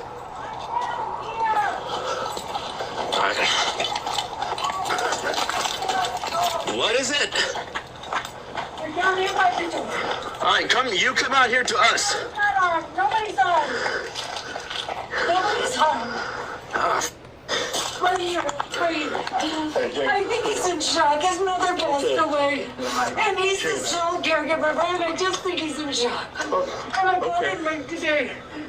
James, it's okay, man. Hey, you're gonna be okay, dude. Okay, all right. Do you have weapons on you? No. Is it okay if I check real quick? Sure. Let's go. Turn around for me. Guns in the room. No, there's not. No, please don't. No, I'm not putting you inside. This is just to make sure there's no weapons. There's a mental health issue here. Yeah, no, ma'am. I'm just gonna check you right here, all right? Please don't hurt me. I'm not hurting you, James. I just want to make sure you don't have pocket knives or anything, all right? Your keys? Okay. These are the keys that I have. Yeah. All right, so James. So can I talk to you outside, brother? Yes, can you do one thing, though? Yes, sir. This door cannot be locked. Can we open that door, please? Why, do we need to open it right now? Yes, because it's the heating stuff doesn't work if it's locked. Okay, I will be sure to unlock it. I will unlock it here. I will unlock it here before we leave, all right? As some of the deputies attempt to speak with James, a task that will prove easier said than done, another breaks off to talk with Rhonda. Can you come talk to me in here? James and I have been friends for 40 years. Good friends. His mom has been ill, has had Parkinson's. He's taking care of her. We're inside making contact now. And I would just, it doesn't matter what's in there. Believe me. Listen to me. I know. I don't know where you're going. So, we're gonna take care of it. I need you to relax and talk to me, okay? What is he doing that's making you feel like that he wants to hurt himself? Because he told me he did. Okay, what did he say exactly? He just said that there was no reason to live anymore. And that he just felt it was best just, you know, I don't know if he said specifically kill himself. But he said there was no more reason for him to live. Rhonda clarifies that the residence doesn't belong to James, but to his father, who has passed away. She also states that the reason she believes there are firearms in the house is because it had been broken into a few months earlier, and the police report James filed stated that some of the firearms were stolen. While this may at first appear to be a routine welfare check, the deputies will soon uncover that nothing is quite as it seems, and a dark secret is lurking just under the surface. So James, what's going on today, man? We got called out here because I am sorry to hear that there was a death in the family, and that is what I understand happened today. Yesterday. Okay. And this has obviously been very rough for you. Absolutely. And so we were called out here because somebody said you were maybe thinking about hurting yourself. Rhonda did. And is that something you were thinking of? No. So what's going on today? What was the argument about today? Just that what's happened with my mom and that kind of stuff. Okay. So she's under the impression you're trying to grab a gun and to shoot yourself? She thinks I would have killed myself in that room. Okay. But Not my intent. You're not intending to do that? No. Why would she think that? She just does. I don't know why. Okay. Can we have medical come check you out, man? Just because, sure. I mean, you got some scrapes and things like that? 360, so it's 10-4 for What is on your shirt? That's a little bit of blood. Yeah, from your lip or something. Something, yes. What happened to your lip? Just cut. Okay. A little bit on your nose too, the bridge of your nose? Okay. With blood on his shirt and cuts to his face, it's determined that James needs medical attention. However, he has something he believes is far more urgent on his mind. But sir, had broken into, they stole music equipment, they stole all kinds of stuff out of my parents' house. I need to lock it. We're gonna walk out to medical first. I want to secure the door, please. We can secure it right now. Is she leaving? She can come out. I want to secure the door. Okay. You can wait right there. Yeah, so sorry, so we're a little antsy just because we were told there was a gun involved. Okay. And our belief was, yes sir, I know, I patted you down. Okay, that's okay. But our belief was that it was in the house, and that's why when we showed up, we were trying to pat you down for weapons, take you outside, because if there was a firearm, we wouldn't want you to you or Rhonda. Can we lock this door, please? Escorted by a few of the deputies, James is allowed to enter the residence again to turn off the lights and arm the alarm system. Already, some of the responding deputies are having doubts about the seriousness of the situation, something they may come to regret by the end of the night. I think this is what I'm going to be straightforward and just tell you what's going on here. So we showed up. You were covered in sweat. Right. You have some blood on your T-shirt. Uh-huh. You told me. You said, "Hey, I'm not suicidal, but I'm not in a good mental space." Right. All right. And so I would like for you to just get checked out by these gentlemen. They're gonna take your blood pressure. Okay. Because you were obviously in a highly emotional state when I came in contact with you at first. All right. So the only thing is, we have to go to my other house. Okay. You don't have the key, Rhonda. Okay. Is it the one with the little puppy dog? No, it's the one that we had made, right? I don't remember which ones are which. It's this one. I'm sorry. Okay.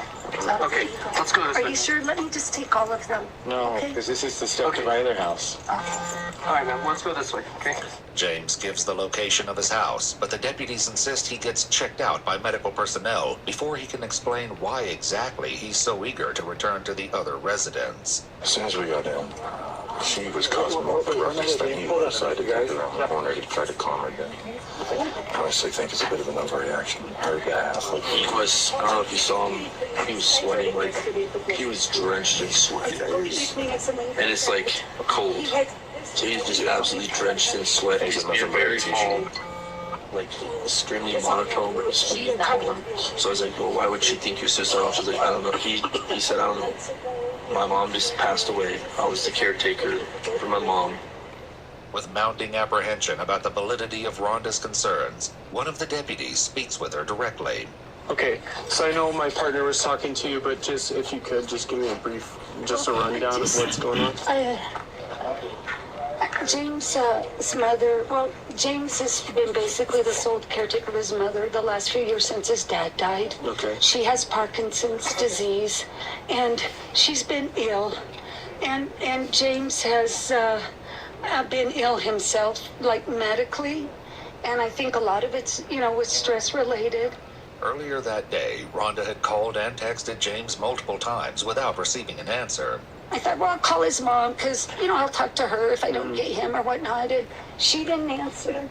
James's mother is 83-year-old Marion Colbert. Eventually, James returned Rhonda's call and told her he was at his dad's house. So basically, we were talking and he said his mom passed yesterday.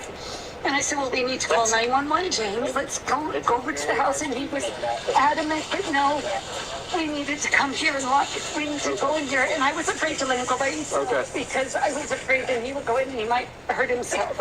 It was around this point that she called 911. I see you got a little bit of a cut on your head. Yeah. Did he hit you? No. Okay. When I was trying to keep him from going into the door, the wall there. Okay, can you move your hair a little bit? I just want to make sure. Yeah. Okay, because we have medical here, so. Oh, yeah.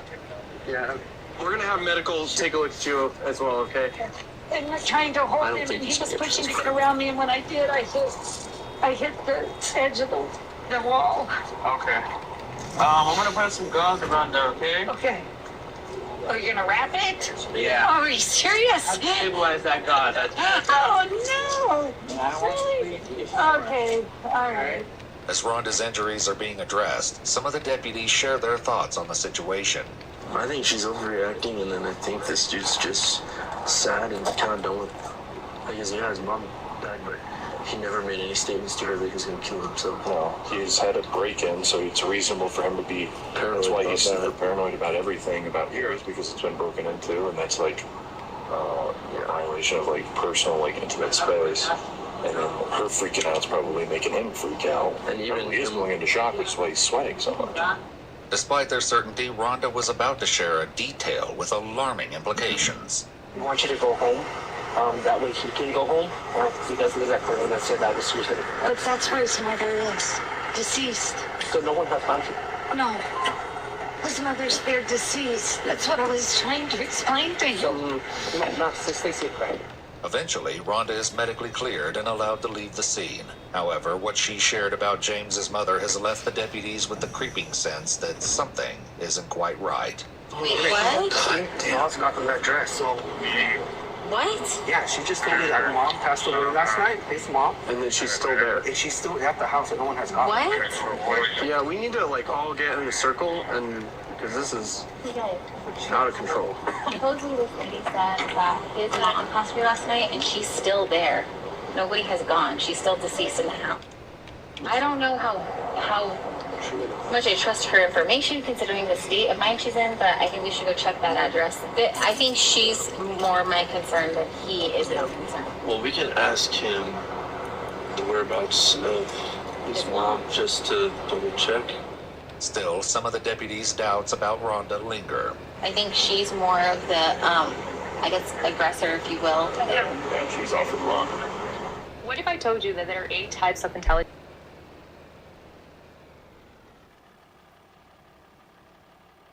In an ambulance for evaluation. However, he's refusing to be transported to the hospital. James, real quick, brother. I understand, so your mother passed away last night, is that correct? Yesterday.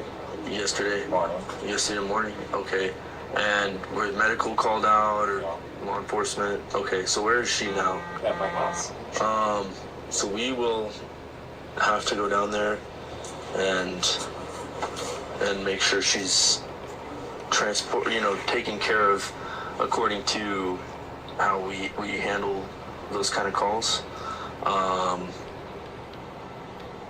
Okay, so give me 1 second. I'll go let my sergeant know that we have to go down there. And this was yesterday morning? Okay. And where would she be in the house? In the hallway. In the hallway? Okay.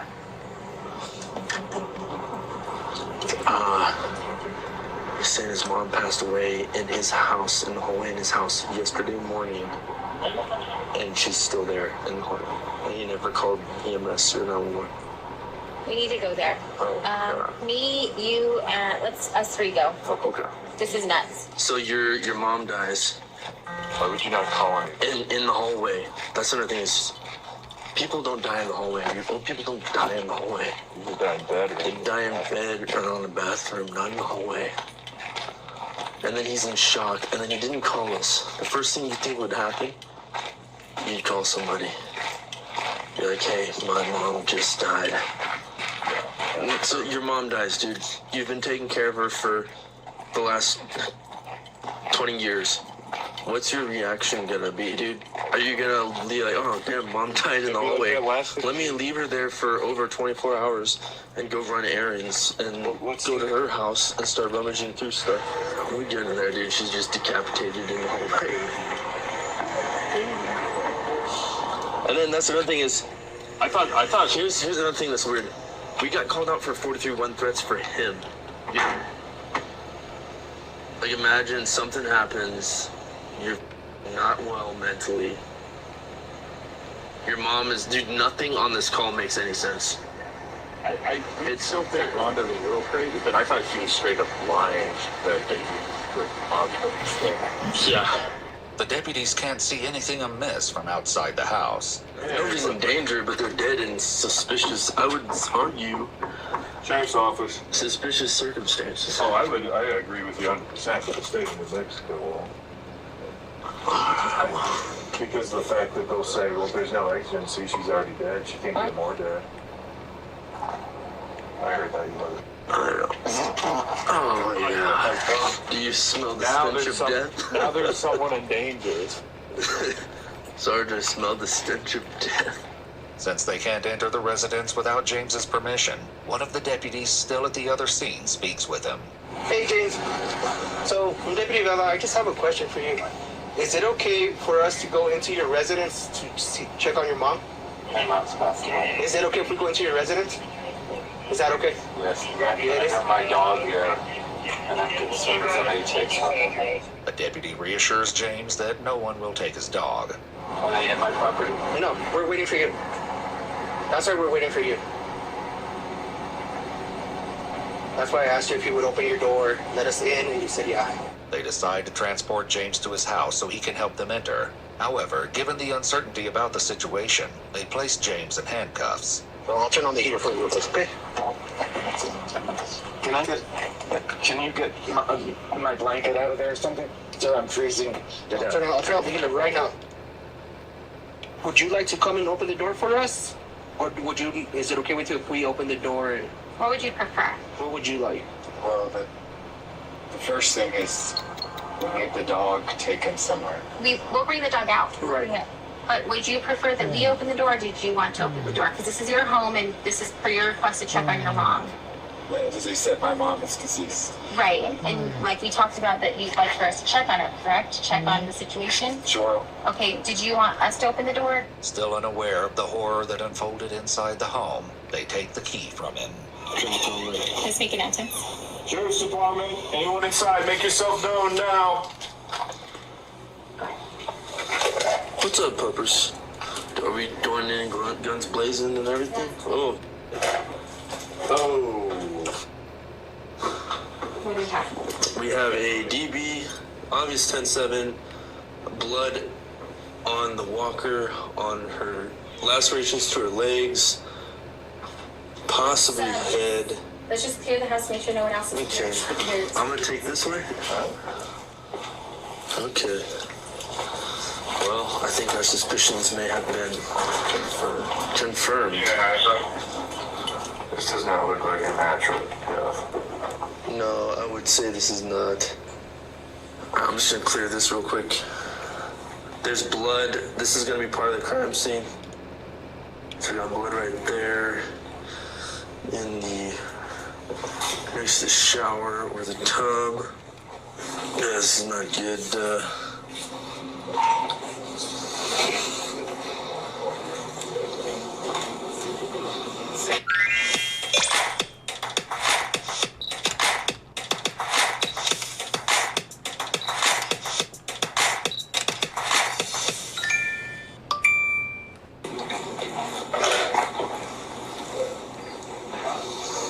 There's hair right here. Okay. I think this is probably her. Yeah, let's secure the house. We'll call for animal control to secure the dog. Just don't step on that. Yeah, don't step on anything. Following their gruesome discovery, the deputies search James and confiscate his phone. With unsettling calm, James makes an inquiry. Did you all take the dog outside? We have not taken the dog outside just yet. Hold on. I didn't want to put him in a combat stack. We're gonna be having animal control probably come get the dog here. Ron's not gonna pick up the dog. Probably not right now. A lot of weird going on with this one. I don't know if it's just because the body's deteriorating, but her state of undress, the way she's positioned, like none of that makes any sense. Right. And it could be that I'm wrong, but it doesn't seem natural. I didn't look at the body too much. We'll let CSI handle that. Something's off about this one, bro. James is swiftly transported to the sheriff's office for questioning. So we'll take off your clothes, okay? Okay. So look at your hands real quick.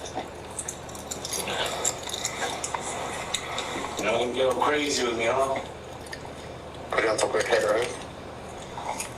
Stay there. Deputies remaining at the scene secure the rest of the property, wary about what other horrors they may stumble upon. If we find Dad in here, I'm gonna be pissed. It's getting weirder and weirder the longer we're here. I just wondered like what his plan was. I don't know. I think the shoulder on accident maybe panicked, didn't know what to do. Decided to be just gonna kill himself, yeah. During questioning, James would eventually provide an answer to that question, as well as explain his mother's disturbing fate. Sir, that's for you in case you want that. So, I wanted to talk to you today about your mom just because your dad was treated as to do until like it's just part of the process. The detective reads James's Miranda rights and he agrees to speak. James, can you help me understand why you're here? So not time.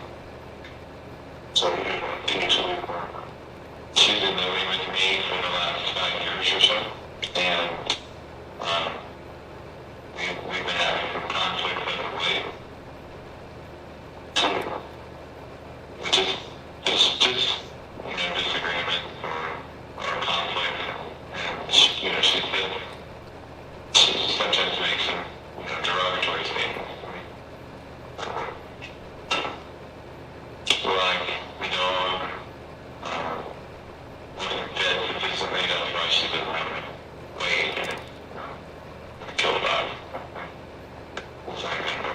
James appears less than enthused over the prospect of discussing what happened between him and his 83-year-old mother, Marion, the detective next asks the question likely on everyone's mind. David shot when it happened. It seems that despite the deputy's certainty that Rhonda had been overreacting when she called 911, her fears had been justified. Still, a question remained. How exactly had Marion passed? She had fallen out of a chair. That chair that she's on now. So I gotta put her back and I put her back on the chair. Despite this claim, Marion's injuries couldn't have been caused by a fall. James states that it was around 11 a.m. on the 1st, over 2 days earlier, when he realized his mother had died as she sat in her walker in the hallway. He admits to leaving her sitting in that chair for around 15 hours before he noticed that she had passed. Instead of calling 911, James carried on with his day, heading to work and even sleeping in the house with his mother's corpse. He only told someone about Marion's passing when Rhonda met him at his father's house. Some of the deputies discussed the horrific nature of this fact while at the scene. You wake up, get your normal cup of coffee, and then right in the corner of your eyes, Mom's bloated, decaying corpse in the hallway. What do you think the dog thinks? The dog's like, please stop looking at me. Already there was growing doubt about James's claim that his mother died as a result of a fall, as some of the deputies still at the crime scene speculated. That's a little bit weird, dude. I think what happened was they had an argument, he killed her. Kind of went crazy. Went back to her house for some reason. Maybe he was suicidal.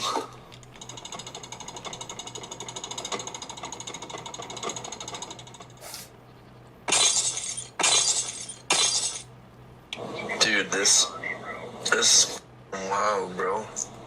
This girl was straight up murdered. She looks like she got the beat out of her, and she's in her walker. Not in a walking position, she's like seated down in her walker, leaning back, like naked except for a diaper. Huge lacerations all over her legs, arms, face. Blood spatter on the walls, on the floor. I'm gonna assume, yeah, like this is a homicide. How are you? Well, look into the face of straight evil today, it feels like. This guy's an actual psychopath. Following Marion's death, the rest of her family had to be informed about the tragedy. Hi, Sergeant Neves. I am Lisa Colbert, and your officers were here at my home a few hours ago. Yes, ma'am. And, you know, we have a horrible, horrible situation. Absolutely. I'm very sorry for your loss. We're blown away. My husband is in a huge proposal meeting with the government today. He doesn't even know this yet.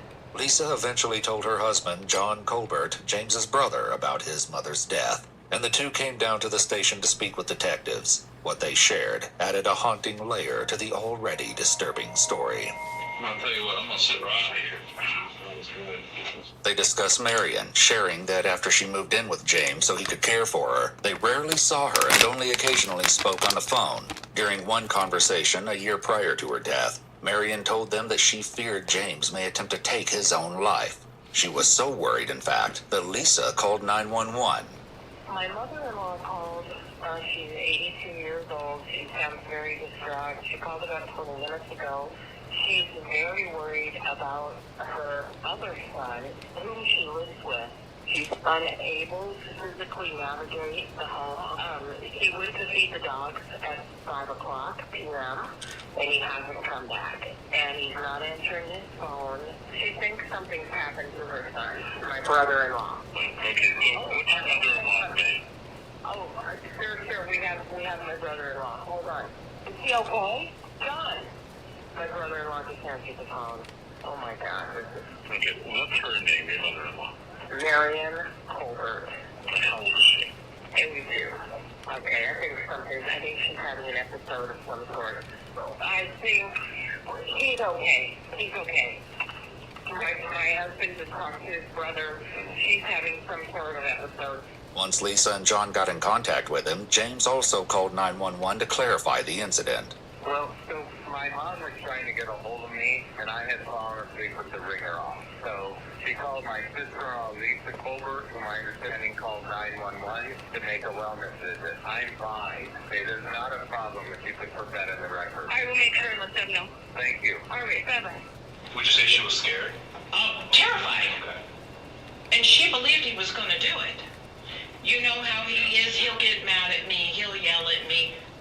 But in the last few years, 3, don't get mad at me if I hang up. Honey, James comes in. I have to go. And I'm like, why can't you talk to me? You know, what the heck? Yeah. I said, we have to say we're somehow going to try to help James. We've got to do something to help this lady. We knew he would decline. We knew he would be, like always, no. You know, hang up on you, rudely. No, I'm good. I don't need anything. I'll let you know. No, bye. Just shut you down. She calls us again with the suicide, again with, I don't know what to do. And we said, John said, Mom, there's professionals. Mom, but he'll kill me. He'll go off. We can't just call and do that. We can't. No, you're going to get me in trouble.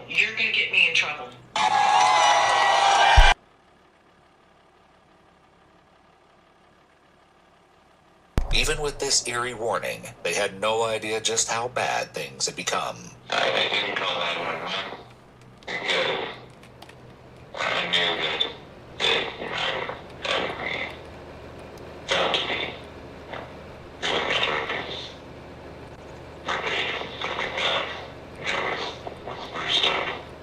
This detail was apparent to everyone who saw Marion's body. In terms of her injury, she's got shin. That one looks like a laceration. Oh, yeah. A lot of these are looking like just tears, but I'm no doctor. Oh, man. So, left shin, right shin, her kneecaps, that tear, shoulder tear. Her face is completely black and bloody. Skin tear to her neck. Okay. So you know where she works. Since my family, but you know how she got those from her. From you. From what part of your body?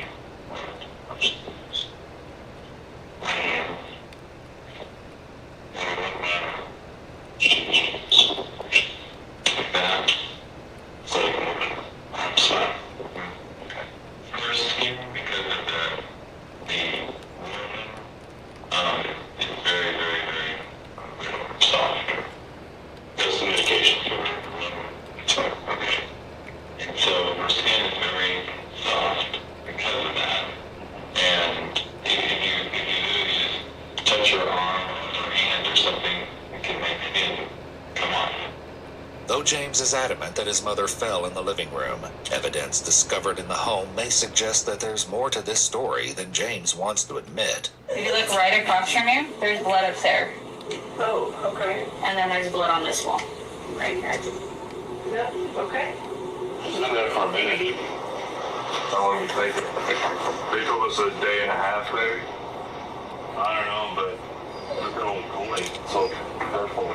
You know, that right there is crazy. Yeah, there's a bunch of here, there's a bunch of blood. It goes around this hallway, and I didn't go through here, but Nas said that there's more blood back there as well. Like, everything's all packed up. It looks like he was getting ready to, like, jump ship. There's blood here. Blood there and there. And there. Like she's trying to leave. Look at her, like, tendons are showing, like, right here. So sorry this happened. James's brother John and his wife Lisa also discussed the lacerations when speaking with the detective. And then he decided to stab her and do the lacerations. No, so I don't know if the coroner told you about that, the lacerations that I was referring to on her shins. No. So that's what they told me, something called tissue bridging that comes from bone force trauma. No, you can see her tendons. That too, they were able to tell me exactly how that happened because some of the skin was very brittle because of the age and because she was there for a couple days. Right. Though James has provided some answers, a few questions remain, namely, if he would admit to any role in his mother's death. Why would it affected you so strong? And then for the question you're asking, I think you know the answer is. I'm just asking why. That's what I'm saying to you.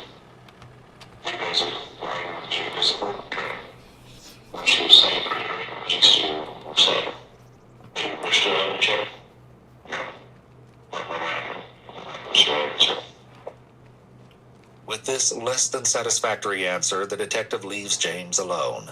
While he's been unwavering in his story that he didn't kill his mother, and she died as a result of falling, John and Lisa share an alternate version of events. According to them, Rhonda allegedly told them that James initially made a concerning statement. He admitted it to her.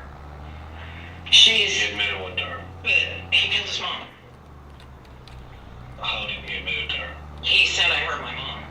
Okay, he said it to her. He said it to her. And she said, he then... I'm sorry, babe.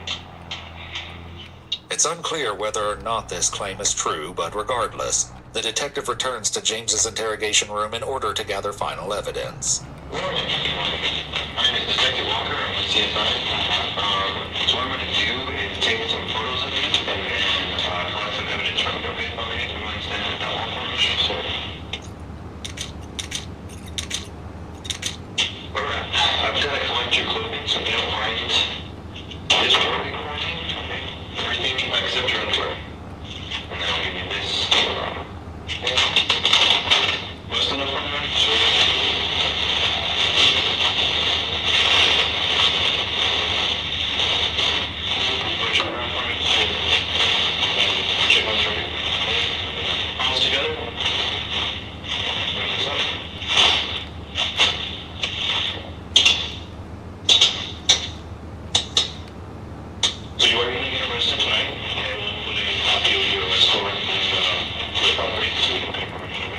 John and Lisa had a final comment regarding Marion and James. She's a sweet little lady.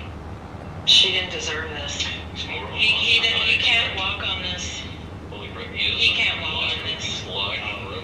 James Colbert eventually pled no contest to murder in the second degree and failure to report a violent death. He was sentenced to 9 years in the New Mexico Department of Corrections. If you'd like to see select new videos early and help us keep uncovering Case 5,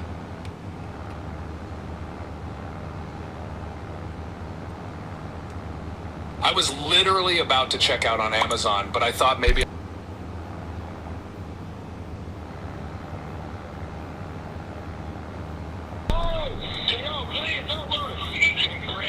I know something was in his mouth. Boom, not my babe. He choking. Was this? This was in his throat. I tried, there's nothing I could do. on June 25th, 2022 in Cleveland, Ohio, a chaotic 911 call summons paramedics to the home of an unresponsive 13-week-old infant. But when a troubling discovery is made, investigators begin to question the circumstances, raising the unsettling possibility that what happened may have been no accident. It's okay. I bet you I'm gonna win this. Watch this. The following is based on official police records, and the footage has never been seen before. At 7:37 a.m., emergency dispatchers answer a frantic plea for help.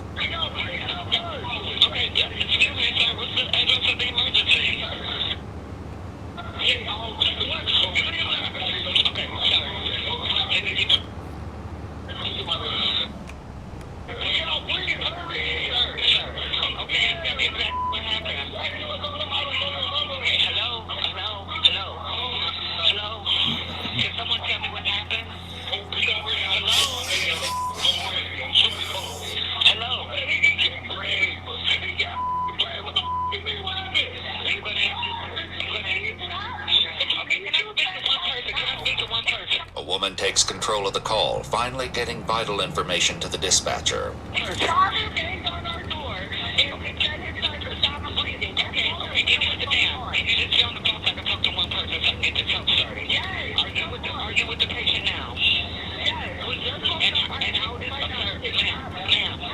The dispatcher assures her that help is on the way, but with precious seconds slipping by, getting aid to the baby before paramedics arrive is critical. Okay, listen, ma'am. I'm going to tell you how to get mouth to mouth.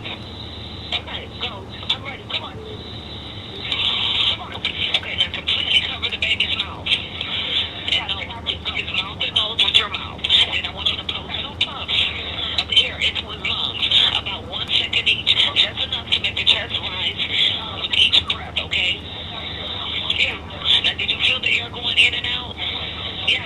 7:46 a.m., paramedics finally reached the scene, 9 minutes after the call began. The 13-week-old baby is rushed to the Metro Health Hospital, but it's too late. The tragedy becomes far more disturbing when an alarming discovery is made during life-saving efforts, leading to an urgent call to police. Hi, Janice, Social Work Mental Health Medical Center. I'm calling to notify requesting police homicide probably for a baby death. EMS may have already called, but just in case, I need to make sure that it was called in. A quick check of her records finds no earlier notification to police. Why didn't they call us? It's a 13-week-old. I'll be honest with you, I don't know the answer. I wonder why. Did EMS pick the baby up? Yeah. Now, will you guys notify homicide? You know what? Are we calling this a violent death? No. Well, we don't know. It's undetermined.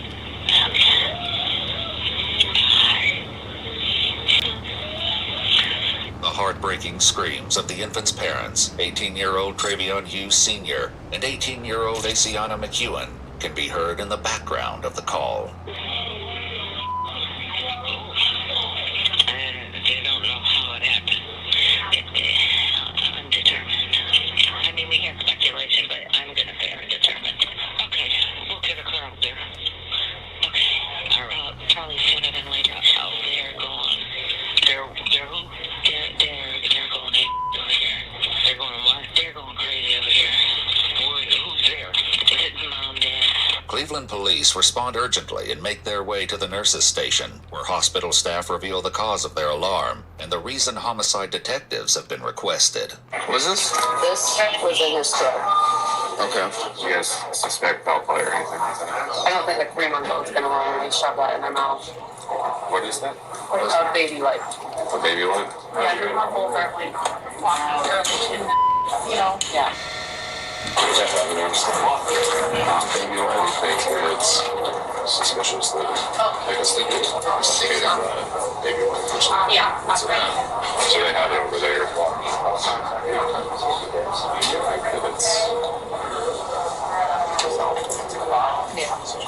Just listening to parents. They're devastated.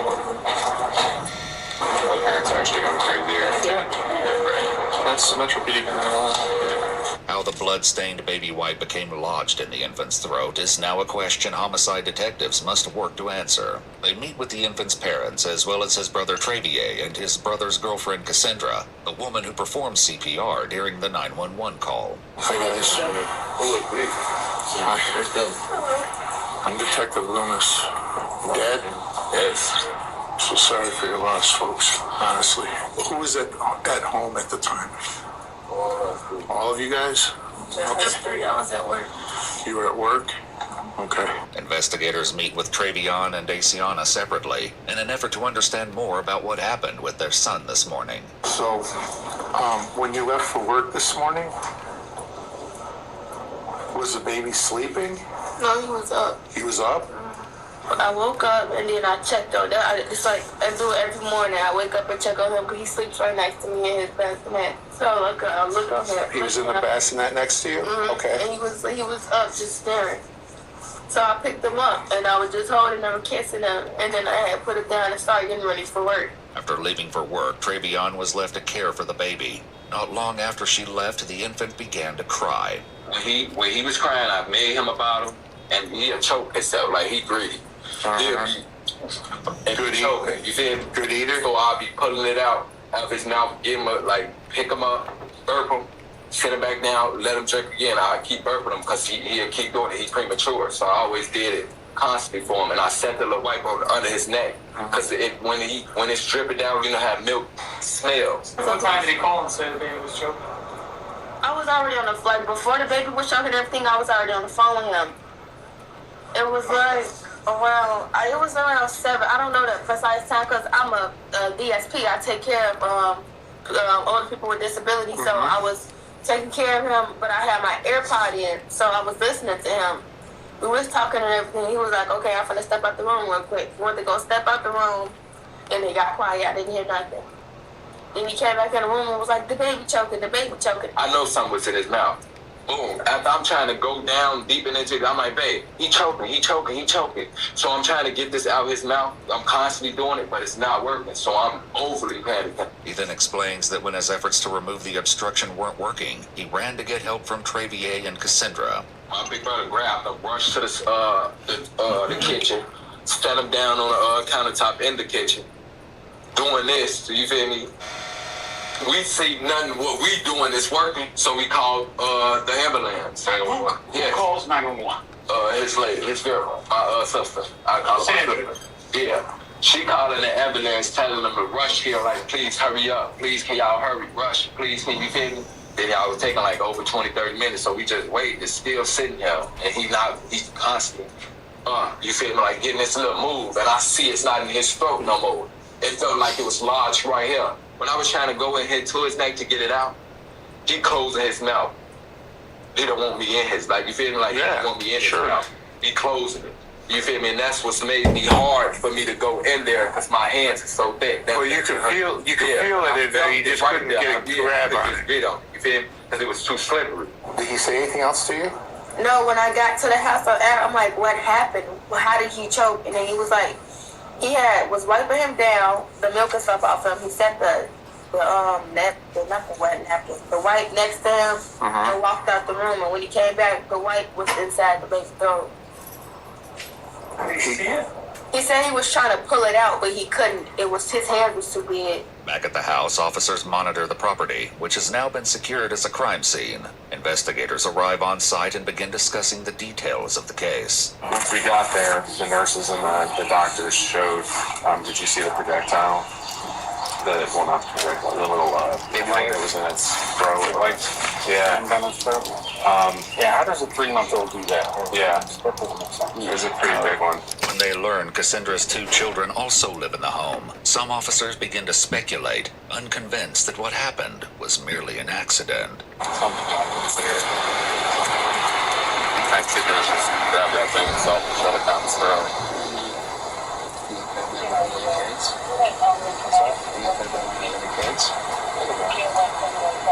Maybe the kid was crying and like the kid just, the mom was wasn't going and soothing the child, so the kid just like, I can't see it, so I'm just gonna shut it out, you know? Goes in there and shuts it down in there. However, Cassandra tells investigators her 2 children weren't home, and the only child in the house was the 3-month-old, who had been sleeping in a bassinet next to his mother until she left for work. Investigators pose a critical question to the parents. Has your baby picked stuff up before trying to get you? Yeah. He's an advanced baby. He knows how to hold his own bottle. Like, when you try to pull a bottle away from him, he like reaches to grab it back. He'll pick it back up and put it back in his mouth. Does he ever put anything else in his mouth though besides the bottle? Anything he grabs. You're saying that he's picked up stuff in his mouth before. Do you remember anything specific he's ever put in his mouth besides the bottle? Did he ever pick something up? Candy, cookies, anything. Like he'll grab it. What it is, he'll put it in his mouth. Yeah. I don't like explaining like the sock. He'll do anything. Okay. Anything he see, that's it. Within reach, he'll grab it. He can do this. He can reach around. And he even suck on you. Like, no, I'm like, that sound look good, but no, I'm here getting stuck on your nose. Like, yeah, but it's food. No. High IQ minds analyze everything.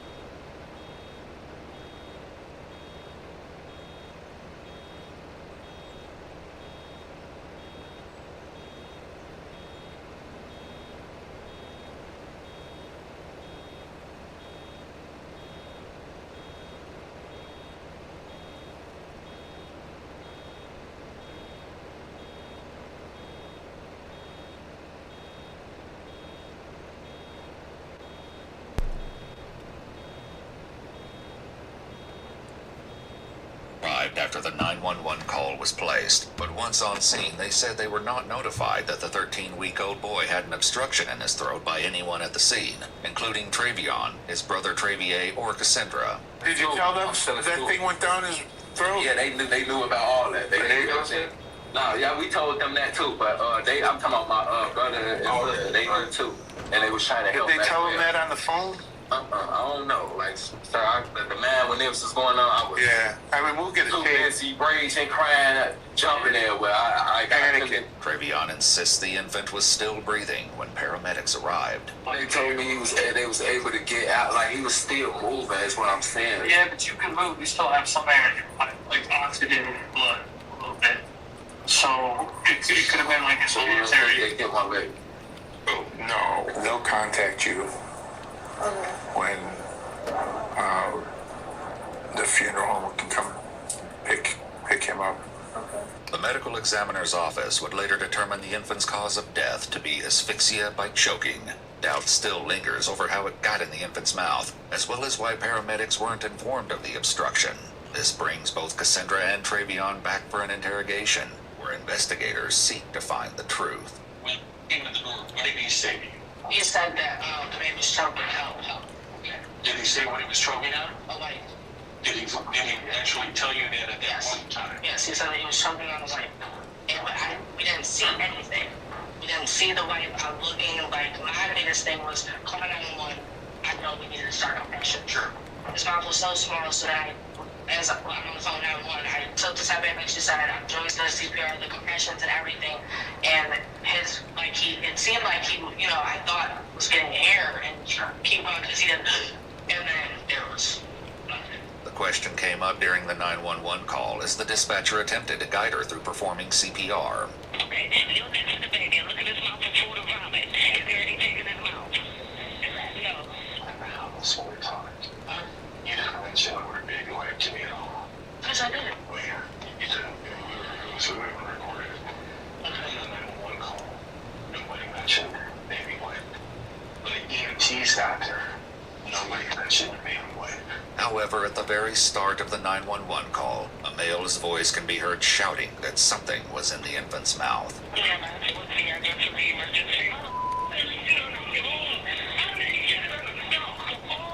Still, paramedics said they were never informed when they arrived. He told me and us 1,000 times that he was choking on a baby. Yes. What told 911 that? So it was never said on the 911, or I want to hear it because I know that they were screaming that he was choking on a baby. EMTs, don't you think when a paramedic gets there that someone should say he has a baby wipe in his mouth? Do you understand if you would have been there and all the screaming going on? I literally was trying to get some baby. So if you heard, I'm like, compression, help me. I tried to save that baby. There's nothing I could do. There's nothing anyone could. When investigators bring up something she said back at the crime scene, it leads to frustration from Cassandra. What was the blood that you talked about seeing? Where was the blood at? I didn't see any blood. I never said that. No, I did not. During their initial walkthrough of the crime scene, Cassandra mentioned what she was told by Travion. He said that he changed his diaper, was washing, wiped him up and everything, and that he had just a little scratch or something on his neck from cutting himself, and then one on the side of his mouth. And he said he went to wipe up just the blood and everything, and he said he walked away just for a couple of seconds, and this is the outcome of that. I never said I saw. You said you saw him wiping blood off. No, I didn't say I saw. I said he. Stop. Don't do that, because in a second, please stop on. No. You might have. Okay. That's what you said. Okay, don't do that. He told me. See, there's like this you're attacking. Because I'm telling you this for literally almost a long time, and I feel like you can try to tell me what I'm saying, and I'm telling you what I'm saying. Getting nowhere with Cassandra, investigators wrap up the interview, hoping Travion might provide the clarity she didn't. He's left alone for a few moments, where he entertains himself while waiting for investigators. Is it that we do? Is it that we do? I'm sure the camera's still in there. Yes, it is.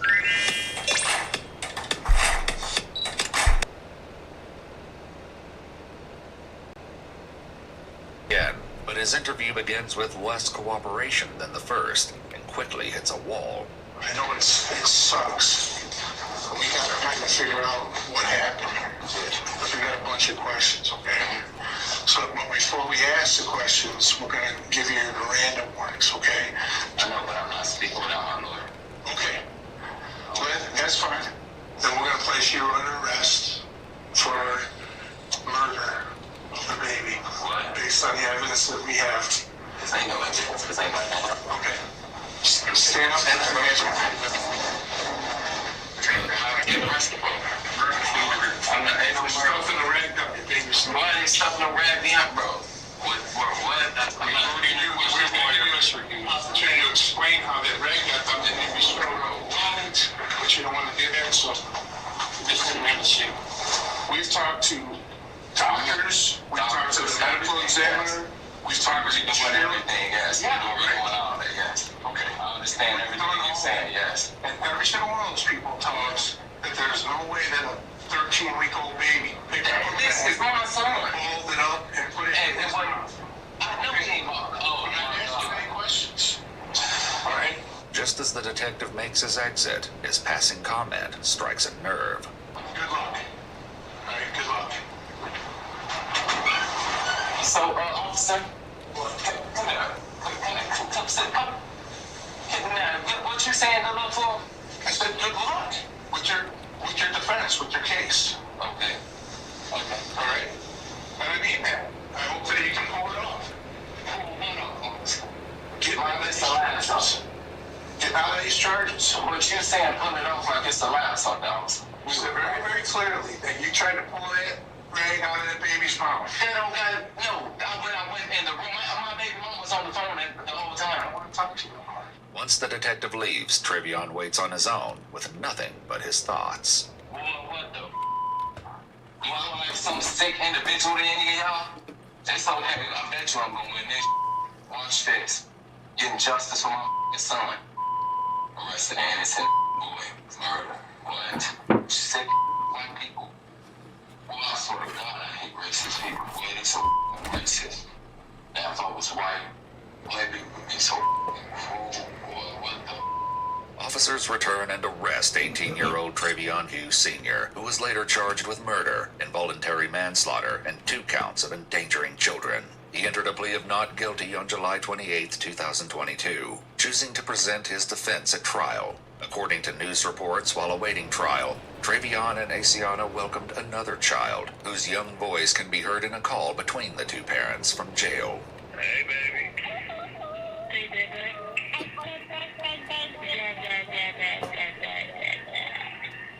Hey, Miracle. Hey, Daddy. Hey, Daddy, baby. Daddy. I got some milk for me.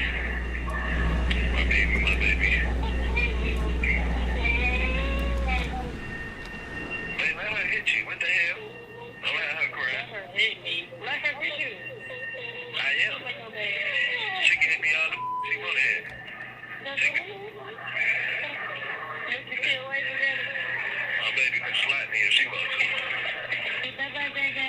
During Trevion's trial, which began on May 22, 2024, Asiana testified that she was on FaceTime with Trevion at the time of the incident, and that she saw him pick up the baby and run out of the room after screaming that he was choking. Tests of the baby wipe revealed the infant's DNA was present, but there was no trace of Trevion's. However, while both parents told investigators the infant would regularly grab things and put them in his mouth, a forensic pathologist with the Cuyahoga County Medical Examiner's Office testified that a 13-week-old doesn't have the dexterity and ability to force a wipe to the back of their throat, arguing it had to have been placed there intentionally. Ultimately, the jury found Trevion guilty. The baby's mother defended Trevion during a court hearing, telling the judge he was making a mistake. Trevion was sentenced to life in prison with the possibility of parole after 15 years. An appeal was later filed, arguing that there wasn't enough evidence to prove Trevion forced a baby wipe down his son's throat. The appeals court rejected the claims and upheld his conviction. If you'd like to see select new videos early and help us keep uncovering case files that rarely come to light, you'll find extra footage and unseen details on our Patreon. Channel memberships here on YouTube also include early access to select new videos. If you're in Canada and have over $10,000 of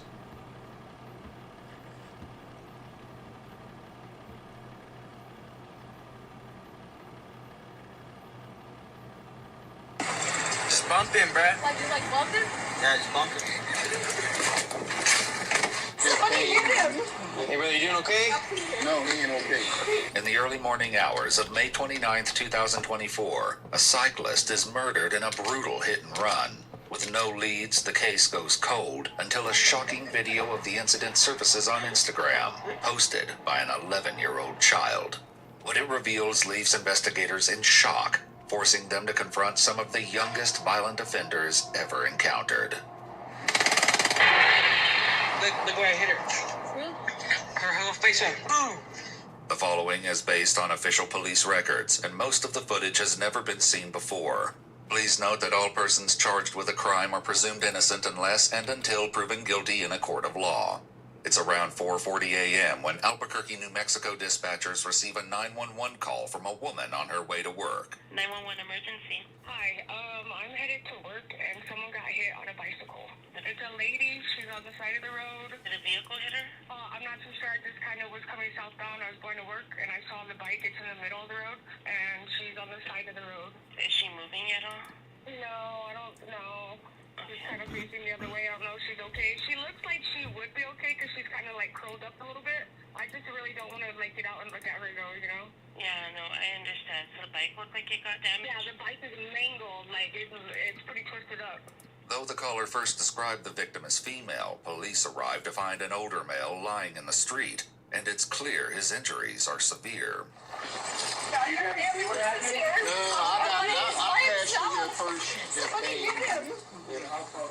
Hey, brother, you doing okay? No, he ain't okay. He ain't okay. They got cameras right there, so he's bleeding pretty good out of his head. I'm gonna go try and block out that side of the street. Yeah. Yeah, I passed through that about 2 minutes ago. And she came, and then he came. Okay, so you didn't see what happened on there? You just kind of saw them? The bike in the road. Oh, look.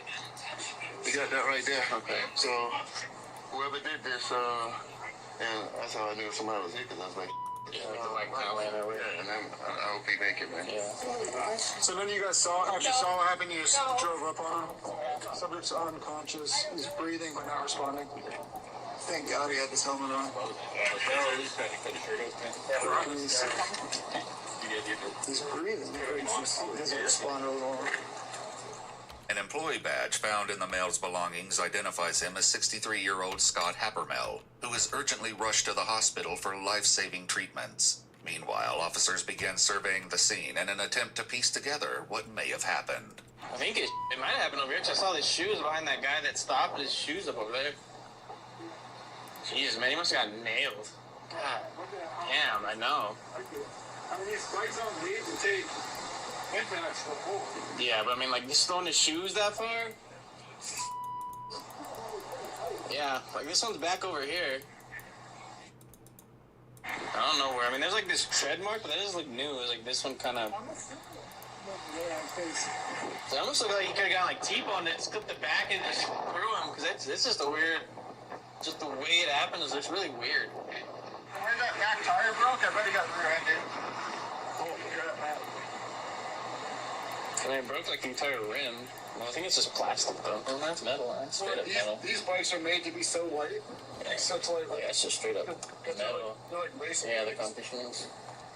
Police note the bicycle was equipped with 2 rear-facing flashing red lights and 2 forward-facing lights. Scott would have been visible despite it being dark outside. As they continue to comb the streets, they find more scattered evidence.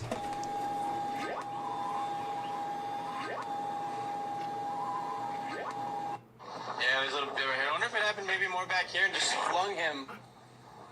Because, I mean, there's like a hat right here. I don't know, man. Because I'm wondering if it happened back here, then.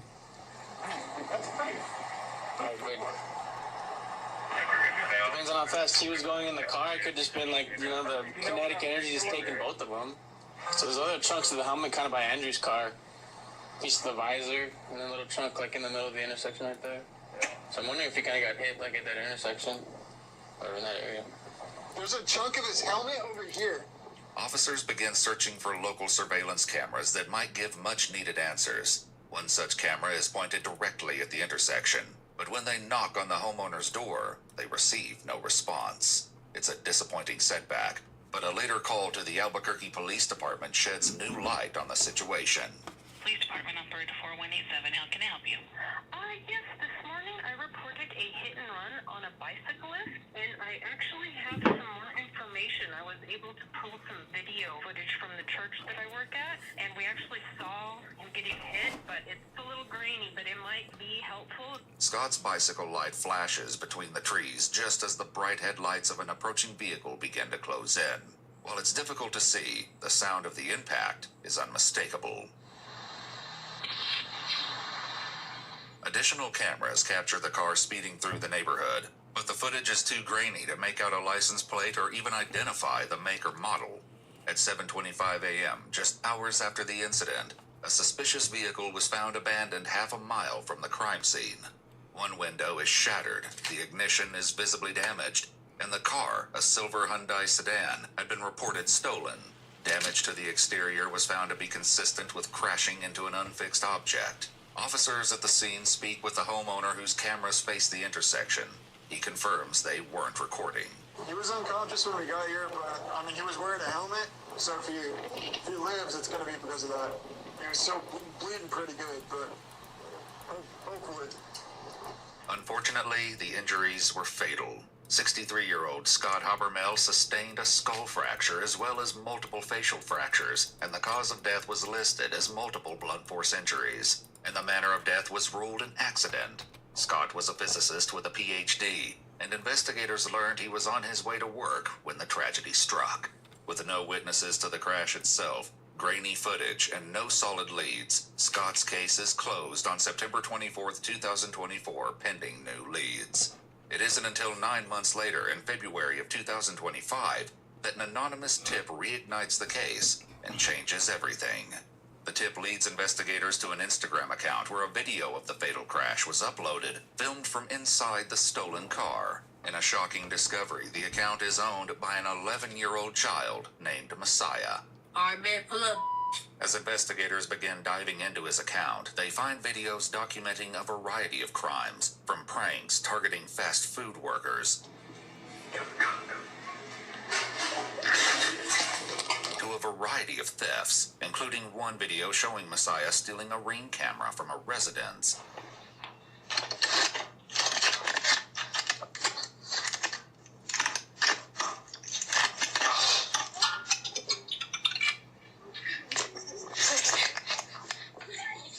Hey, yo, we stole your Ring camera! You boy! But these videos barely scratch the surface of the deeply disturbing material they would uncover. Got that Glock, me. Yo,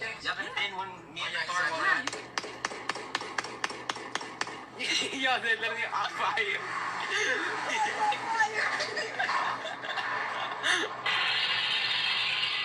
Dude, we just got free pizza. That's awesome. Yo, we smoked tequila. Oh, someone shot at it? Do it again! Messiah's Instagram records also contain screenshots of multiple people reporting the thefts, with one complaining about the lack of intervention from police. In the video depicting Scott's fatal crash, 11-year-old Messiah can be seen in the front passenger seat, waving a gun. Two others appear as the camera shifts, 15-year-old William Will Garcia and 13-year-old Jonathan Johnny Overbay.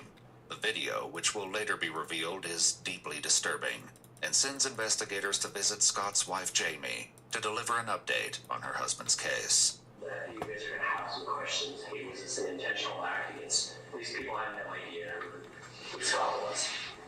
It was a ruthless, cold act.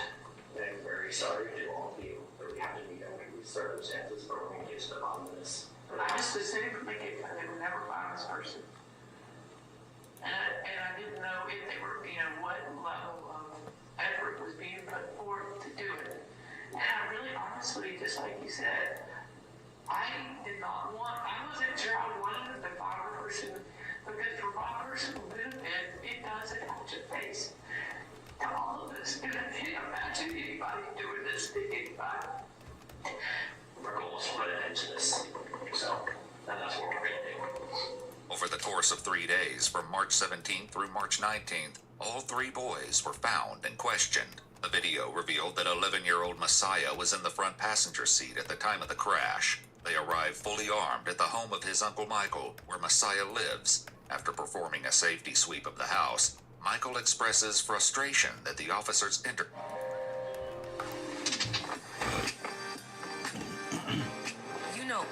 his home. We did a safety sweep to ensure nobody was inside. Walked in there and you opened the doors. Make sure nobody else was inside. That's an adult right there. Look, man, this ain't a courthouse. You can argue this in a court. We're cops. We're not lawyers. I know that, but what I'm saying is, It doesn't matter. Adult right there. If he says nobody else, Bring that up with your lawyer. Enough for you? Bring that up with the lawyer. I've been a cop 3 years now, dude, and I know. And you start arguing about what? There's something wrong there. Police investigated a crime spree in the summer of 2024 involving an 11-year-old suspected of car theft, burglary, and a shooting, which Messiah took responsibility for in a discovered text message. He also saved several news articles outlining the charges filed against the 11-year-old suspect. Police at the time were not aware of the connection to Scott's death, and in their press release stated, "We are lucky someone wasn't killed." At the police station, Messiah is given drinks and snacks before detectives begin reading him his Miranda warnings. Meanwhile, back at the house, officers informed Michael that they had obtained a search warrant for the property. So we're looking for someone. We're looking for any guns. Do you have any guns inside the house? Yeah. You do have some guns? Yeah. Okay, where are those guns? In your room? Should there be any guns in the room? Go. There's no gun. There's no car that killed the guy. No bike piece, no souvenirs. So just search it. While his uncle may not have been aware, Messiah's phone records suggest a concerning pattern involving illegal firearms, including a message in which he admitted stealing a gun at a party, and others discussing plans to rob gun stores. Back in the interrogation room, Messiah is asked if he wants to speak with detectives now that he's been made aware of his rights. He agrees to answer questions, but asks that they call his uncle first. Hello, is this Michael Hayes? Yeah. Hello, Michael. My name is Amia Baker, and I'm with the Albuquerque Police Department. We're talking with Messiah right now, and he asked that we get you on the phone while we talk with him. Are you okay with that?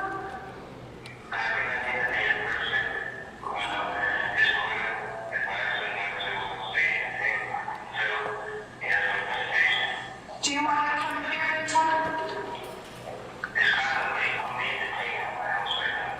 Investigators inform Michael that he's free to leave while the search warrant continues at his house, but he still doesn't agree to come in. Messiah wants to talk to you. Hello? Yeah. Nothing.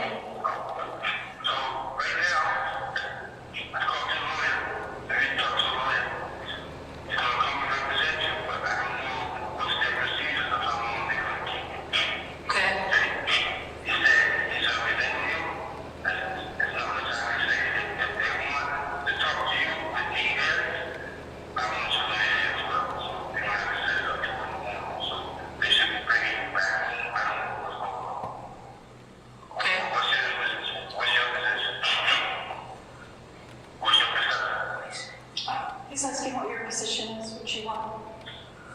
To go home. I'm tired.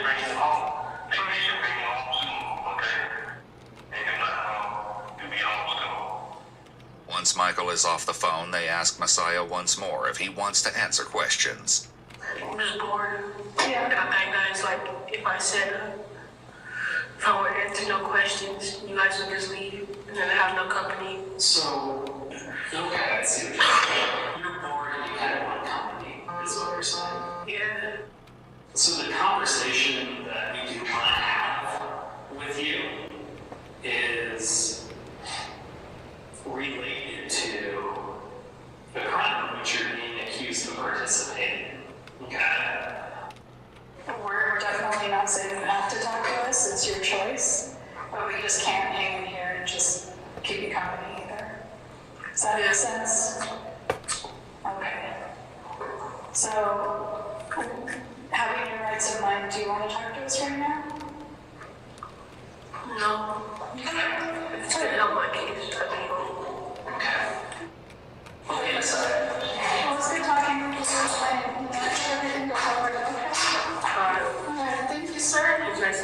Nice to meet you. Take care of yourself, okay? The second occupant, 15-year-old William Will Garcia, voluntarily surrenders to police at a public meeting place. When officers arrive to arrest him, his best friend, 15-year-old Elijah Eli Engelking, is with him. Will's Instagram records were also obtained by police, with several shocking discoveries among them, including many of Will and Eli together. Like Messiah's account, Will's is filled with references to gang violence, and include videos of teens with firearms. Ready? Yeah.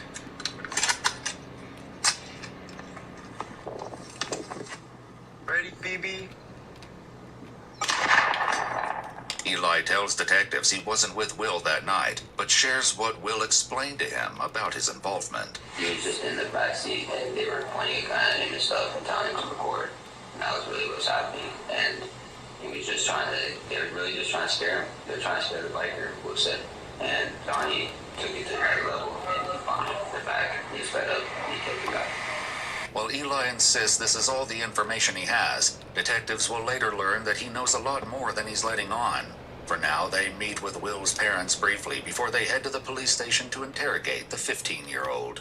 Do you guys want to talk to us? Like, just the parents, do you guys want to talk to us and have a conversation? I might want to. Okay, so for me, I could say I don't have anything to say other than thank you for what we do. And I've instructed my son not to talk at all until his attorney is present, which should be in the next couple of days, you know. At the police station, Will sits with investigators, who are hopeful they can obtain more details about the incident. So, William, I know that you are under arrest. Yeah.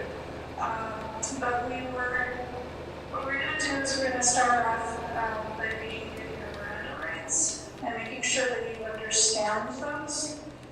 And then we can go from there, okay? So do you understand your rights? Yeah. Okay. And would you like to talk with us? I would like a lawyer on this thing. Okay. All right. Despite exercising his right to silence, Will is still under arrest. They briefly allow him to call his parents before taking him to the holding cell. Hey, Mom.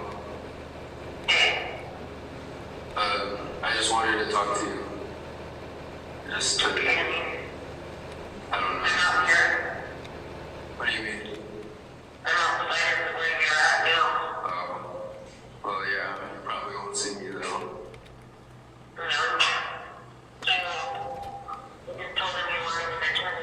Yeah. Okay. I love you too, Mom. Hey, Dad. Hey, I love you, okay? I love you too, Dad. Keep your chin up and let me know, even though you're not talking to us with me commercial planning, okay? We're meeting with the attorney in the morning, okay? They locate the suspected driver, 13-year-old Johnny, at the Juvenile Probation Center, where he's attending an appointment with his mother. Jonathan is currently on probation for an unrelated case. Hello. Hello. How are you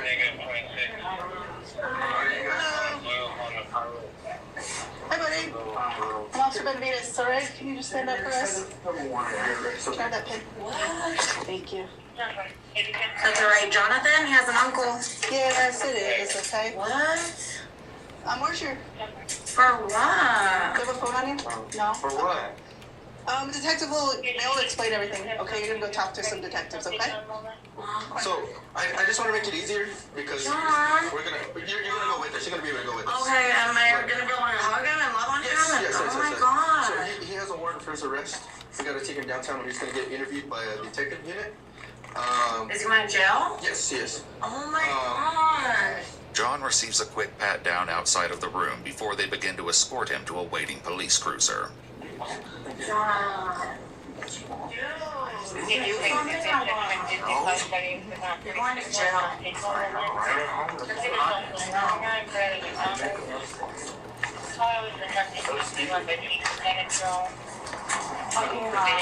Okay, just come to this car over here, okay? I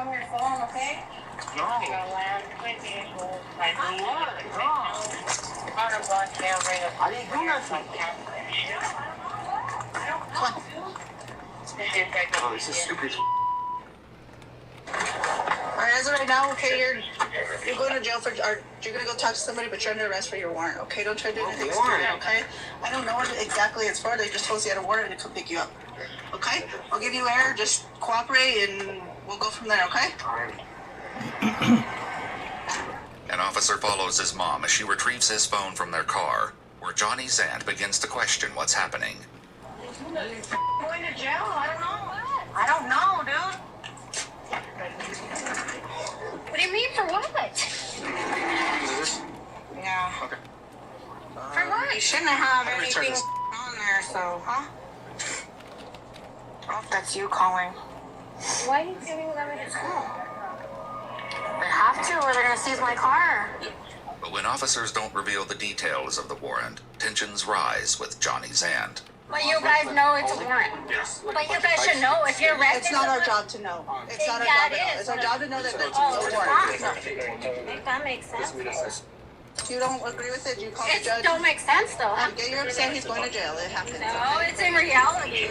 It is reality. You're right. He's Yeah, going you're to jail. going to jail for a warrant that we don't know what it's for. I think that makes sense.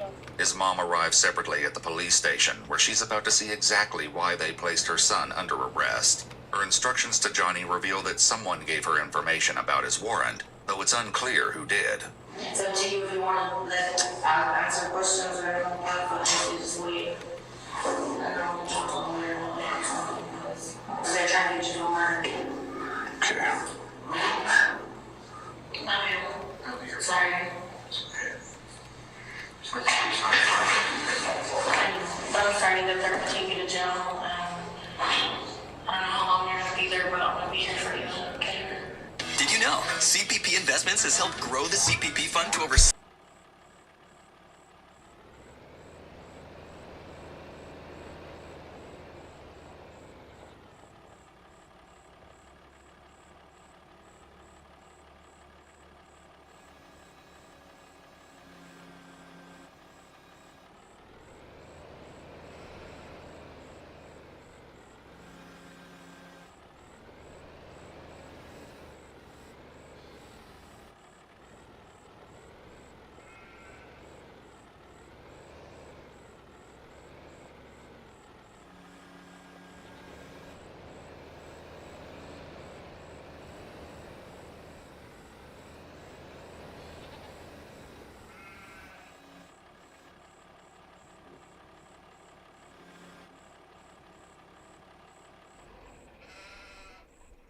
As they wait for the interview to start, Johnny's mother fills him in on what she knows.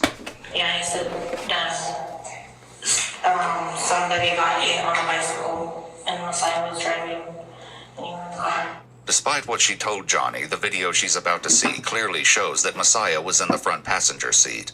Okay, so I'm going to kind of step forward on that since you were kind of talking about this. I'm not making any questions or making any requests of you, but I'm just going to let you know about your traffic. There's no question about what we have. You're going to have to watch this.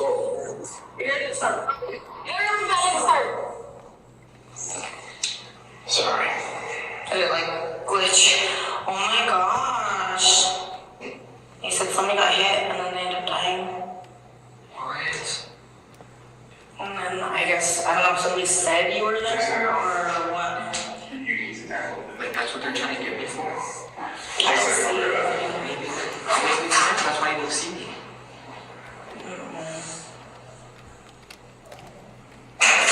Dang it, just stopped. Thank God, because I didn't want to see that. If it's what, oh my gosh. Just download it again so that it doesn't have to rely on a bad connection. So it will still, you guys will still watch it. Well, I got nothing to worry about because I wasn't there. And last minute, it just popped up. And he said sorry because he wished that he could have warned you or told you more before he did that. After downloading the video, the detective attempts to play it for Johnny and his mother one more time. It just sucks not knowing, too. You know, like, Okay, here you go. oh my gosh. Here you go, you watch this first.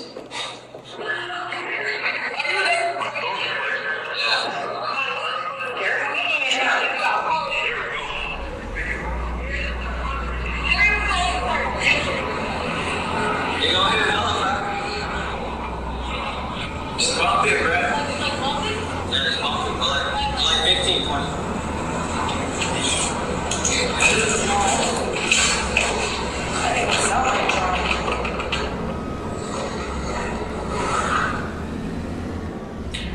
Can we watch it again? No. Another video recovered from Messiah's Instagram records show the teen's callous reaction to the blood on the car's hood. Look where I hit her. Her whole face went boom.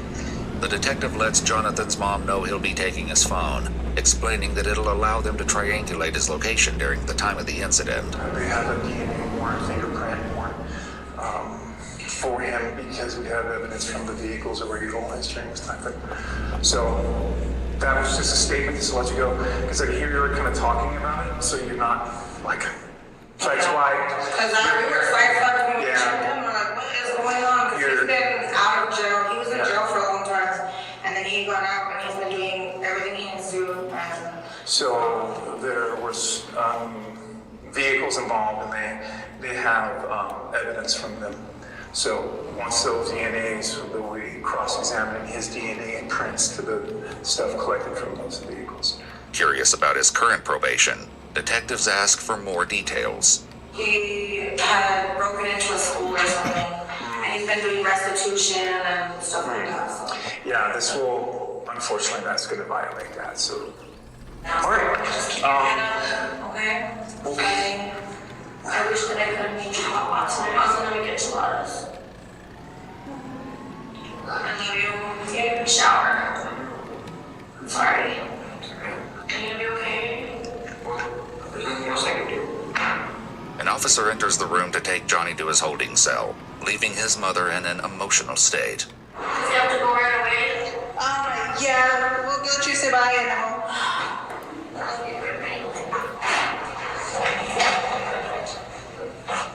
I'm here for you. Just remember everything that happened last time you went in. Just try to learn from you, like everything, and don't let nobody bully you, but don't get in trouble, okay? You guys be cool. Wanting to find your classes? Yeah.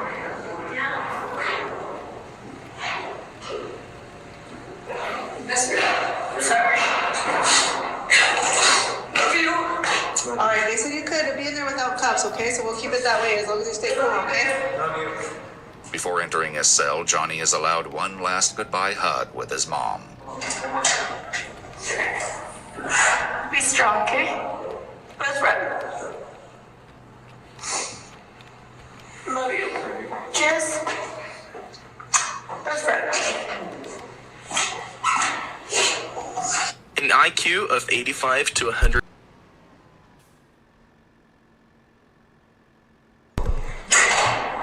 Arrest warrants were obtained for Jonathan and William, and a search warrant was executed for Messiah. DNA and fingerprints were collected from all three boys for comparison with evidence recovered from the stolen car. On March 21, 2025, Crime Stoppers received a shocking tip from a teacher who revealed that a fourth teen was present in the vehicle at the time of the murder. The tipster recognized the voice saying, "Bump him," as their student, none other than Will's best friend, 15-year-old Elijah Eli Engelking, who had previously denied any involvement when questioned by investigators. Just bump him, bruh. Like, you like bump him? Yeah, just bump him. Go like 15, 20. Investigators would later receive information from a third party, stating that Will's own brother shared that his parents knew Elijah was in the vehicle, but were waiting to disclose the information in the hopes of gaining leniency for Will. 15-year-old Elijah Engelking was indicted by a grand jury on June 11, 2025 on charges of first-degree murder, conspiracy to commit first-degree murder, and knowingly leaving the scene of an accident resulting in death. He entered a plea of not guilty and is currently being held without bond until his trial. Following his interview, 13-year-old Jonathan Overbay was taken to the Juvenile Detention Center and later charged with first-degree murder, conspiracy to commit first-degree murder, leaving the scene of an accident involving great bodily harm or death, and unlawful carrying of a handgun by a person under the age of 19. According to the Bernalillo County District Attorney's Facebook page, he later pleaded guilty to second-degree murder, receiving the maximum juvenile sentence permitted under New Mexico law. He will remain in a juvenile facility until he reaches the age of 21. 15-year-old William Garcia was charged with first-degree murder and conspiracy to commit first-degree murder. Per our conversation with the district attorney's office, his case has been transferred to adult court. As for Messiah, the 11-year-old was fed McDonald's and slept on a cot overnight in the interrogation room, as the Children's Youth and Family Services Department had no beds available for the night. He was taken into custody of CYFD the following morning. A recent Facebook post from the Bernalillo County District Attorney's Office announced that a now 12-year-old has been charged with an open count of murder in connection with the death of Scott Habermel. We contacted the 2nd Judicial District Attorney's Office to confirm whether this individual is Messiah, but were told they could not provide additional details at this time. If you'd like to see select new video... If you have a yellow aura, you are a narcissist.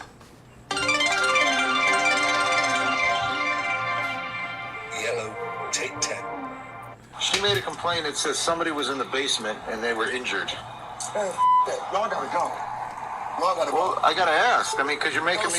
No, sir. No, sir. Well, you're making me a little suspicious now. There ain't nobody tied up in the basement. Can we look? No, no. But why would a crackhead say that about you? The crackheads, probably because they want more crack, bro. Is anybody on that front porch? No. So what's that noise I keep hearing? That you keep turning the music up on every time I hear something?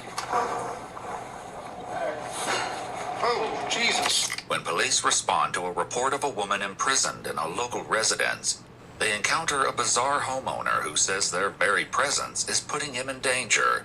But there's no sign of a woman. It's not until a second call brings them back that the cops go inside and make a shocking discovery that's beyond anything they could have imagined. The following report is based on official police records. On the afternoon of May 2nd, 2023, a woman calls 911 in Cleveland, Ohio, to share a disturbing story she just heard from a frightened stranger. I was just calling because I was at this store, right? And this lady had came out of nowhere and was just like all hysterical and scared and stuff or whatever. I don't know where she went to, but she said that this lady was supposed to be tied up in this basement. I'm only calling because I'm not going to be able to sleep tonight knowing that somebody might be tied up, even if it is a lie or whatever. I kind of believe her because the way she was scared. Like, no, she didn't say anything else. Officers with the Cleveland Police Department arrive at the address moments later. Police!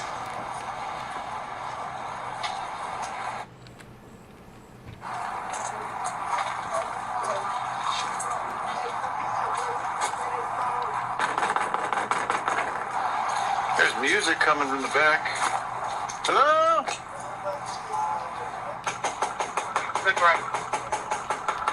After a full 3 minutes of knocking, the police finally get a response from inside. Bro, y'all can't be here like this. Oh, well, You can't be here like this, bro. I'm just knocking on your door. I understand that, but you making me hot. What does that mean? I'm about to come up. All right, come on out. How you doing, sir? Y'all can't be out here like this. Just so you know, everything's recorded. Listen. Yes? Turn those cameras off, please. Well, what's going on? Can you please turn the cameras off? You have to give me a reason, and I can. You guys are making my spot hot. I work for you guys, okay? Long story short, I work for you guys. Please get out here. You guys are blowing the spot up. All right? Who do you work for? I can't tell you that. Why? I cannot tell you that because I'm not allowed to tell you that. Okay, so just understand that. Well, here, go home. We have a call. Here, sir, let me just tell you why we're here, and then we'll leave. It could be nothing. I don't know. I don't know anything about you. All right, I'm just saying, y'all can't be here. Y'all making my spot hot. All right? After pushing the cops to leave, the man finally asks what brought them here to begin with. What was your call about? Did you have a female here earlier that was a white female in a black coat? Hell no, bro. All right, well, here's the complaint. What's the complaint? She made a complaint that says somebody was in the basement and they were injured. Man, that. Y'all gotta go. Y'all gotta go. Well, I gotta ask. I mean, because you're making me... No, sir. No, sir. Well, you're making me a little suspicious now. Man, listen, you need to leave. Not only do the police stick around, more of them soon arrive. Oh my God, there's too many people here. Oh, it's no big deal. Man, it is a big deal. What? I'm trying to tell you guys up. We were told that the lady's tied up in the basement. There ain't nobody tied up in the basement. Can we look? No. no, but Why not? because I say so. Is someone tied up down there? No. What's your name, buddy? I can't tell you that, bro. What do you mean you can't tell me that? I'm trying to tell you I'm a confidential informant. That's all I have to say. You guys are bugging right now. You guys are No, bugging. that's not all you have to say. Who told you that? I can't say nothing else. Well, if there's something down in the basement, we got There's nobody in the basement. I just do what I So really, why can't I look? Why do you Because all that stuff that went on in the past with those 3 girls, man, we got to take this seriously. What 3 girls? What 3 girls? Gina. I don't know them. All that stuff. You know what I'm saying? Listen, If we don't take this seriously, I'm about there's to something give you going on. I'm about to give you my social security number. Oh, yeah. Stop. Please don't do It's all that. right. We're not going in without you. Yeah, he's trying to do that. Tell him please not to do that. While the man appears to believe that his status as a confidential informant puts him above suspicion, the police don't share that view. Take this Smith, please. Bro, Which Smith? just take this Smith. The one in... 2nd District. Okay, that's how you know I'm not. Okay, well, I guarantee... His phone number's right here. No, listen, I'm not we'll gonna call beat him. y'all. Listen, we'll Don't call him. Don't. Well, why don't wouldn't I call him? here. Don't Listen, call him will here. you stop talking for a moment? I can't, bro. My life is on the line. Who's on the line? All you had to do was talk to us. You're the one who came outside. Y'all don't know what's going on, baby boy. That's all I'm saying. Listen, I got once drug again- dealers and everything that drive past here, and I got 5 cars out here. All right. Y'all about to get me killed out this. Then why are you acting this way? You understand why I'm acting this way, dude? Oh, if we have to call Detective Smith and say, hey, do you think this guy would have a girl tied up in his basement? He's gonna say no. Is he? 100%, bro. He's willing to risk his career for all that? You think I'm... Oh my gosh, you're gonna take a crackhead's word over Detective Smith's word, right? I haven't spoken to Detective Smith. Well, you're gonna talk to him. He's gonna let you know what's going on. I was down there for an hour with him yesterday.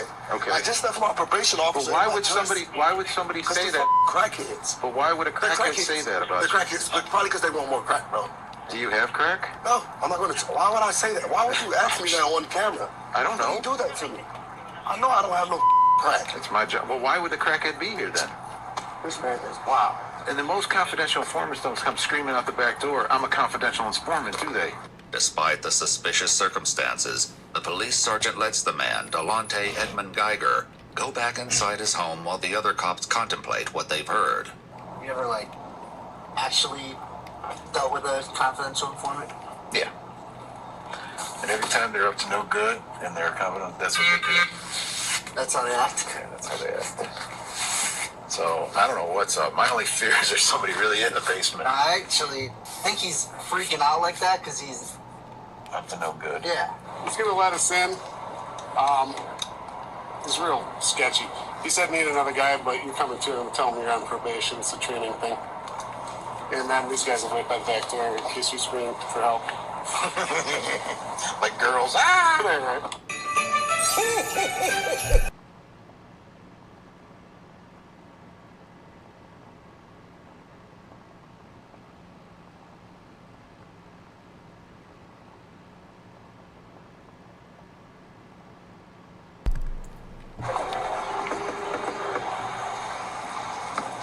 Loud music playing, so you can hear the screams.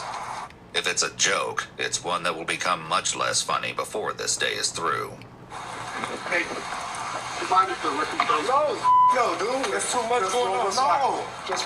No. All right, stand outside. Leave this crack though, in case you scream. Nobody about to do nothing to y'all, dude. You got guns No, you can't. Seriously, no, I'm not crack. Just in case you scream. No, bro. They're not coming in. Oh, you have my word. Let's just start screaming.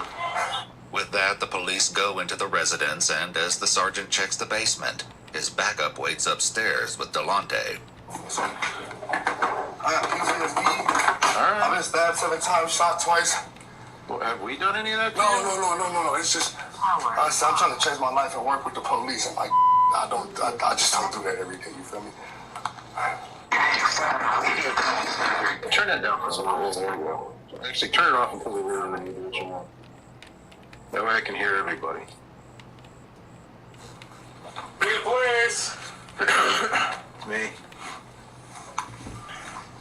Someone just pissed off at you or something? I'm trying to tell you, bro. I think love for me. Never come back here again. Okay? You want to lie, babe? What happened to your hand? Listen. I got trash. Like what? Yeah.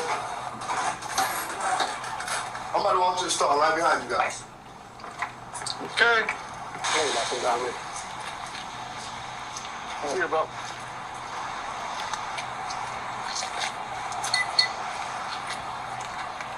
No cost.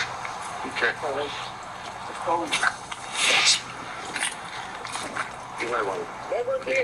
I know.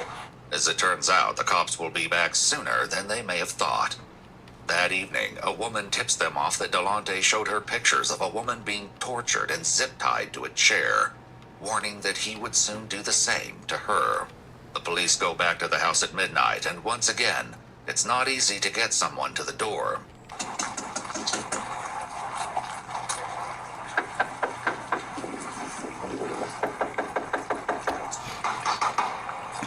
Hey, Sergeant Erickson, please. Yes. All right, so I appreciate this. There's a lot of you folks. Yeah, you know my nerves. What's up, bro? How y'all doing? Same people? You know? I don't know overtime. I need y'all to come through the back door, okay? Is that cool? Yeah. Sure? Yeah. That's working with you. Sorry for not letting you in earlier, bro. Sorry for my attitude, okay? It's all good.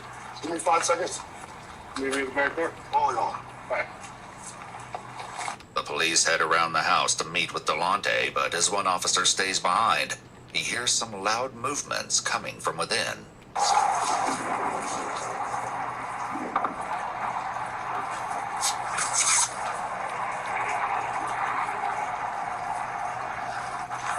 Delonte soon lets the cops in, and they head straight down to the basement to continue the search they cut short this afternoon. So, if you smell bleach or something, my nose doesn't always include it. Okay. I smell cat pee, so. The basement again seems to be absent of any victims, tied up or otherwise, but this time the cops are determined to search the entire house. James, my dog. Oh. I'll give it a house. I got tools all over.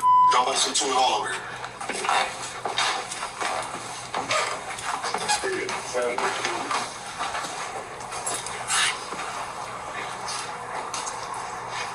I'm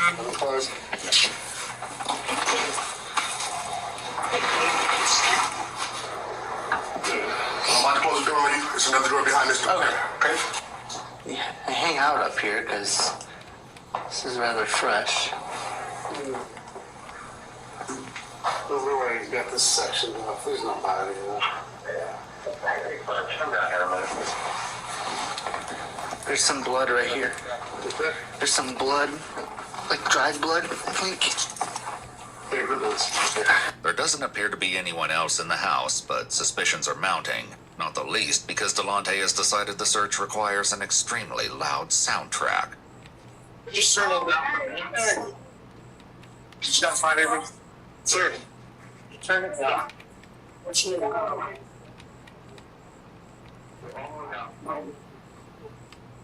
Please turn it on. Did you find anything? Turn it down. Yeah, it's something on the floor, but yeah, I know you see something down. I want to turn the music down. Can you turn the music down? Still wait, so. I can't move for a moment, okay? Just put some handcuff on it.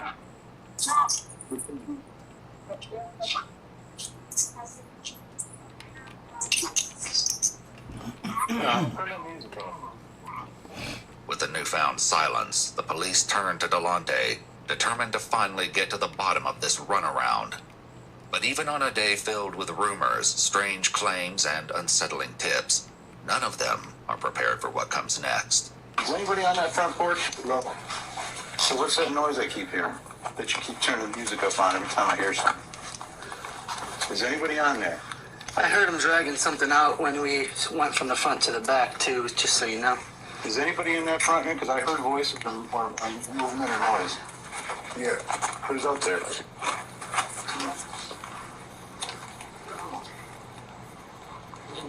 Who's out there? You're sweating a lot. What is it? Can you hear it? Please. Who's out there? Where you at? She's under. There's a thing under. Remember I shined my flashlight when you guys went back there? All right. Police. If you're from Canada and you have over 10,000...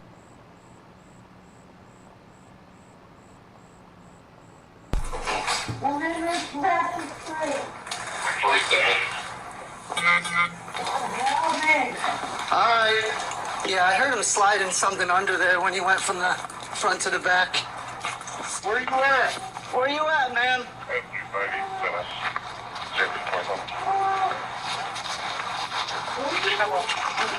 We're looking. How can you get through? It looks like a box. Yeah. Oh my God. Yeah. Bring us some of this. I'm paralyzed. I'm paralyzed. All right. Okay? How old are you? About 60 here. 6-year-old female. Oh my God. Yeah. Are you injured besides that? I'm paralyzed. You're paralyzed. I'm paralyzed. What's your name? Carol Cyrus. Did she say Carol? Carol? All right, Carol. No, Carol. Cheryl. Yeah. Help my legs out. Help my All right, we got to think about something. I don't want to move you because I don't want to hurt you more. Can you breathe? I can now. Okay. I want Carol to breathe good. The police escort Delonte out of the house as they try to make sense of the bizarre discovery they've made on his front porch. Cheryl, do you know, is there anyone else here with you? I don't know. Okay. Cheryl, how long have you been there, honey? How long? I don't know. They're hurt. You hurt? All right, we want to get you out of there, but I'm afraid to move you. I'm going to let EMS do all that, okay? What did he do to you? He did what? Hey, you want fire to come, at least get her upright? They can put her on the backboard? I know, if we get fire here, they can all here. No, but again, we got no ETA on EMS. There's no dispatch. Huh? Did he stab you? Yeah. Where did he stab you, Jake? Your arm? Yeah. Did he sexually assault you at all? Do you know how long you've been here? Is it just one day? Okay. But even with Cheryl Cyrus somewhat responsive to their questions, there's nothing that can fully explain what's going on. What's the story here? Dude, there's a lot. I don't even know where to begin. This might not be the only victim. But we just searched the house and there's everything else.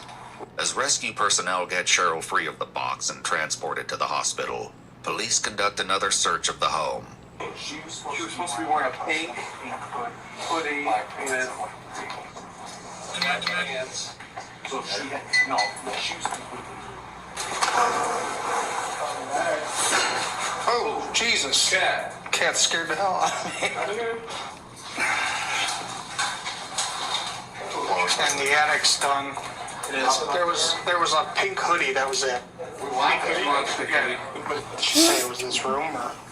She just said that, like, he was transporting her from, like, the basement up here, you know, like, that there was going to be an AK-47 in here, drugs.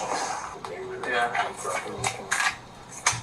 So we have to pull it apart and find a serial number. Talk to Rule. There's no sign of any other victims in the house, but the one they did find will give detectives more than enough to discuss with Delonte when they visit him in jail the following night. Obviously, we know some bad things did go down yesterday. Do want to give you a chance to go over it. I'm a confidential informant for Detective Larry Smith out of the 2nd District. Okay. Okay, How long have you been doing that for? about a week and a half now. Okay. About a week and a half. And I was going for this. Like, I wasn't going to kill her, though. I wasn't going to, I've been team her, and, you know what I'm saying, but I just can't have her out on this. Because I'm working with Detective Smith, trying to get him 5 AKs, 4 Glocks, 3 that's supposed to be going into the valley like next week. You know what I'm saying? I'm trying to get him Big Red, who moves 6 ounces a day on coke crack. And I'm trying to get him Ghost, who descriptions of ounces a day. But like I found out that this is that, and you know what I'm saying? If I was, You found out that what? that the lady that what I was taking care of in my house is a rat, and if she would get back out on the street.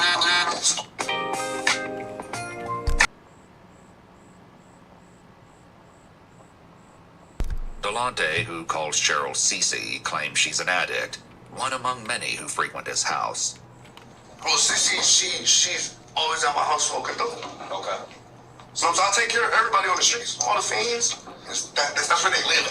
Okay. You know what I'm saying? Long story short, that's ground zero for the crackheads. According to Delonte, the entire situation began on April 27th, 5 days before police showed up at his house, wanting to search the basement.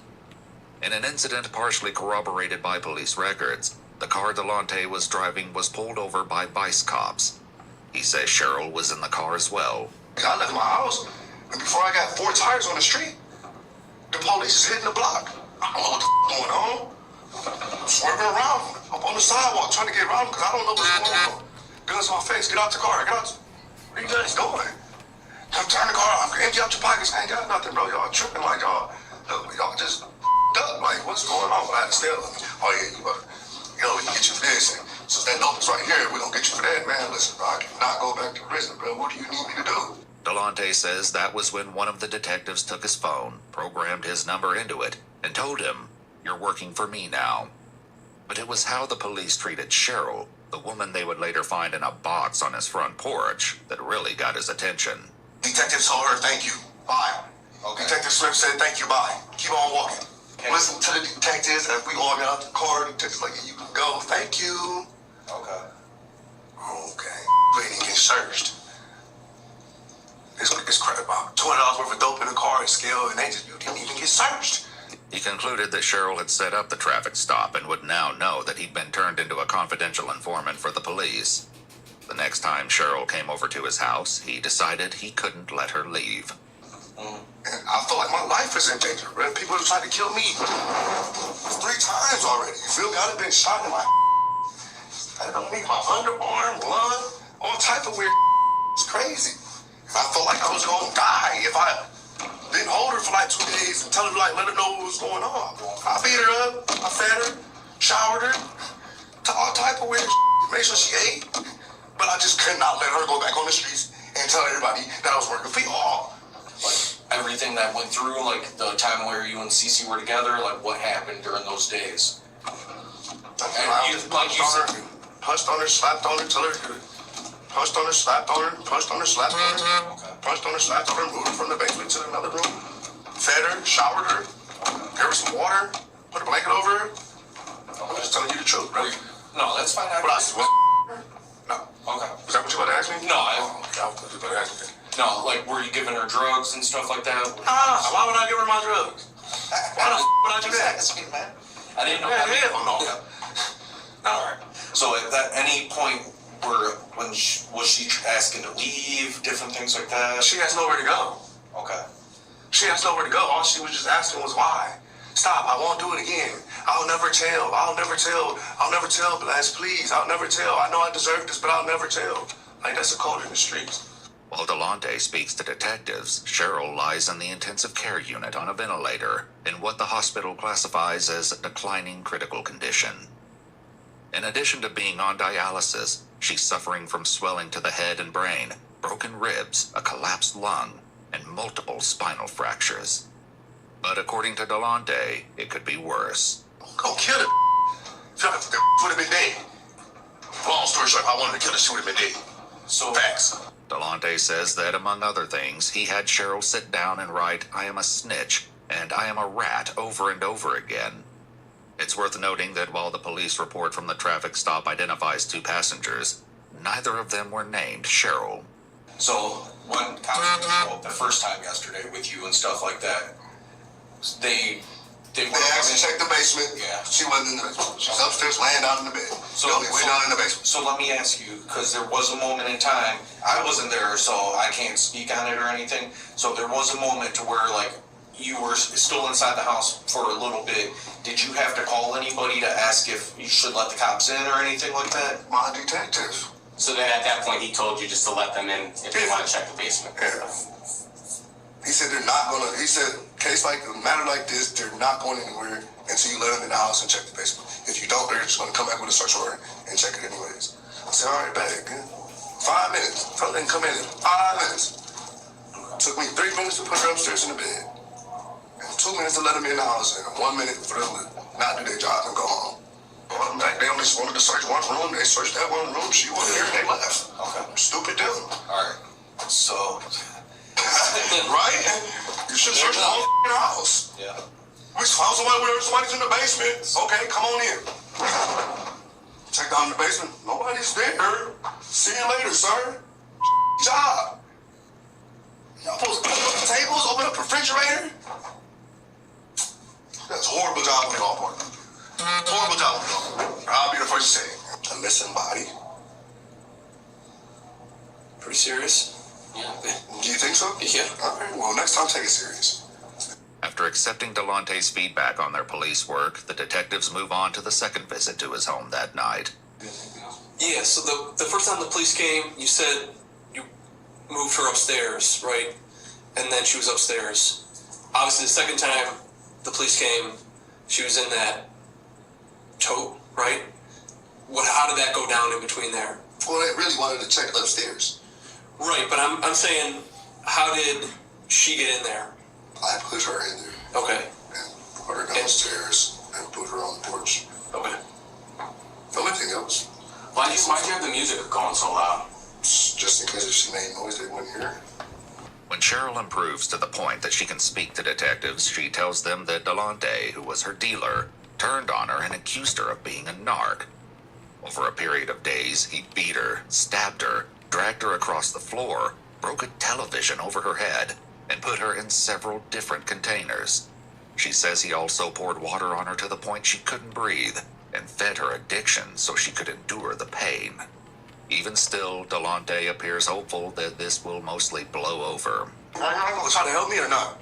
Well, like I said, it'll go from there once you see the judge and like the case starts moving forward. No, but you guys have to talk to the judge though and let her know that I am a confidential informant and that like I am working with the police. Like I understand I'm in trouble, but what I need you guys to do is like. Well, I'll put in the paperwork to let them know for her. You know what I'm saying? Because I like doing my job. I like my job, and like I don't want guns on the streets. I don't want drugs on the streets, so I can't do that if I'm in here. Then Detective Smith will buy me out. Believe it or not, if I get a bond, he'll come buy me out. You know what I'm saying? So I just need a bond. And DT Smith will come buy me out, and I'm going right back to work. But that doesn't happen, and Delante is soon informed that his bond will be set for $750,000. News that he responds to with a middle finger at his hearing. 11 days after his interrogation, he's still in jail when he speaks to his mom on the phone. You think they lower my bond? If they lower my bond to like 200,000, dude, I got enough collateral to buy myself out. I already posted the bill file there. He said, you know, bring my collateral, bring in my trailer, my tools, and I told where I had to put one of my business. And I'm like, that's when he takes me, and he takes me down on the bond. We just gotta see tomorrow when you go to court. The worst outcome that comes out of this is might be 5 years in asylum. But things turn out a bit differently. At a court hearing 6 months later, Cheryl Cyrus recounted the horrors inflicted upon her and told the judge that she remained 98% paralyzed and dependent on others for her basic needs. Delante Edmund Geiger pled guilty to 1 count of felonious assault, 1 count of kidnapping, 1 count of possessing a weapon under disability, and 1 count of tampering with evidence. In November 2023, the judge said, "I've never seen an offense like this in my time on the bench," and sentenced Edmund Geiger to 16 to 20 years in prison, with an expected release date of April 2039. He's currently incarcerated at the Trumbull Correctional Institution. If you'd like to see select new videos early and Say goodbye to your reading glasses, computer glasses, and even your sunglasses. Introducing the last pair of glasses you'll ever need, featuring revolutionary German optical technology with automatic focus adjustment. No more expensive eye exams or long waits for new glasses. These patented liquid crystal lenses adjust in milliseconds, providing crystal clear vision whether you're looking at your phone or a distant sign. Plus, they block 99.9% of harmful blue light, ensuring your eyes stay fresh all day. Outdoors, they instantly switch to sunglasses mode, shielding your eyes from harsh... Who's hiding under the blanket? Just a friend, like a really close friend. She's your girlfriend? I just met her. That's way too soon. How long ago did you meet her? About 2 days ago. 2021. She look like her. Hey, I got a question for you. Is that you? No, sir. That's his wife. His wife? He's got condoms in the center console. I lied about who she was? Yeah. This is gonna work a whole lot easier if you quit lying to me. Over 1,400 miles from home, a young girl is found hiding under a blanket during a routine traffic stop. Behind the wheel is a 32-year-old man who claims he just met her days earlier in Las Vegas. But when police start peeling back the story, they find lies, fake names, and the culmination of a shocking multi-state investigation. Yeah, he said she's 19. I did the math for him. I didn't know. The following report is based on official police records, and the footage has never been seen before until now. Please note that all persons charged with a crime are presumed innocent unless and until proven guilty in a court of law. Just as the sun is coming up in Navajo County, Arizona, a sheriff's deputy notices a black SUV headed eastbound on Interstate 40 with several items hanging from the rearview mirror. When he pulls up behind the vehicle, the driver instantly takes the next exit, at which point the deputy makes the stop, only to find that the driver is not alone. How you doing? Good. I'm Smith. I'm with the Navajo County Sheriff's Office. The reason I pulled you over, you have all those things hanging from your rearview mirror. That's an obstruction of view from the roadway. Oh, I'm sorry. I apologize. Who's hiding under the blanket? Huh? Well, can I have you put the blanket down just so I know that there's not a gun or nothing under there? It's nothing. It's stuff there. She all right? Yeah. Good. Just thinking. Okay. Is there anyone else in the car hiding? No, just two dogs. 2 dogs? Yep. Okay. Can I get your driver's license, your registration, and your insurance? Can I have her keep this blanket down? I don't know if there's like a weapon or anything underneath there. No problem. She's just passed out. Just passed out? Yeah, it's just sleeping. It's already inside. Okay. Can I get her ID? Sure. What's her name? Daisy? Daisy what? And birthday? 2007. Yes. 2007? Yeah. Daisy Garcia Guzman? Okay. Alright, can I have you come on back? I'll give you a written warning. The driver, Raul Alexis Arellano Romero, is patted down and taken to sit in the deputy's front seat. But it's the identity of his female passenger that will turn this routine traffic stop into a morning of mystery. You're not gonna lock me in here, You got a handle. How's your day going so far? Pretty good, not too bad. A little tired, but not too bad. Gotcha. Where are you coming from? I'm originally from Puerto Rico, actually. Or where are you coming from? Oh, right now? Oh, so I traveled to Las Vegas. Mm-hmm. And I'm on my way back home to New Mexico. Gotcha. So you don't live in Alabama anymore? No, I don't. That's not how you get to New Mexico. Well, I had to kind of stop to find somewhere here, but I guess there's nothing here. Thought that was possibly a gas station.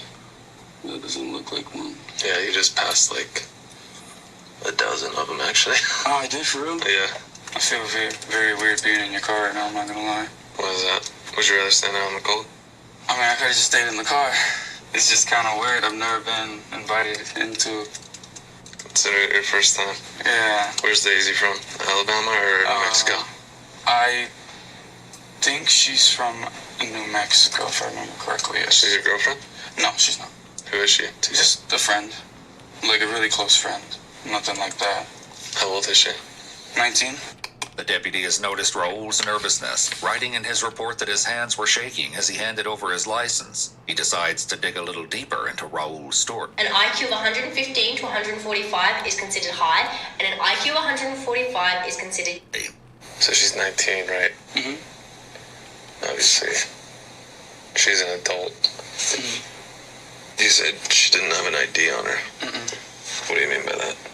I don't think she has one. I don't think she's ever gotten one yet. Not even an ID? Not that I know of. I mean, she hasn't showed me or talked to me about one, so I really don't know. How long ago did you meet her? About 2 days ago, something like that. Where'd you meet her at? Vegas. And you were just taking her home? Nah, kinda. Not really like that. She just said that she's never been to New Mexico. And I told her, I'm like, well, it's really flat land, so thought we'd go and see it together. I thought you said she was your girlfriend. I never said she was. Okay.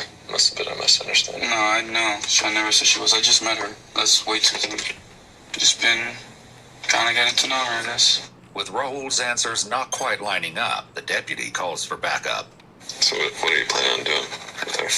Nothing. Just, she wanted to go to New Mexico, so she asked for a drive. That's why I think she's like a drifter or something. Or a nomad. We got a problem with human smuggling going on. I don't know what that means.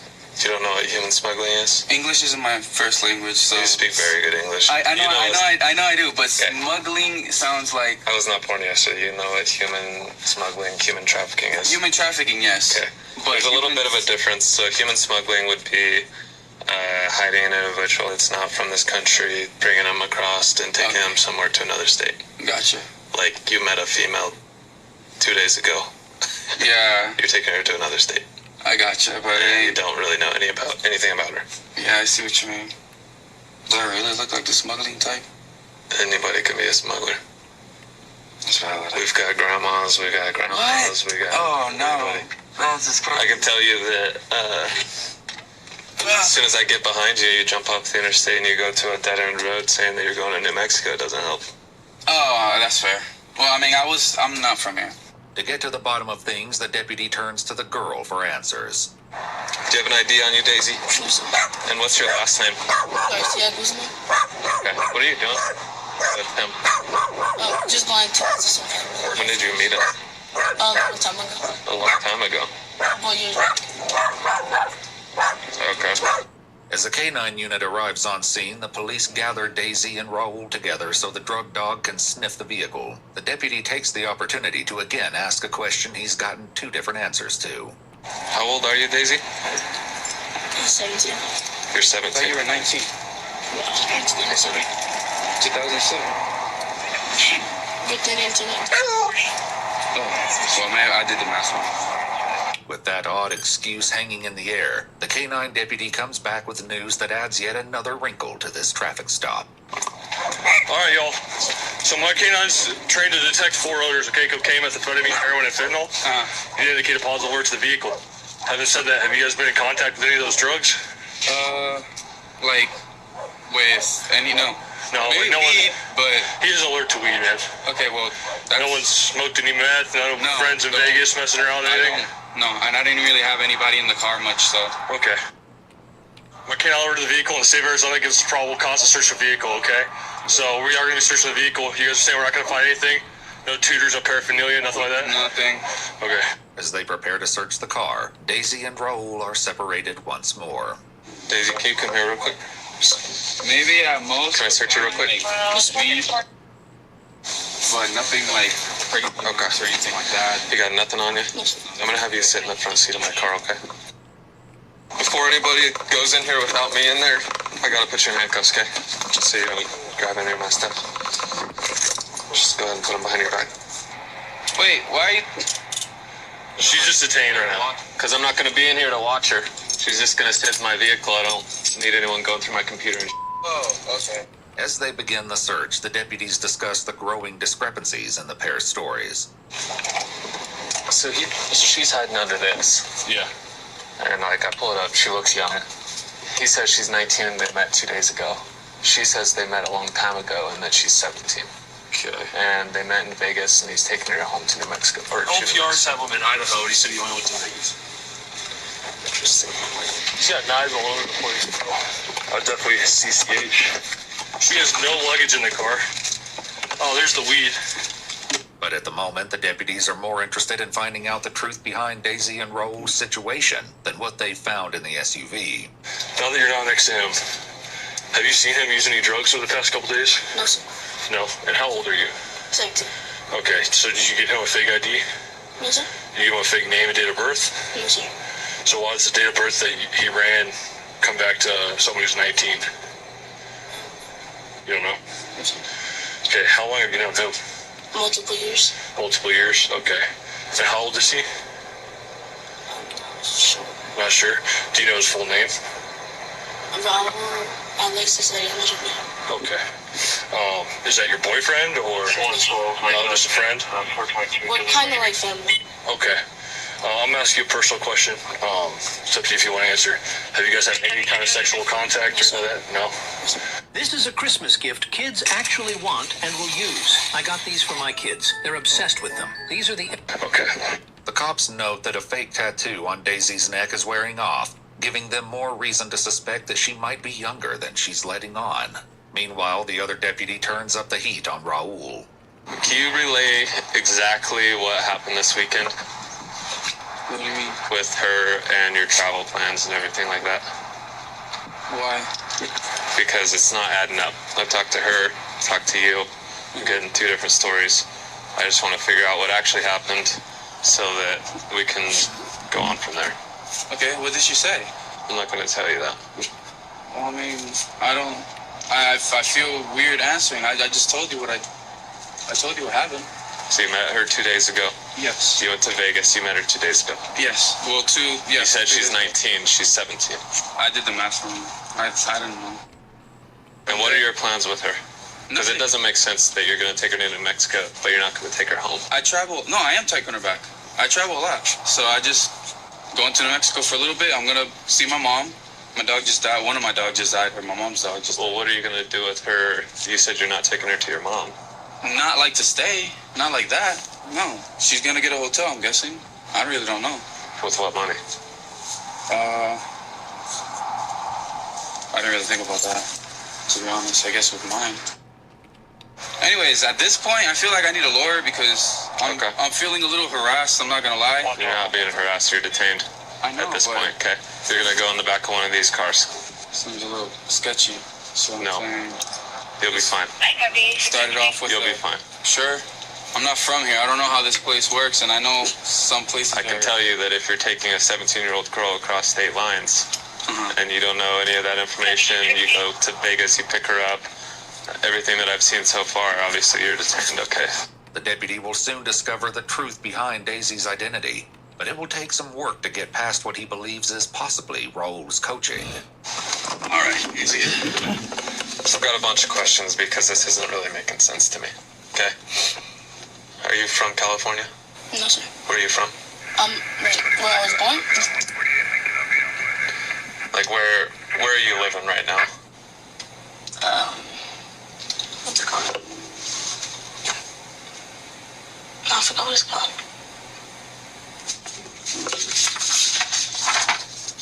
Just be honest with me, please, because we will figure out everything, okay?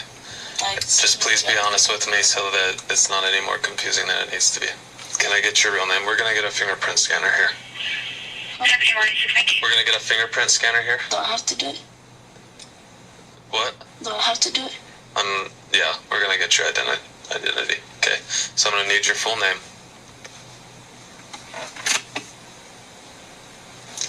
Here's the thing, Daisy, or whatever your name is. You're not in trouble right now. We are the police. We're here to help you. We're not here to get him in trouble, but you're 17 years old. I cannot let you go with him from here on, okay? So we need to figure out who you are and where we can help you go. What's your name? Daisy. No, tell me your real name. Daisy. Okay, how do you spell it? Here's the thing. If you lie about your name, you're going to jail. And we will figure it out. We've got facial recognition and the fingerprint scanner. Okay. So I'm going to give you, this is your last chance to give me a truthful identification. You're gonna have to give me a true name and a date of birth, otherwise you go to jail. Okay. At last, the girl admits to the deputy that she's not a 17-year-old nomad, but rather a 13-year-old from the opposite side of the country. You can cancel the facial rec and fingerprint scanner. Located the 101, she's a missing juvenile out of Alabama. Daisy's real name turns out to be Dayetzi Pizarro, listed as missing on a bulletin from the Marshall County, Alabama Sheriff's Office on April 19th, 11 days earlier. It's far from the last twist in this rapidly intensifying case. What grade are you in? 8. How long ago did you run away? Like a week ago. Okay, and what are you doing with him? Huh? What are you doing with him? I'm just traveling. The alert out of Alabama about Dayetzi also lists a person of interest, none other than 32-year-old Raul Alexis Arellano Romero. Right now you're detained because you lied about who she was. Okay? I lied about who she was? Yeah. You've known her longer than 2 days. You've been traveling with her for longer than that. You lived in Alabama, right? Yes. Okay, when did you leave Alabama?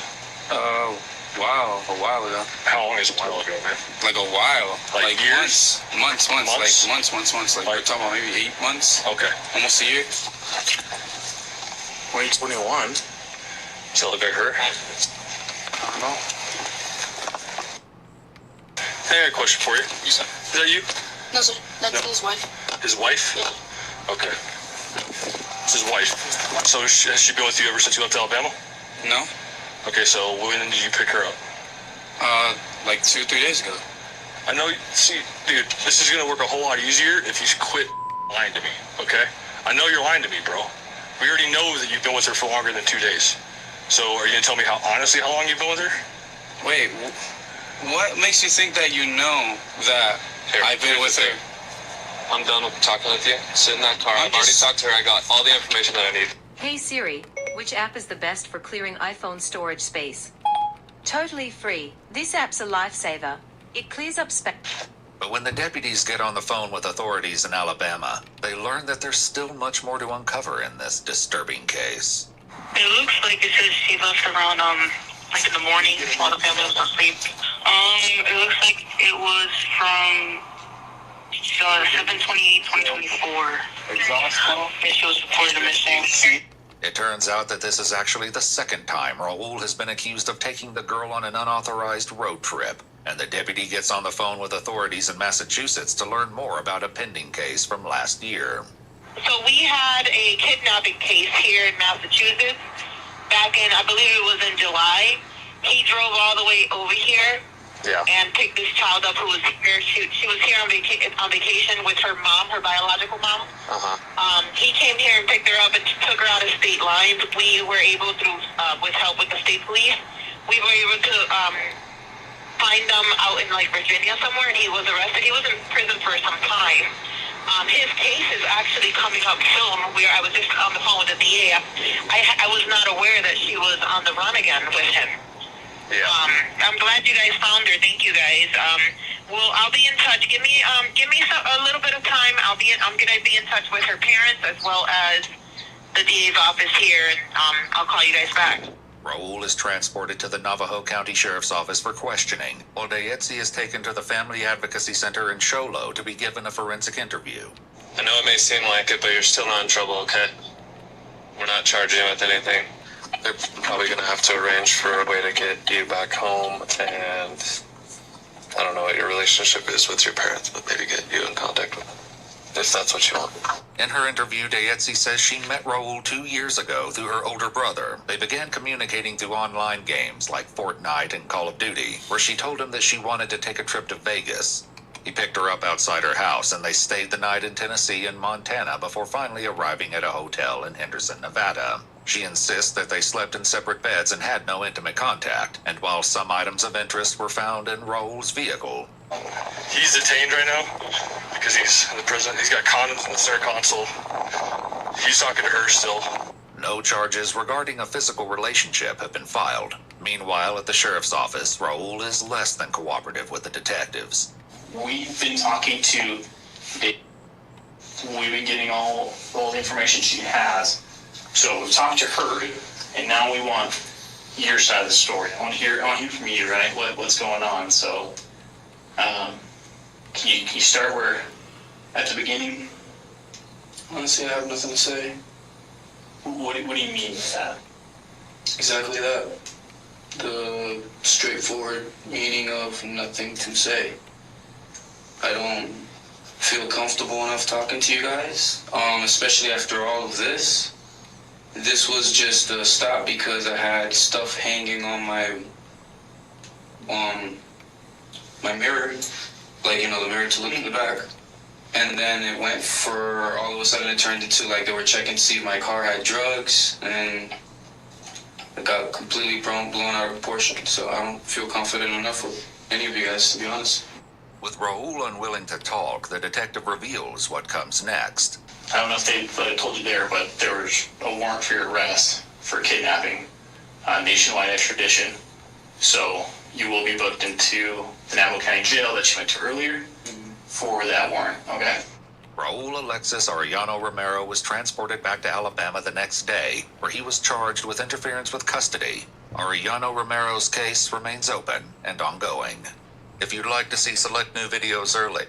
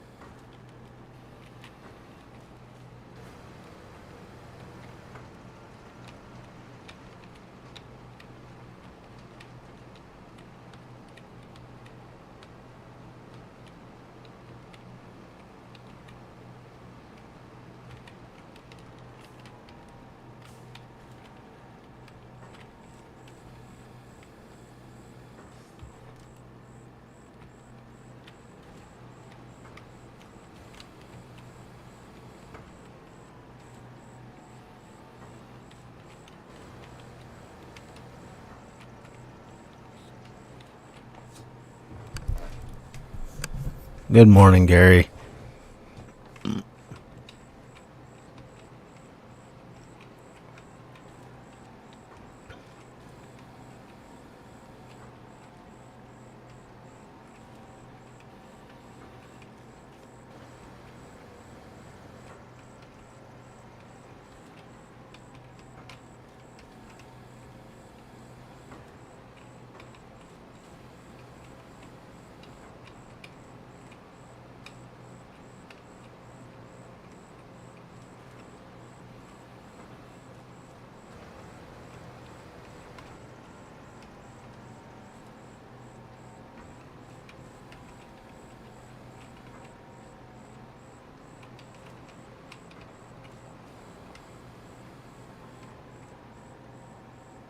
Yeah, it's the same job. I just got done bailing an hour and a half ago. Now I'm just whoa, what the fuck? I'm just collecting bails right now.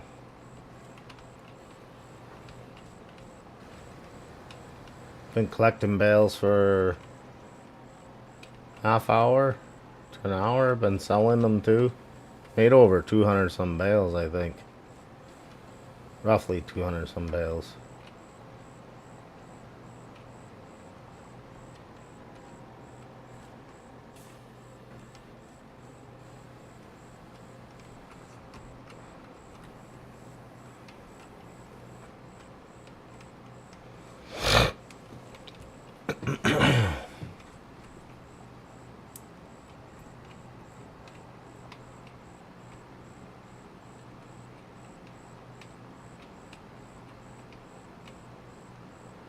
I had a lot of bales. And I mean a lot. I hauled roughly 3 to 4 bales already. I sold 3 to 4 loads of bales to the stockyards. This is my 4th run.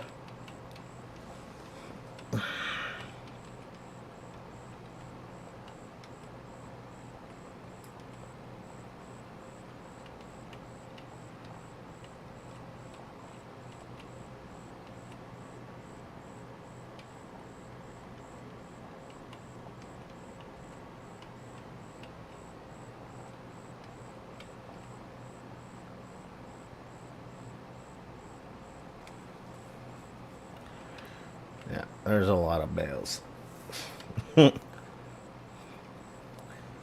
One too many.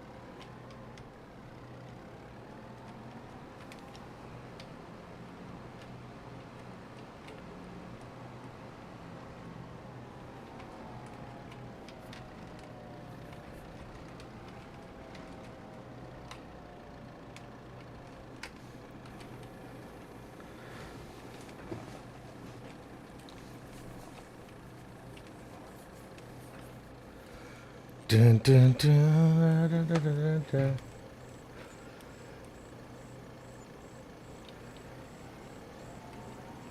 Man, my straw bales bringing more money than this shit. Damn.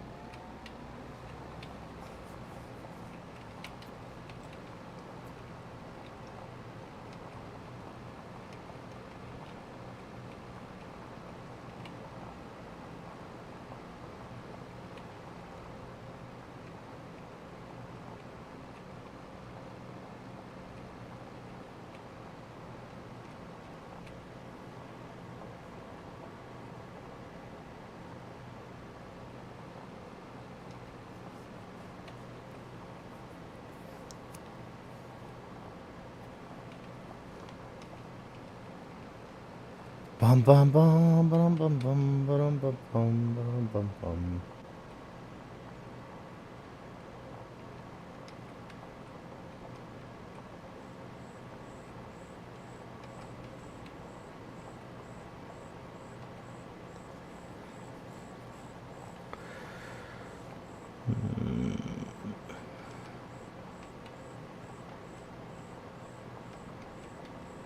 It's like almost 2 in the morning here. It's like about 1:42 in the morning. I should get off soon and go to bed, and then go back at this tomorrow. But we'll see. I'm kind of tired, but kind of not really.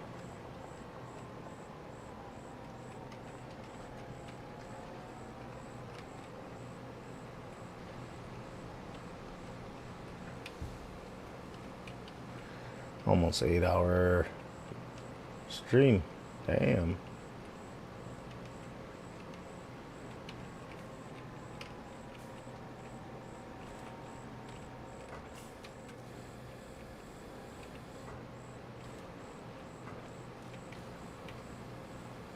Yeah, it's late here. Part of me don't want to go to bed because I'm not really tired.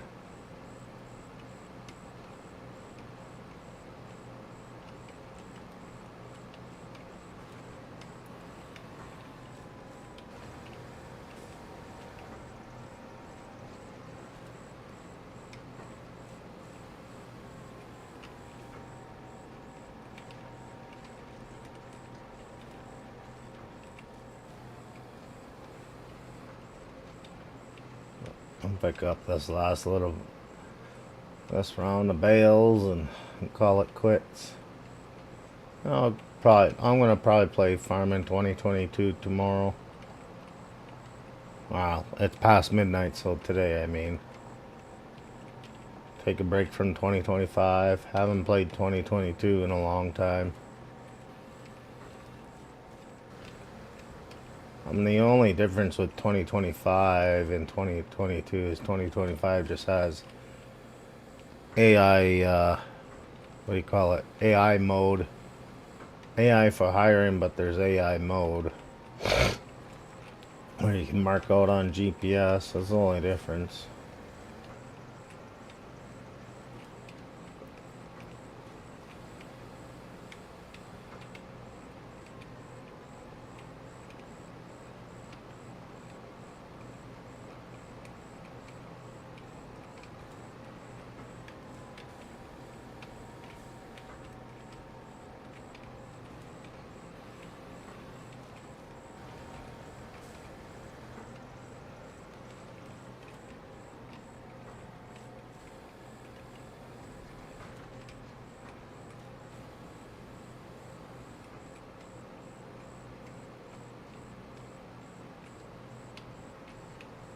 I gotta mail that other shit out.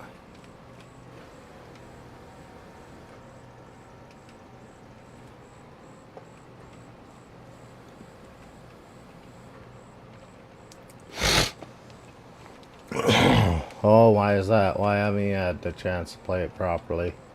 You're not done building your gaming computer yet? I'm almost done. I'm gonna do a couple more upgrades on mine, and then I'm pretty much got my computer maxed out. I just gotta wait for one more graphics card to come in, and it's like $1,400. And wait for what else do I have to wait for? I gotta wait for some other things to come. I'm pretty much almost done my PC. It only took me 3 years to build it, going on to 4. Everything I want ain't quite where I want it.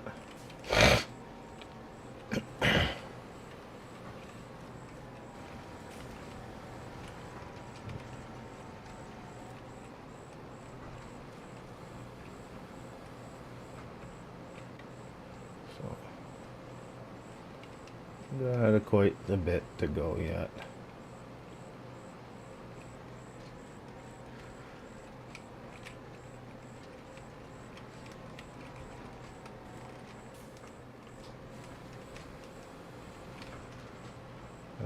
I spent yesterday sorting out my gaming rig because it was stuck on Windows 11. 23 hours and 2 minutes, so finally sorted it out onto 25 hours. And yeah, PCs can be tricky. Unfortunately, I never experienced that. What do you, the RTX 360 is a solid card. Wish I'd never bought the, I have no troubles with my 460, to be honest. Honestly, I've never had no troubles with my 460. Not one bit. Never ran into any trouble.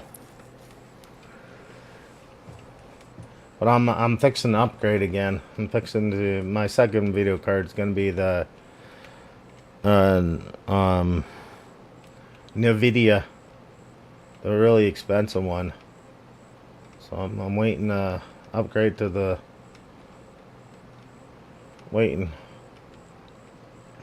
Yeah, the 460. I've never had no problems with it.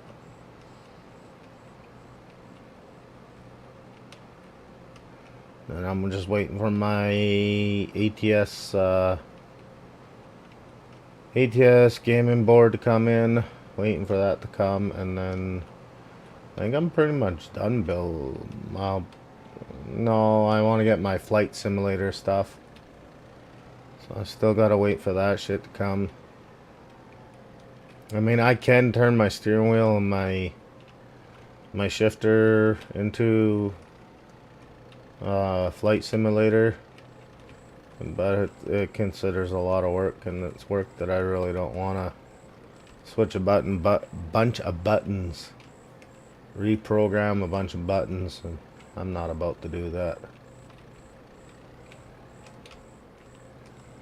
Not about to do that. Sit there for hours and hours. I just got ATS all reprogrammed again.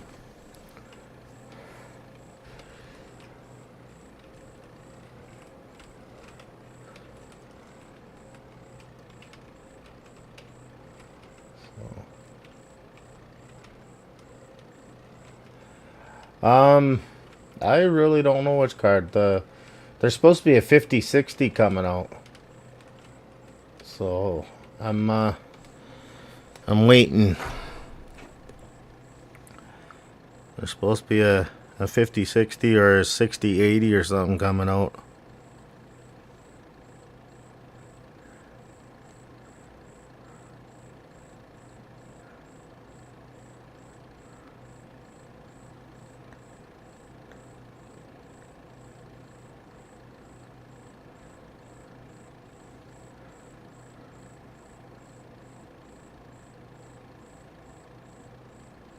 Well, yeah, so it's a 5090 that's already out. And it's like almost $5,000 for the 5090. So I think I'm going to upgrade to the 5090. So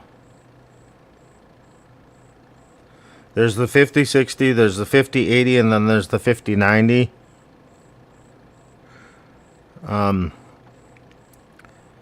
So I'm thinking about getting the gaming trio. MSI GeForce RTX 5090 3 gigs gaming trio. And it's yeah, they're about almost $7,000 video card. That's Canadian. I don't know how much it is in pounds or euros.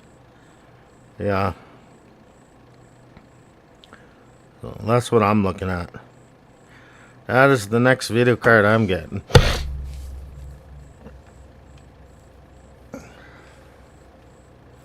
And my computer's pretty much right at its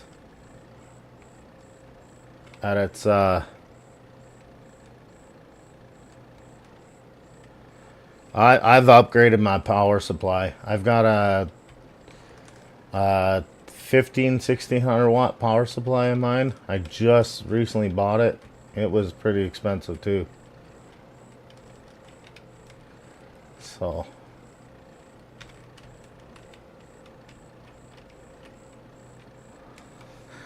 I've got quite the expensive setup.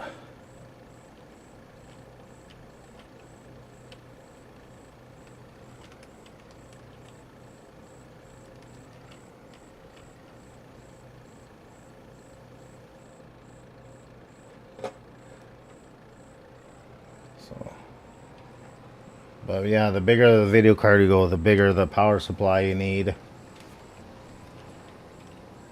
So I'm just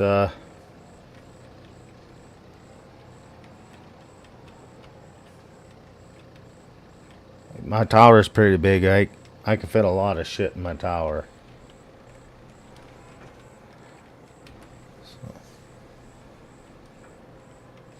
And once I get that video card, I'm pretty much done. I've got everything I need for my computer. My PC's pretty much set for probably next 3-4 years of the games that's coming out. So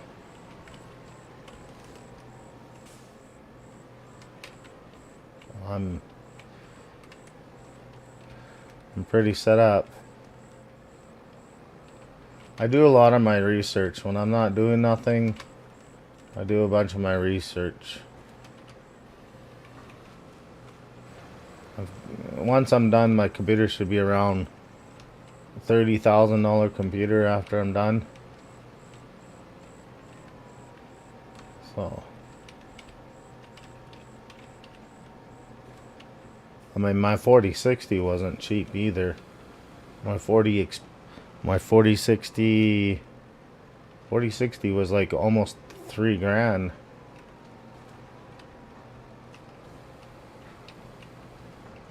I don't cheap out on my computer. I build my computers so I can have them last for at least 3, 4, 5 years.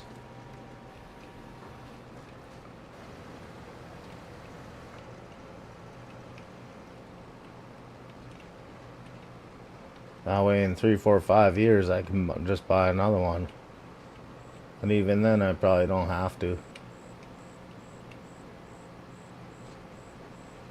So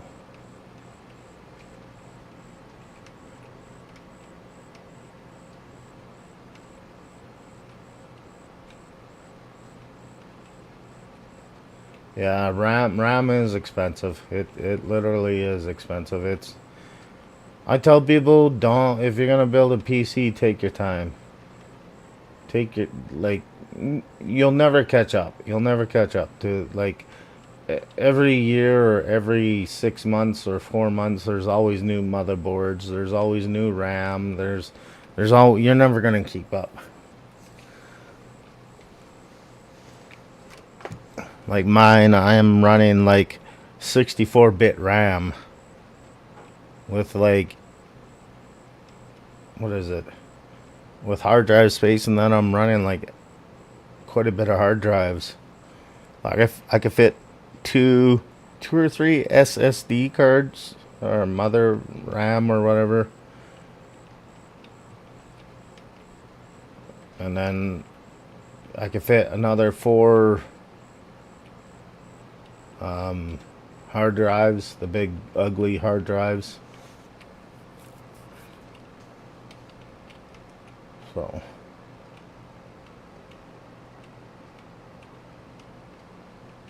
did I pick up all these already?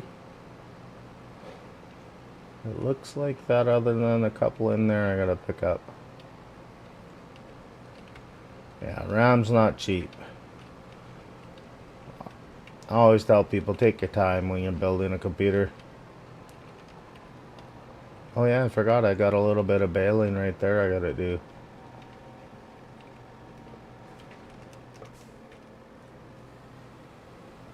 There's no more bales in there. If there is, I can fetch them out later.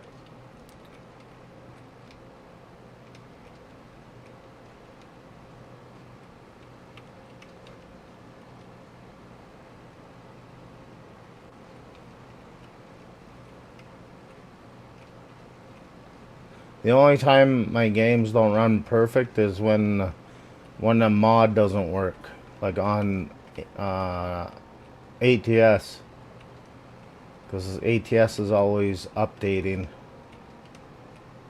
So sometimes there's mods that'll crash. Oh, I thought I bailed that. Looks like I have to run back in here with the bailer. Oh, that's a tree. That is a tree. I ran into a tree. Oh shit, I left a lot of hay behind. Guess I'm gonna have to bail it. How the fuck am I supposed to get that bale?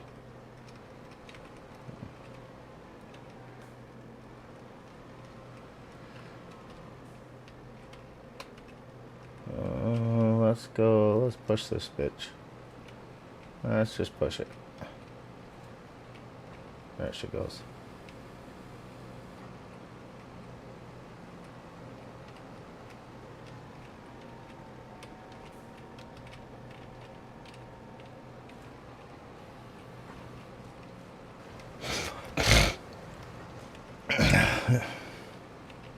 Other than that, I have no complaints. My PC is quite powerful. I agree with you on that.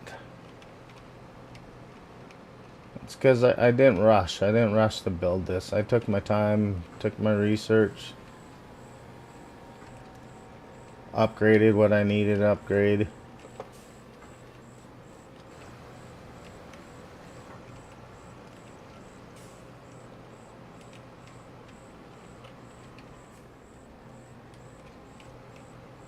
And then the only thing after I get all my gaming shit, another thing I gotta do is I gotta upgrade a couple of fans. A couple of my PC fans are starting to go, the little ones. So I just have a couple of those. I gotta replace, switch out, whatever. I gotta do that. But fans are cheap. They're not expensive at all.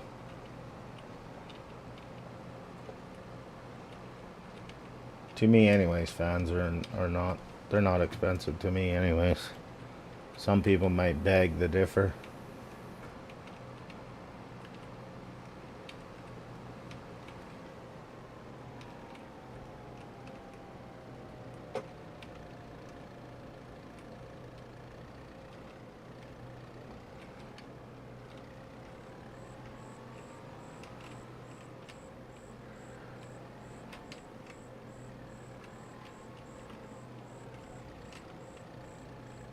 Where do I want these? Let's put these.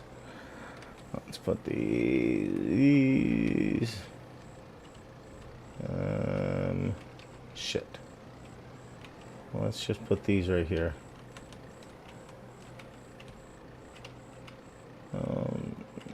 Just set these. Arch.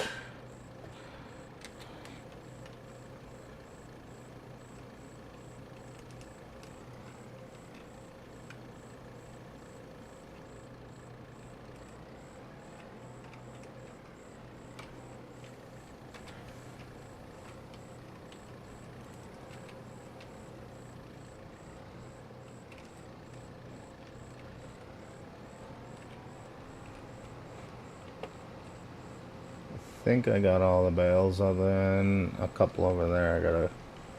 I gotta do a little baling, but that could be tomorrow. A little bit of baling right there to do.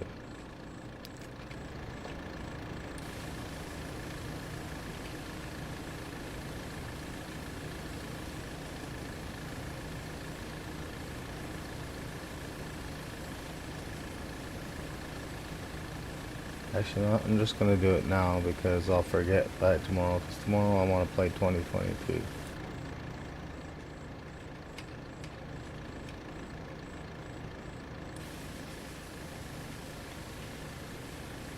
Yeah, everybody has their preference, right? I mean, the 460. I play the older games too, like Roller Coaster Tycoon. That's an old game.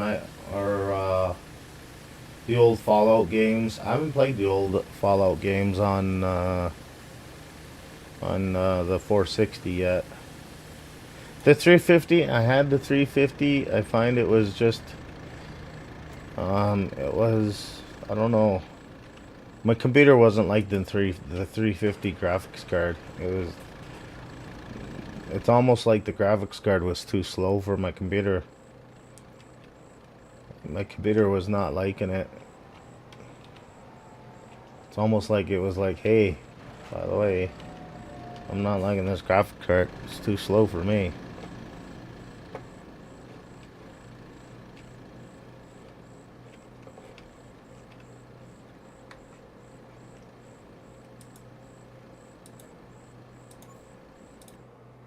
Whoops. No, go back. I want to customize this. I want to change the paint job. I want to... it's not gonna... it's not gonna go to the... It's not gonna go... Damn it. You can't get the white from my... Damn it. I can't get the white from my... to match my big bud. Fuckers. Assholes.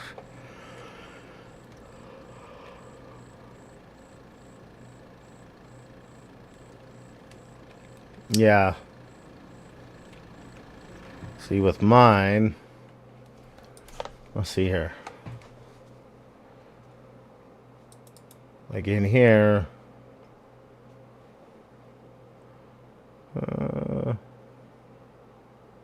where am I here? Like right now I got mine all the way high. All my stuff's like really super high.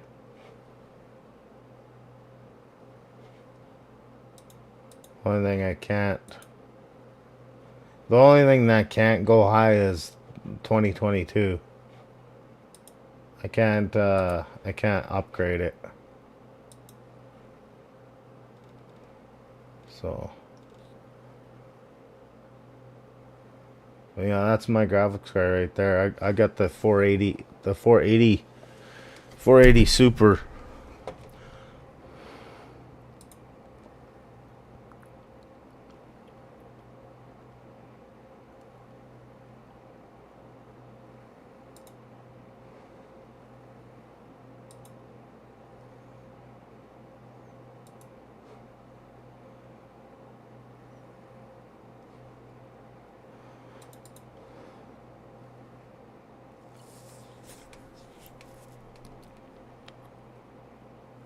Hey, that's all that matters. Long as some games work.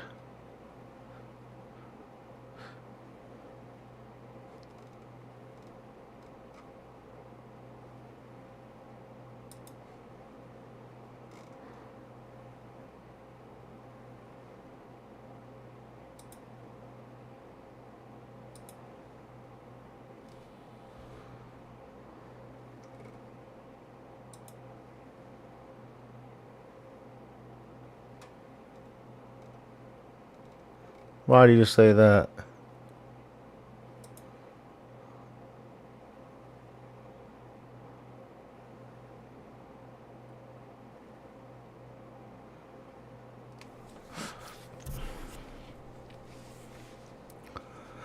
Like what? Why do you say?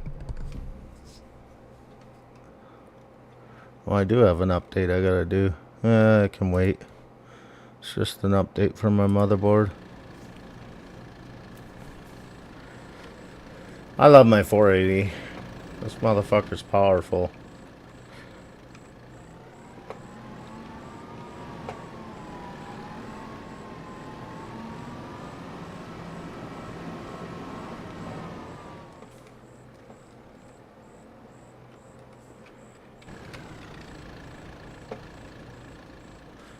Yeah, you're probably right. I'm not gonna disagree on you. You're probably right. 100%, you're right.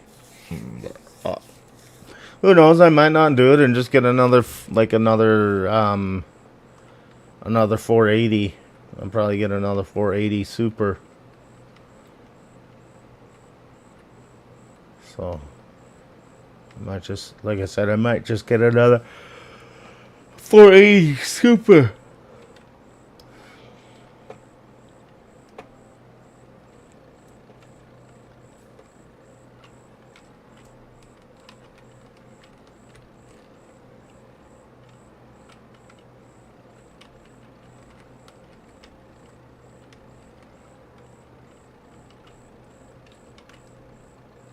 Ooh, I just ran into my baler.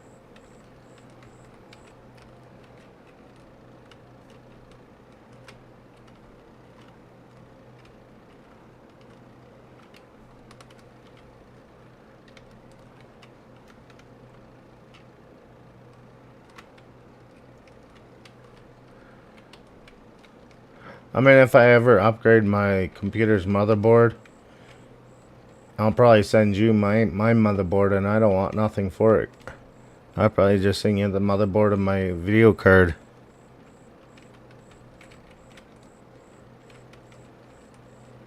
Actually, you know what? I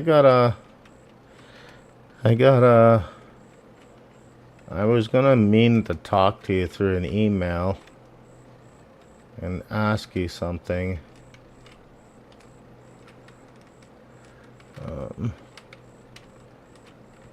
Fuck off. Fucking thing. Come on. Actually, I might as well ask you now before I say my good nights or goodbyes.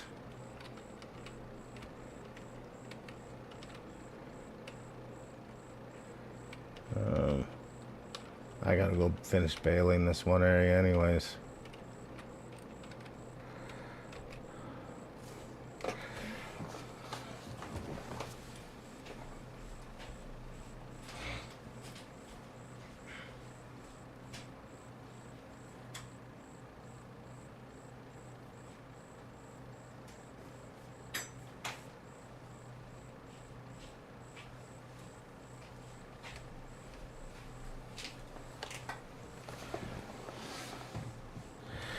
Well, I'll just ask you on here. Do you have any use for an a 850 watt power supply, RBG? I'm just gonna give it to you if you have use for it. That's an 850 watt power supply. I only used it for a year, and then I upgraded. So if you want it, I can send it to you. I don't want nothing for it. You can have it just for the kindness of my heart. I want nothing for it.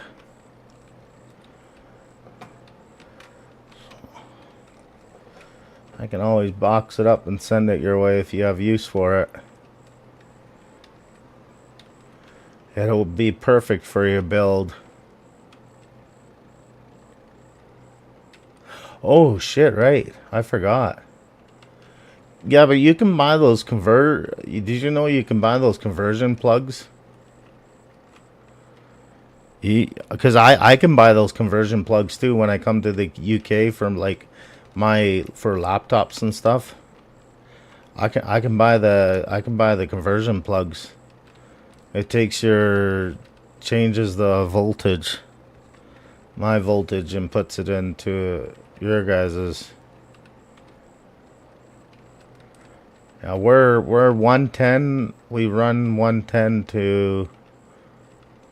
Our ovens are 240 volts, 250. I forgot about that. You guys aren't on the. You guys don't have that. You guys' voltage is totally different. Your wiring's different than ours. Well, your wiring's the same, just the plug ends are different. Or however you want to fucking say it.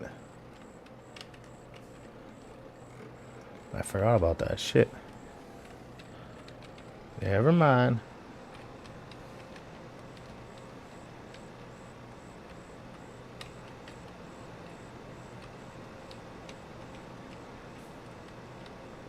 Yeah, our ovens are 240.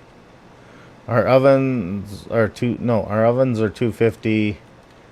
My welder is 250 amps. Well, I run on amps for my welder.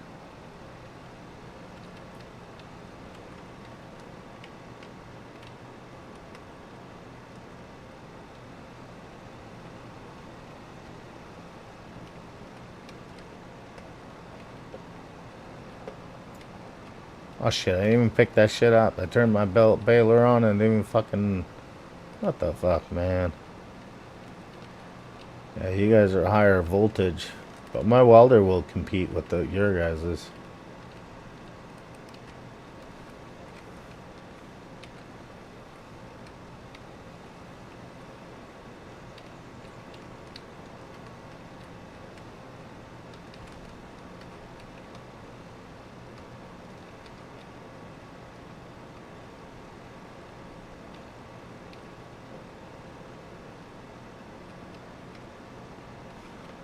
Oh, shit. Wait, I gotta shut these beacons off. Shut the beacons off. Shut those off.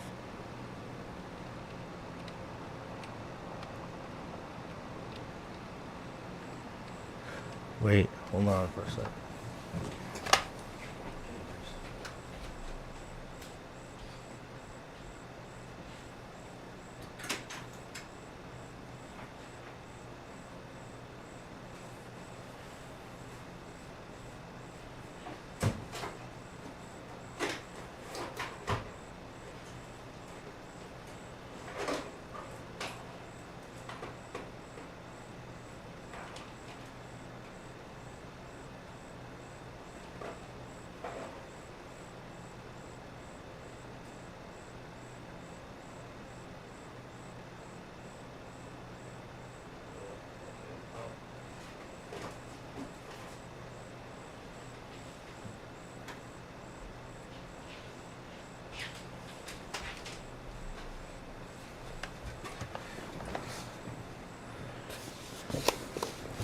So okay, so our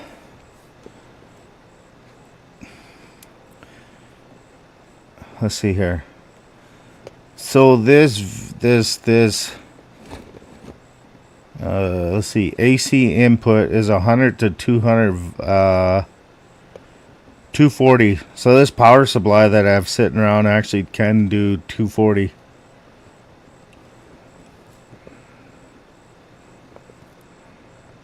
DC output.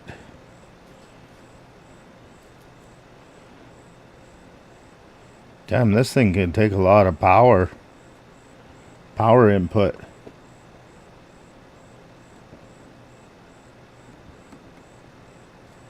So yeah, AC input 100 to 240.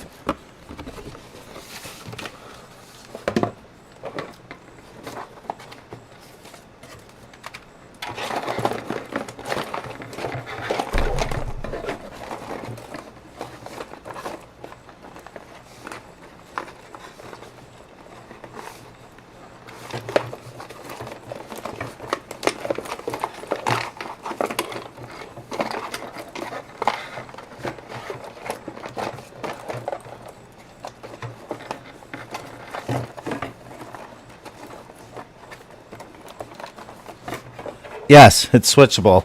It takes like I said, it takes 100 to 200 volts or 240. Sorry, that's what it's saying on there. So yeah, you can switch it. I was just happened to look at on it, yeah, and it says 100 to 240 volts.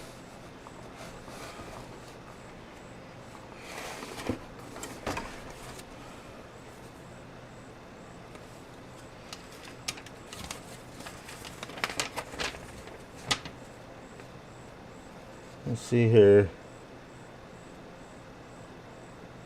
Yeah, 100 to 240.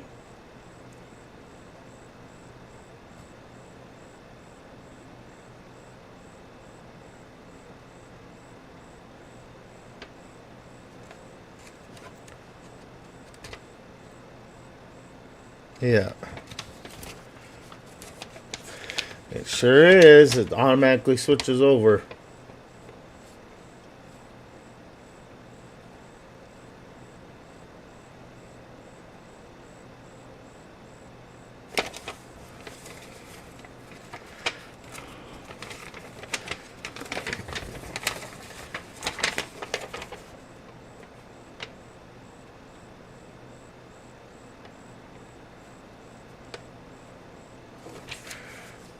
Yeah. Huh. Cool.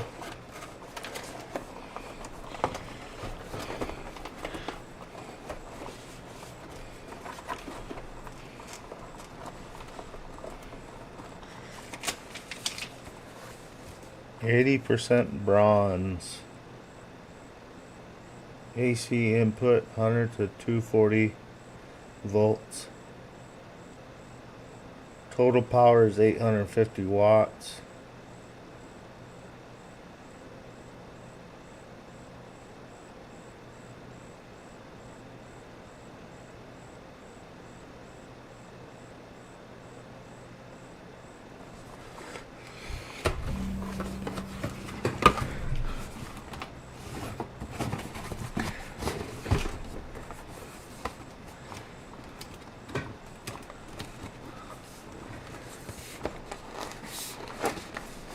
What the hell?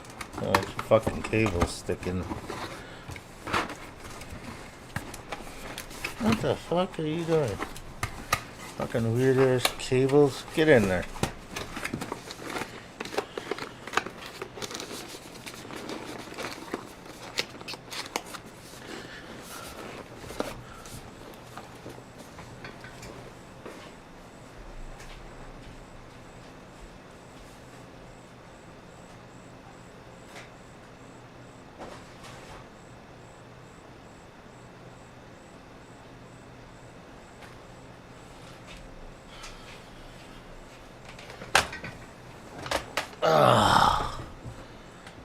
Okay, where was I? Back to bailing in this area.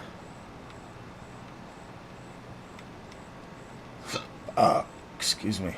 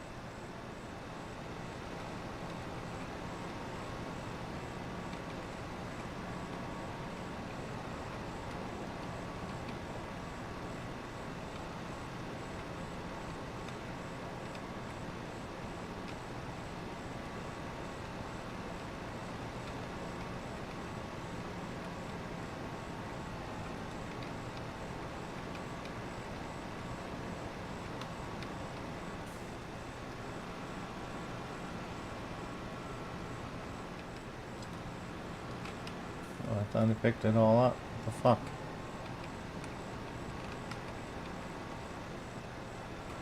Hi Bobley 29. Who the hell is Hi Bobley 29?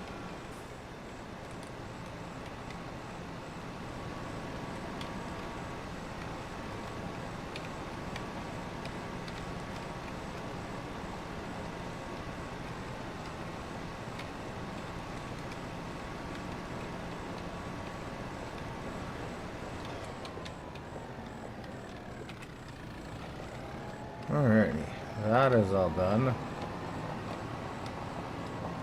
Church. Fill up the tractor. Oops. I'm not supposed to run into the thing. Oh. Get back in.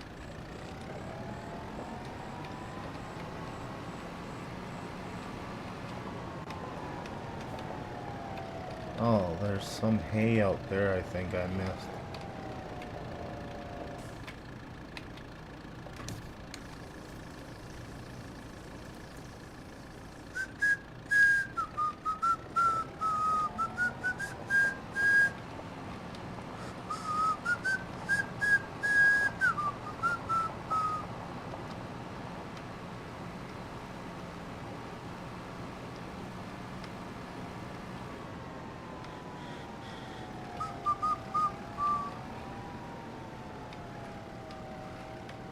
Hurt.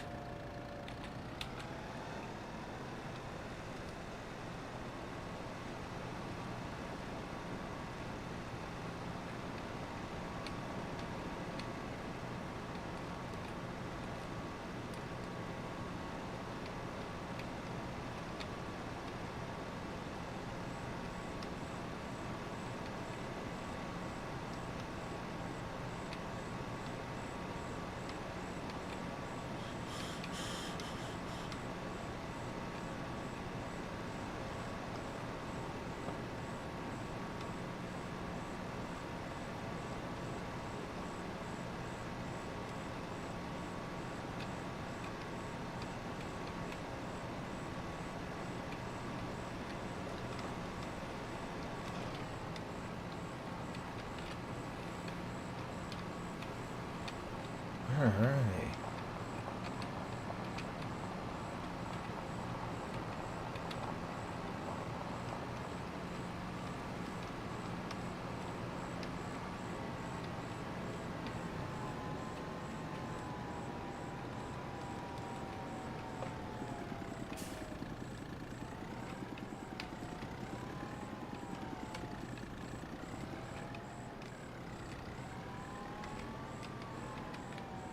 Ah! Fucking thing.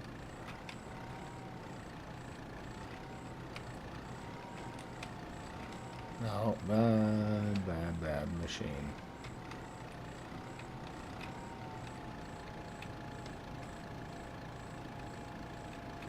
Whoa.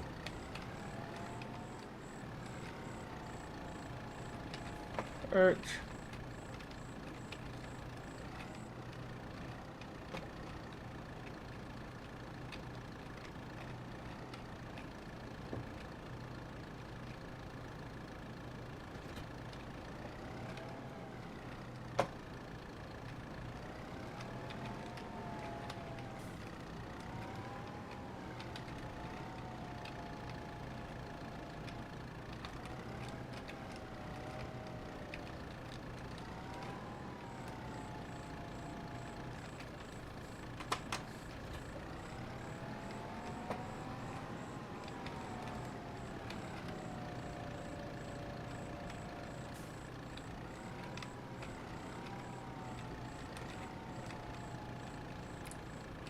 Hurt.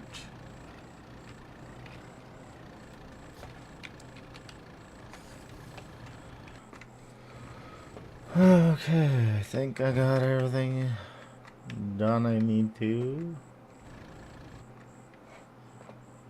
But anyhow, I am signing off for the night, you guys. It is 2:30 in the morning. But yeah, feel free to email me whenever.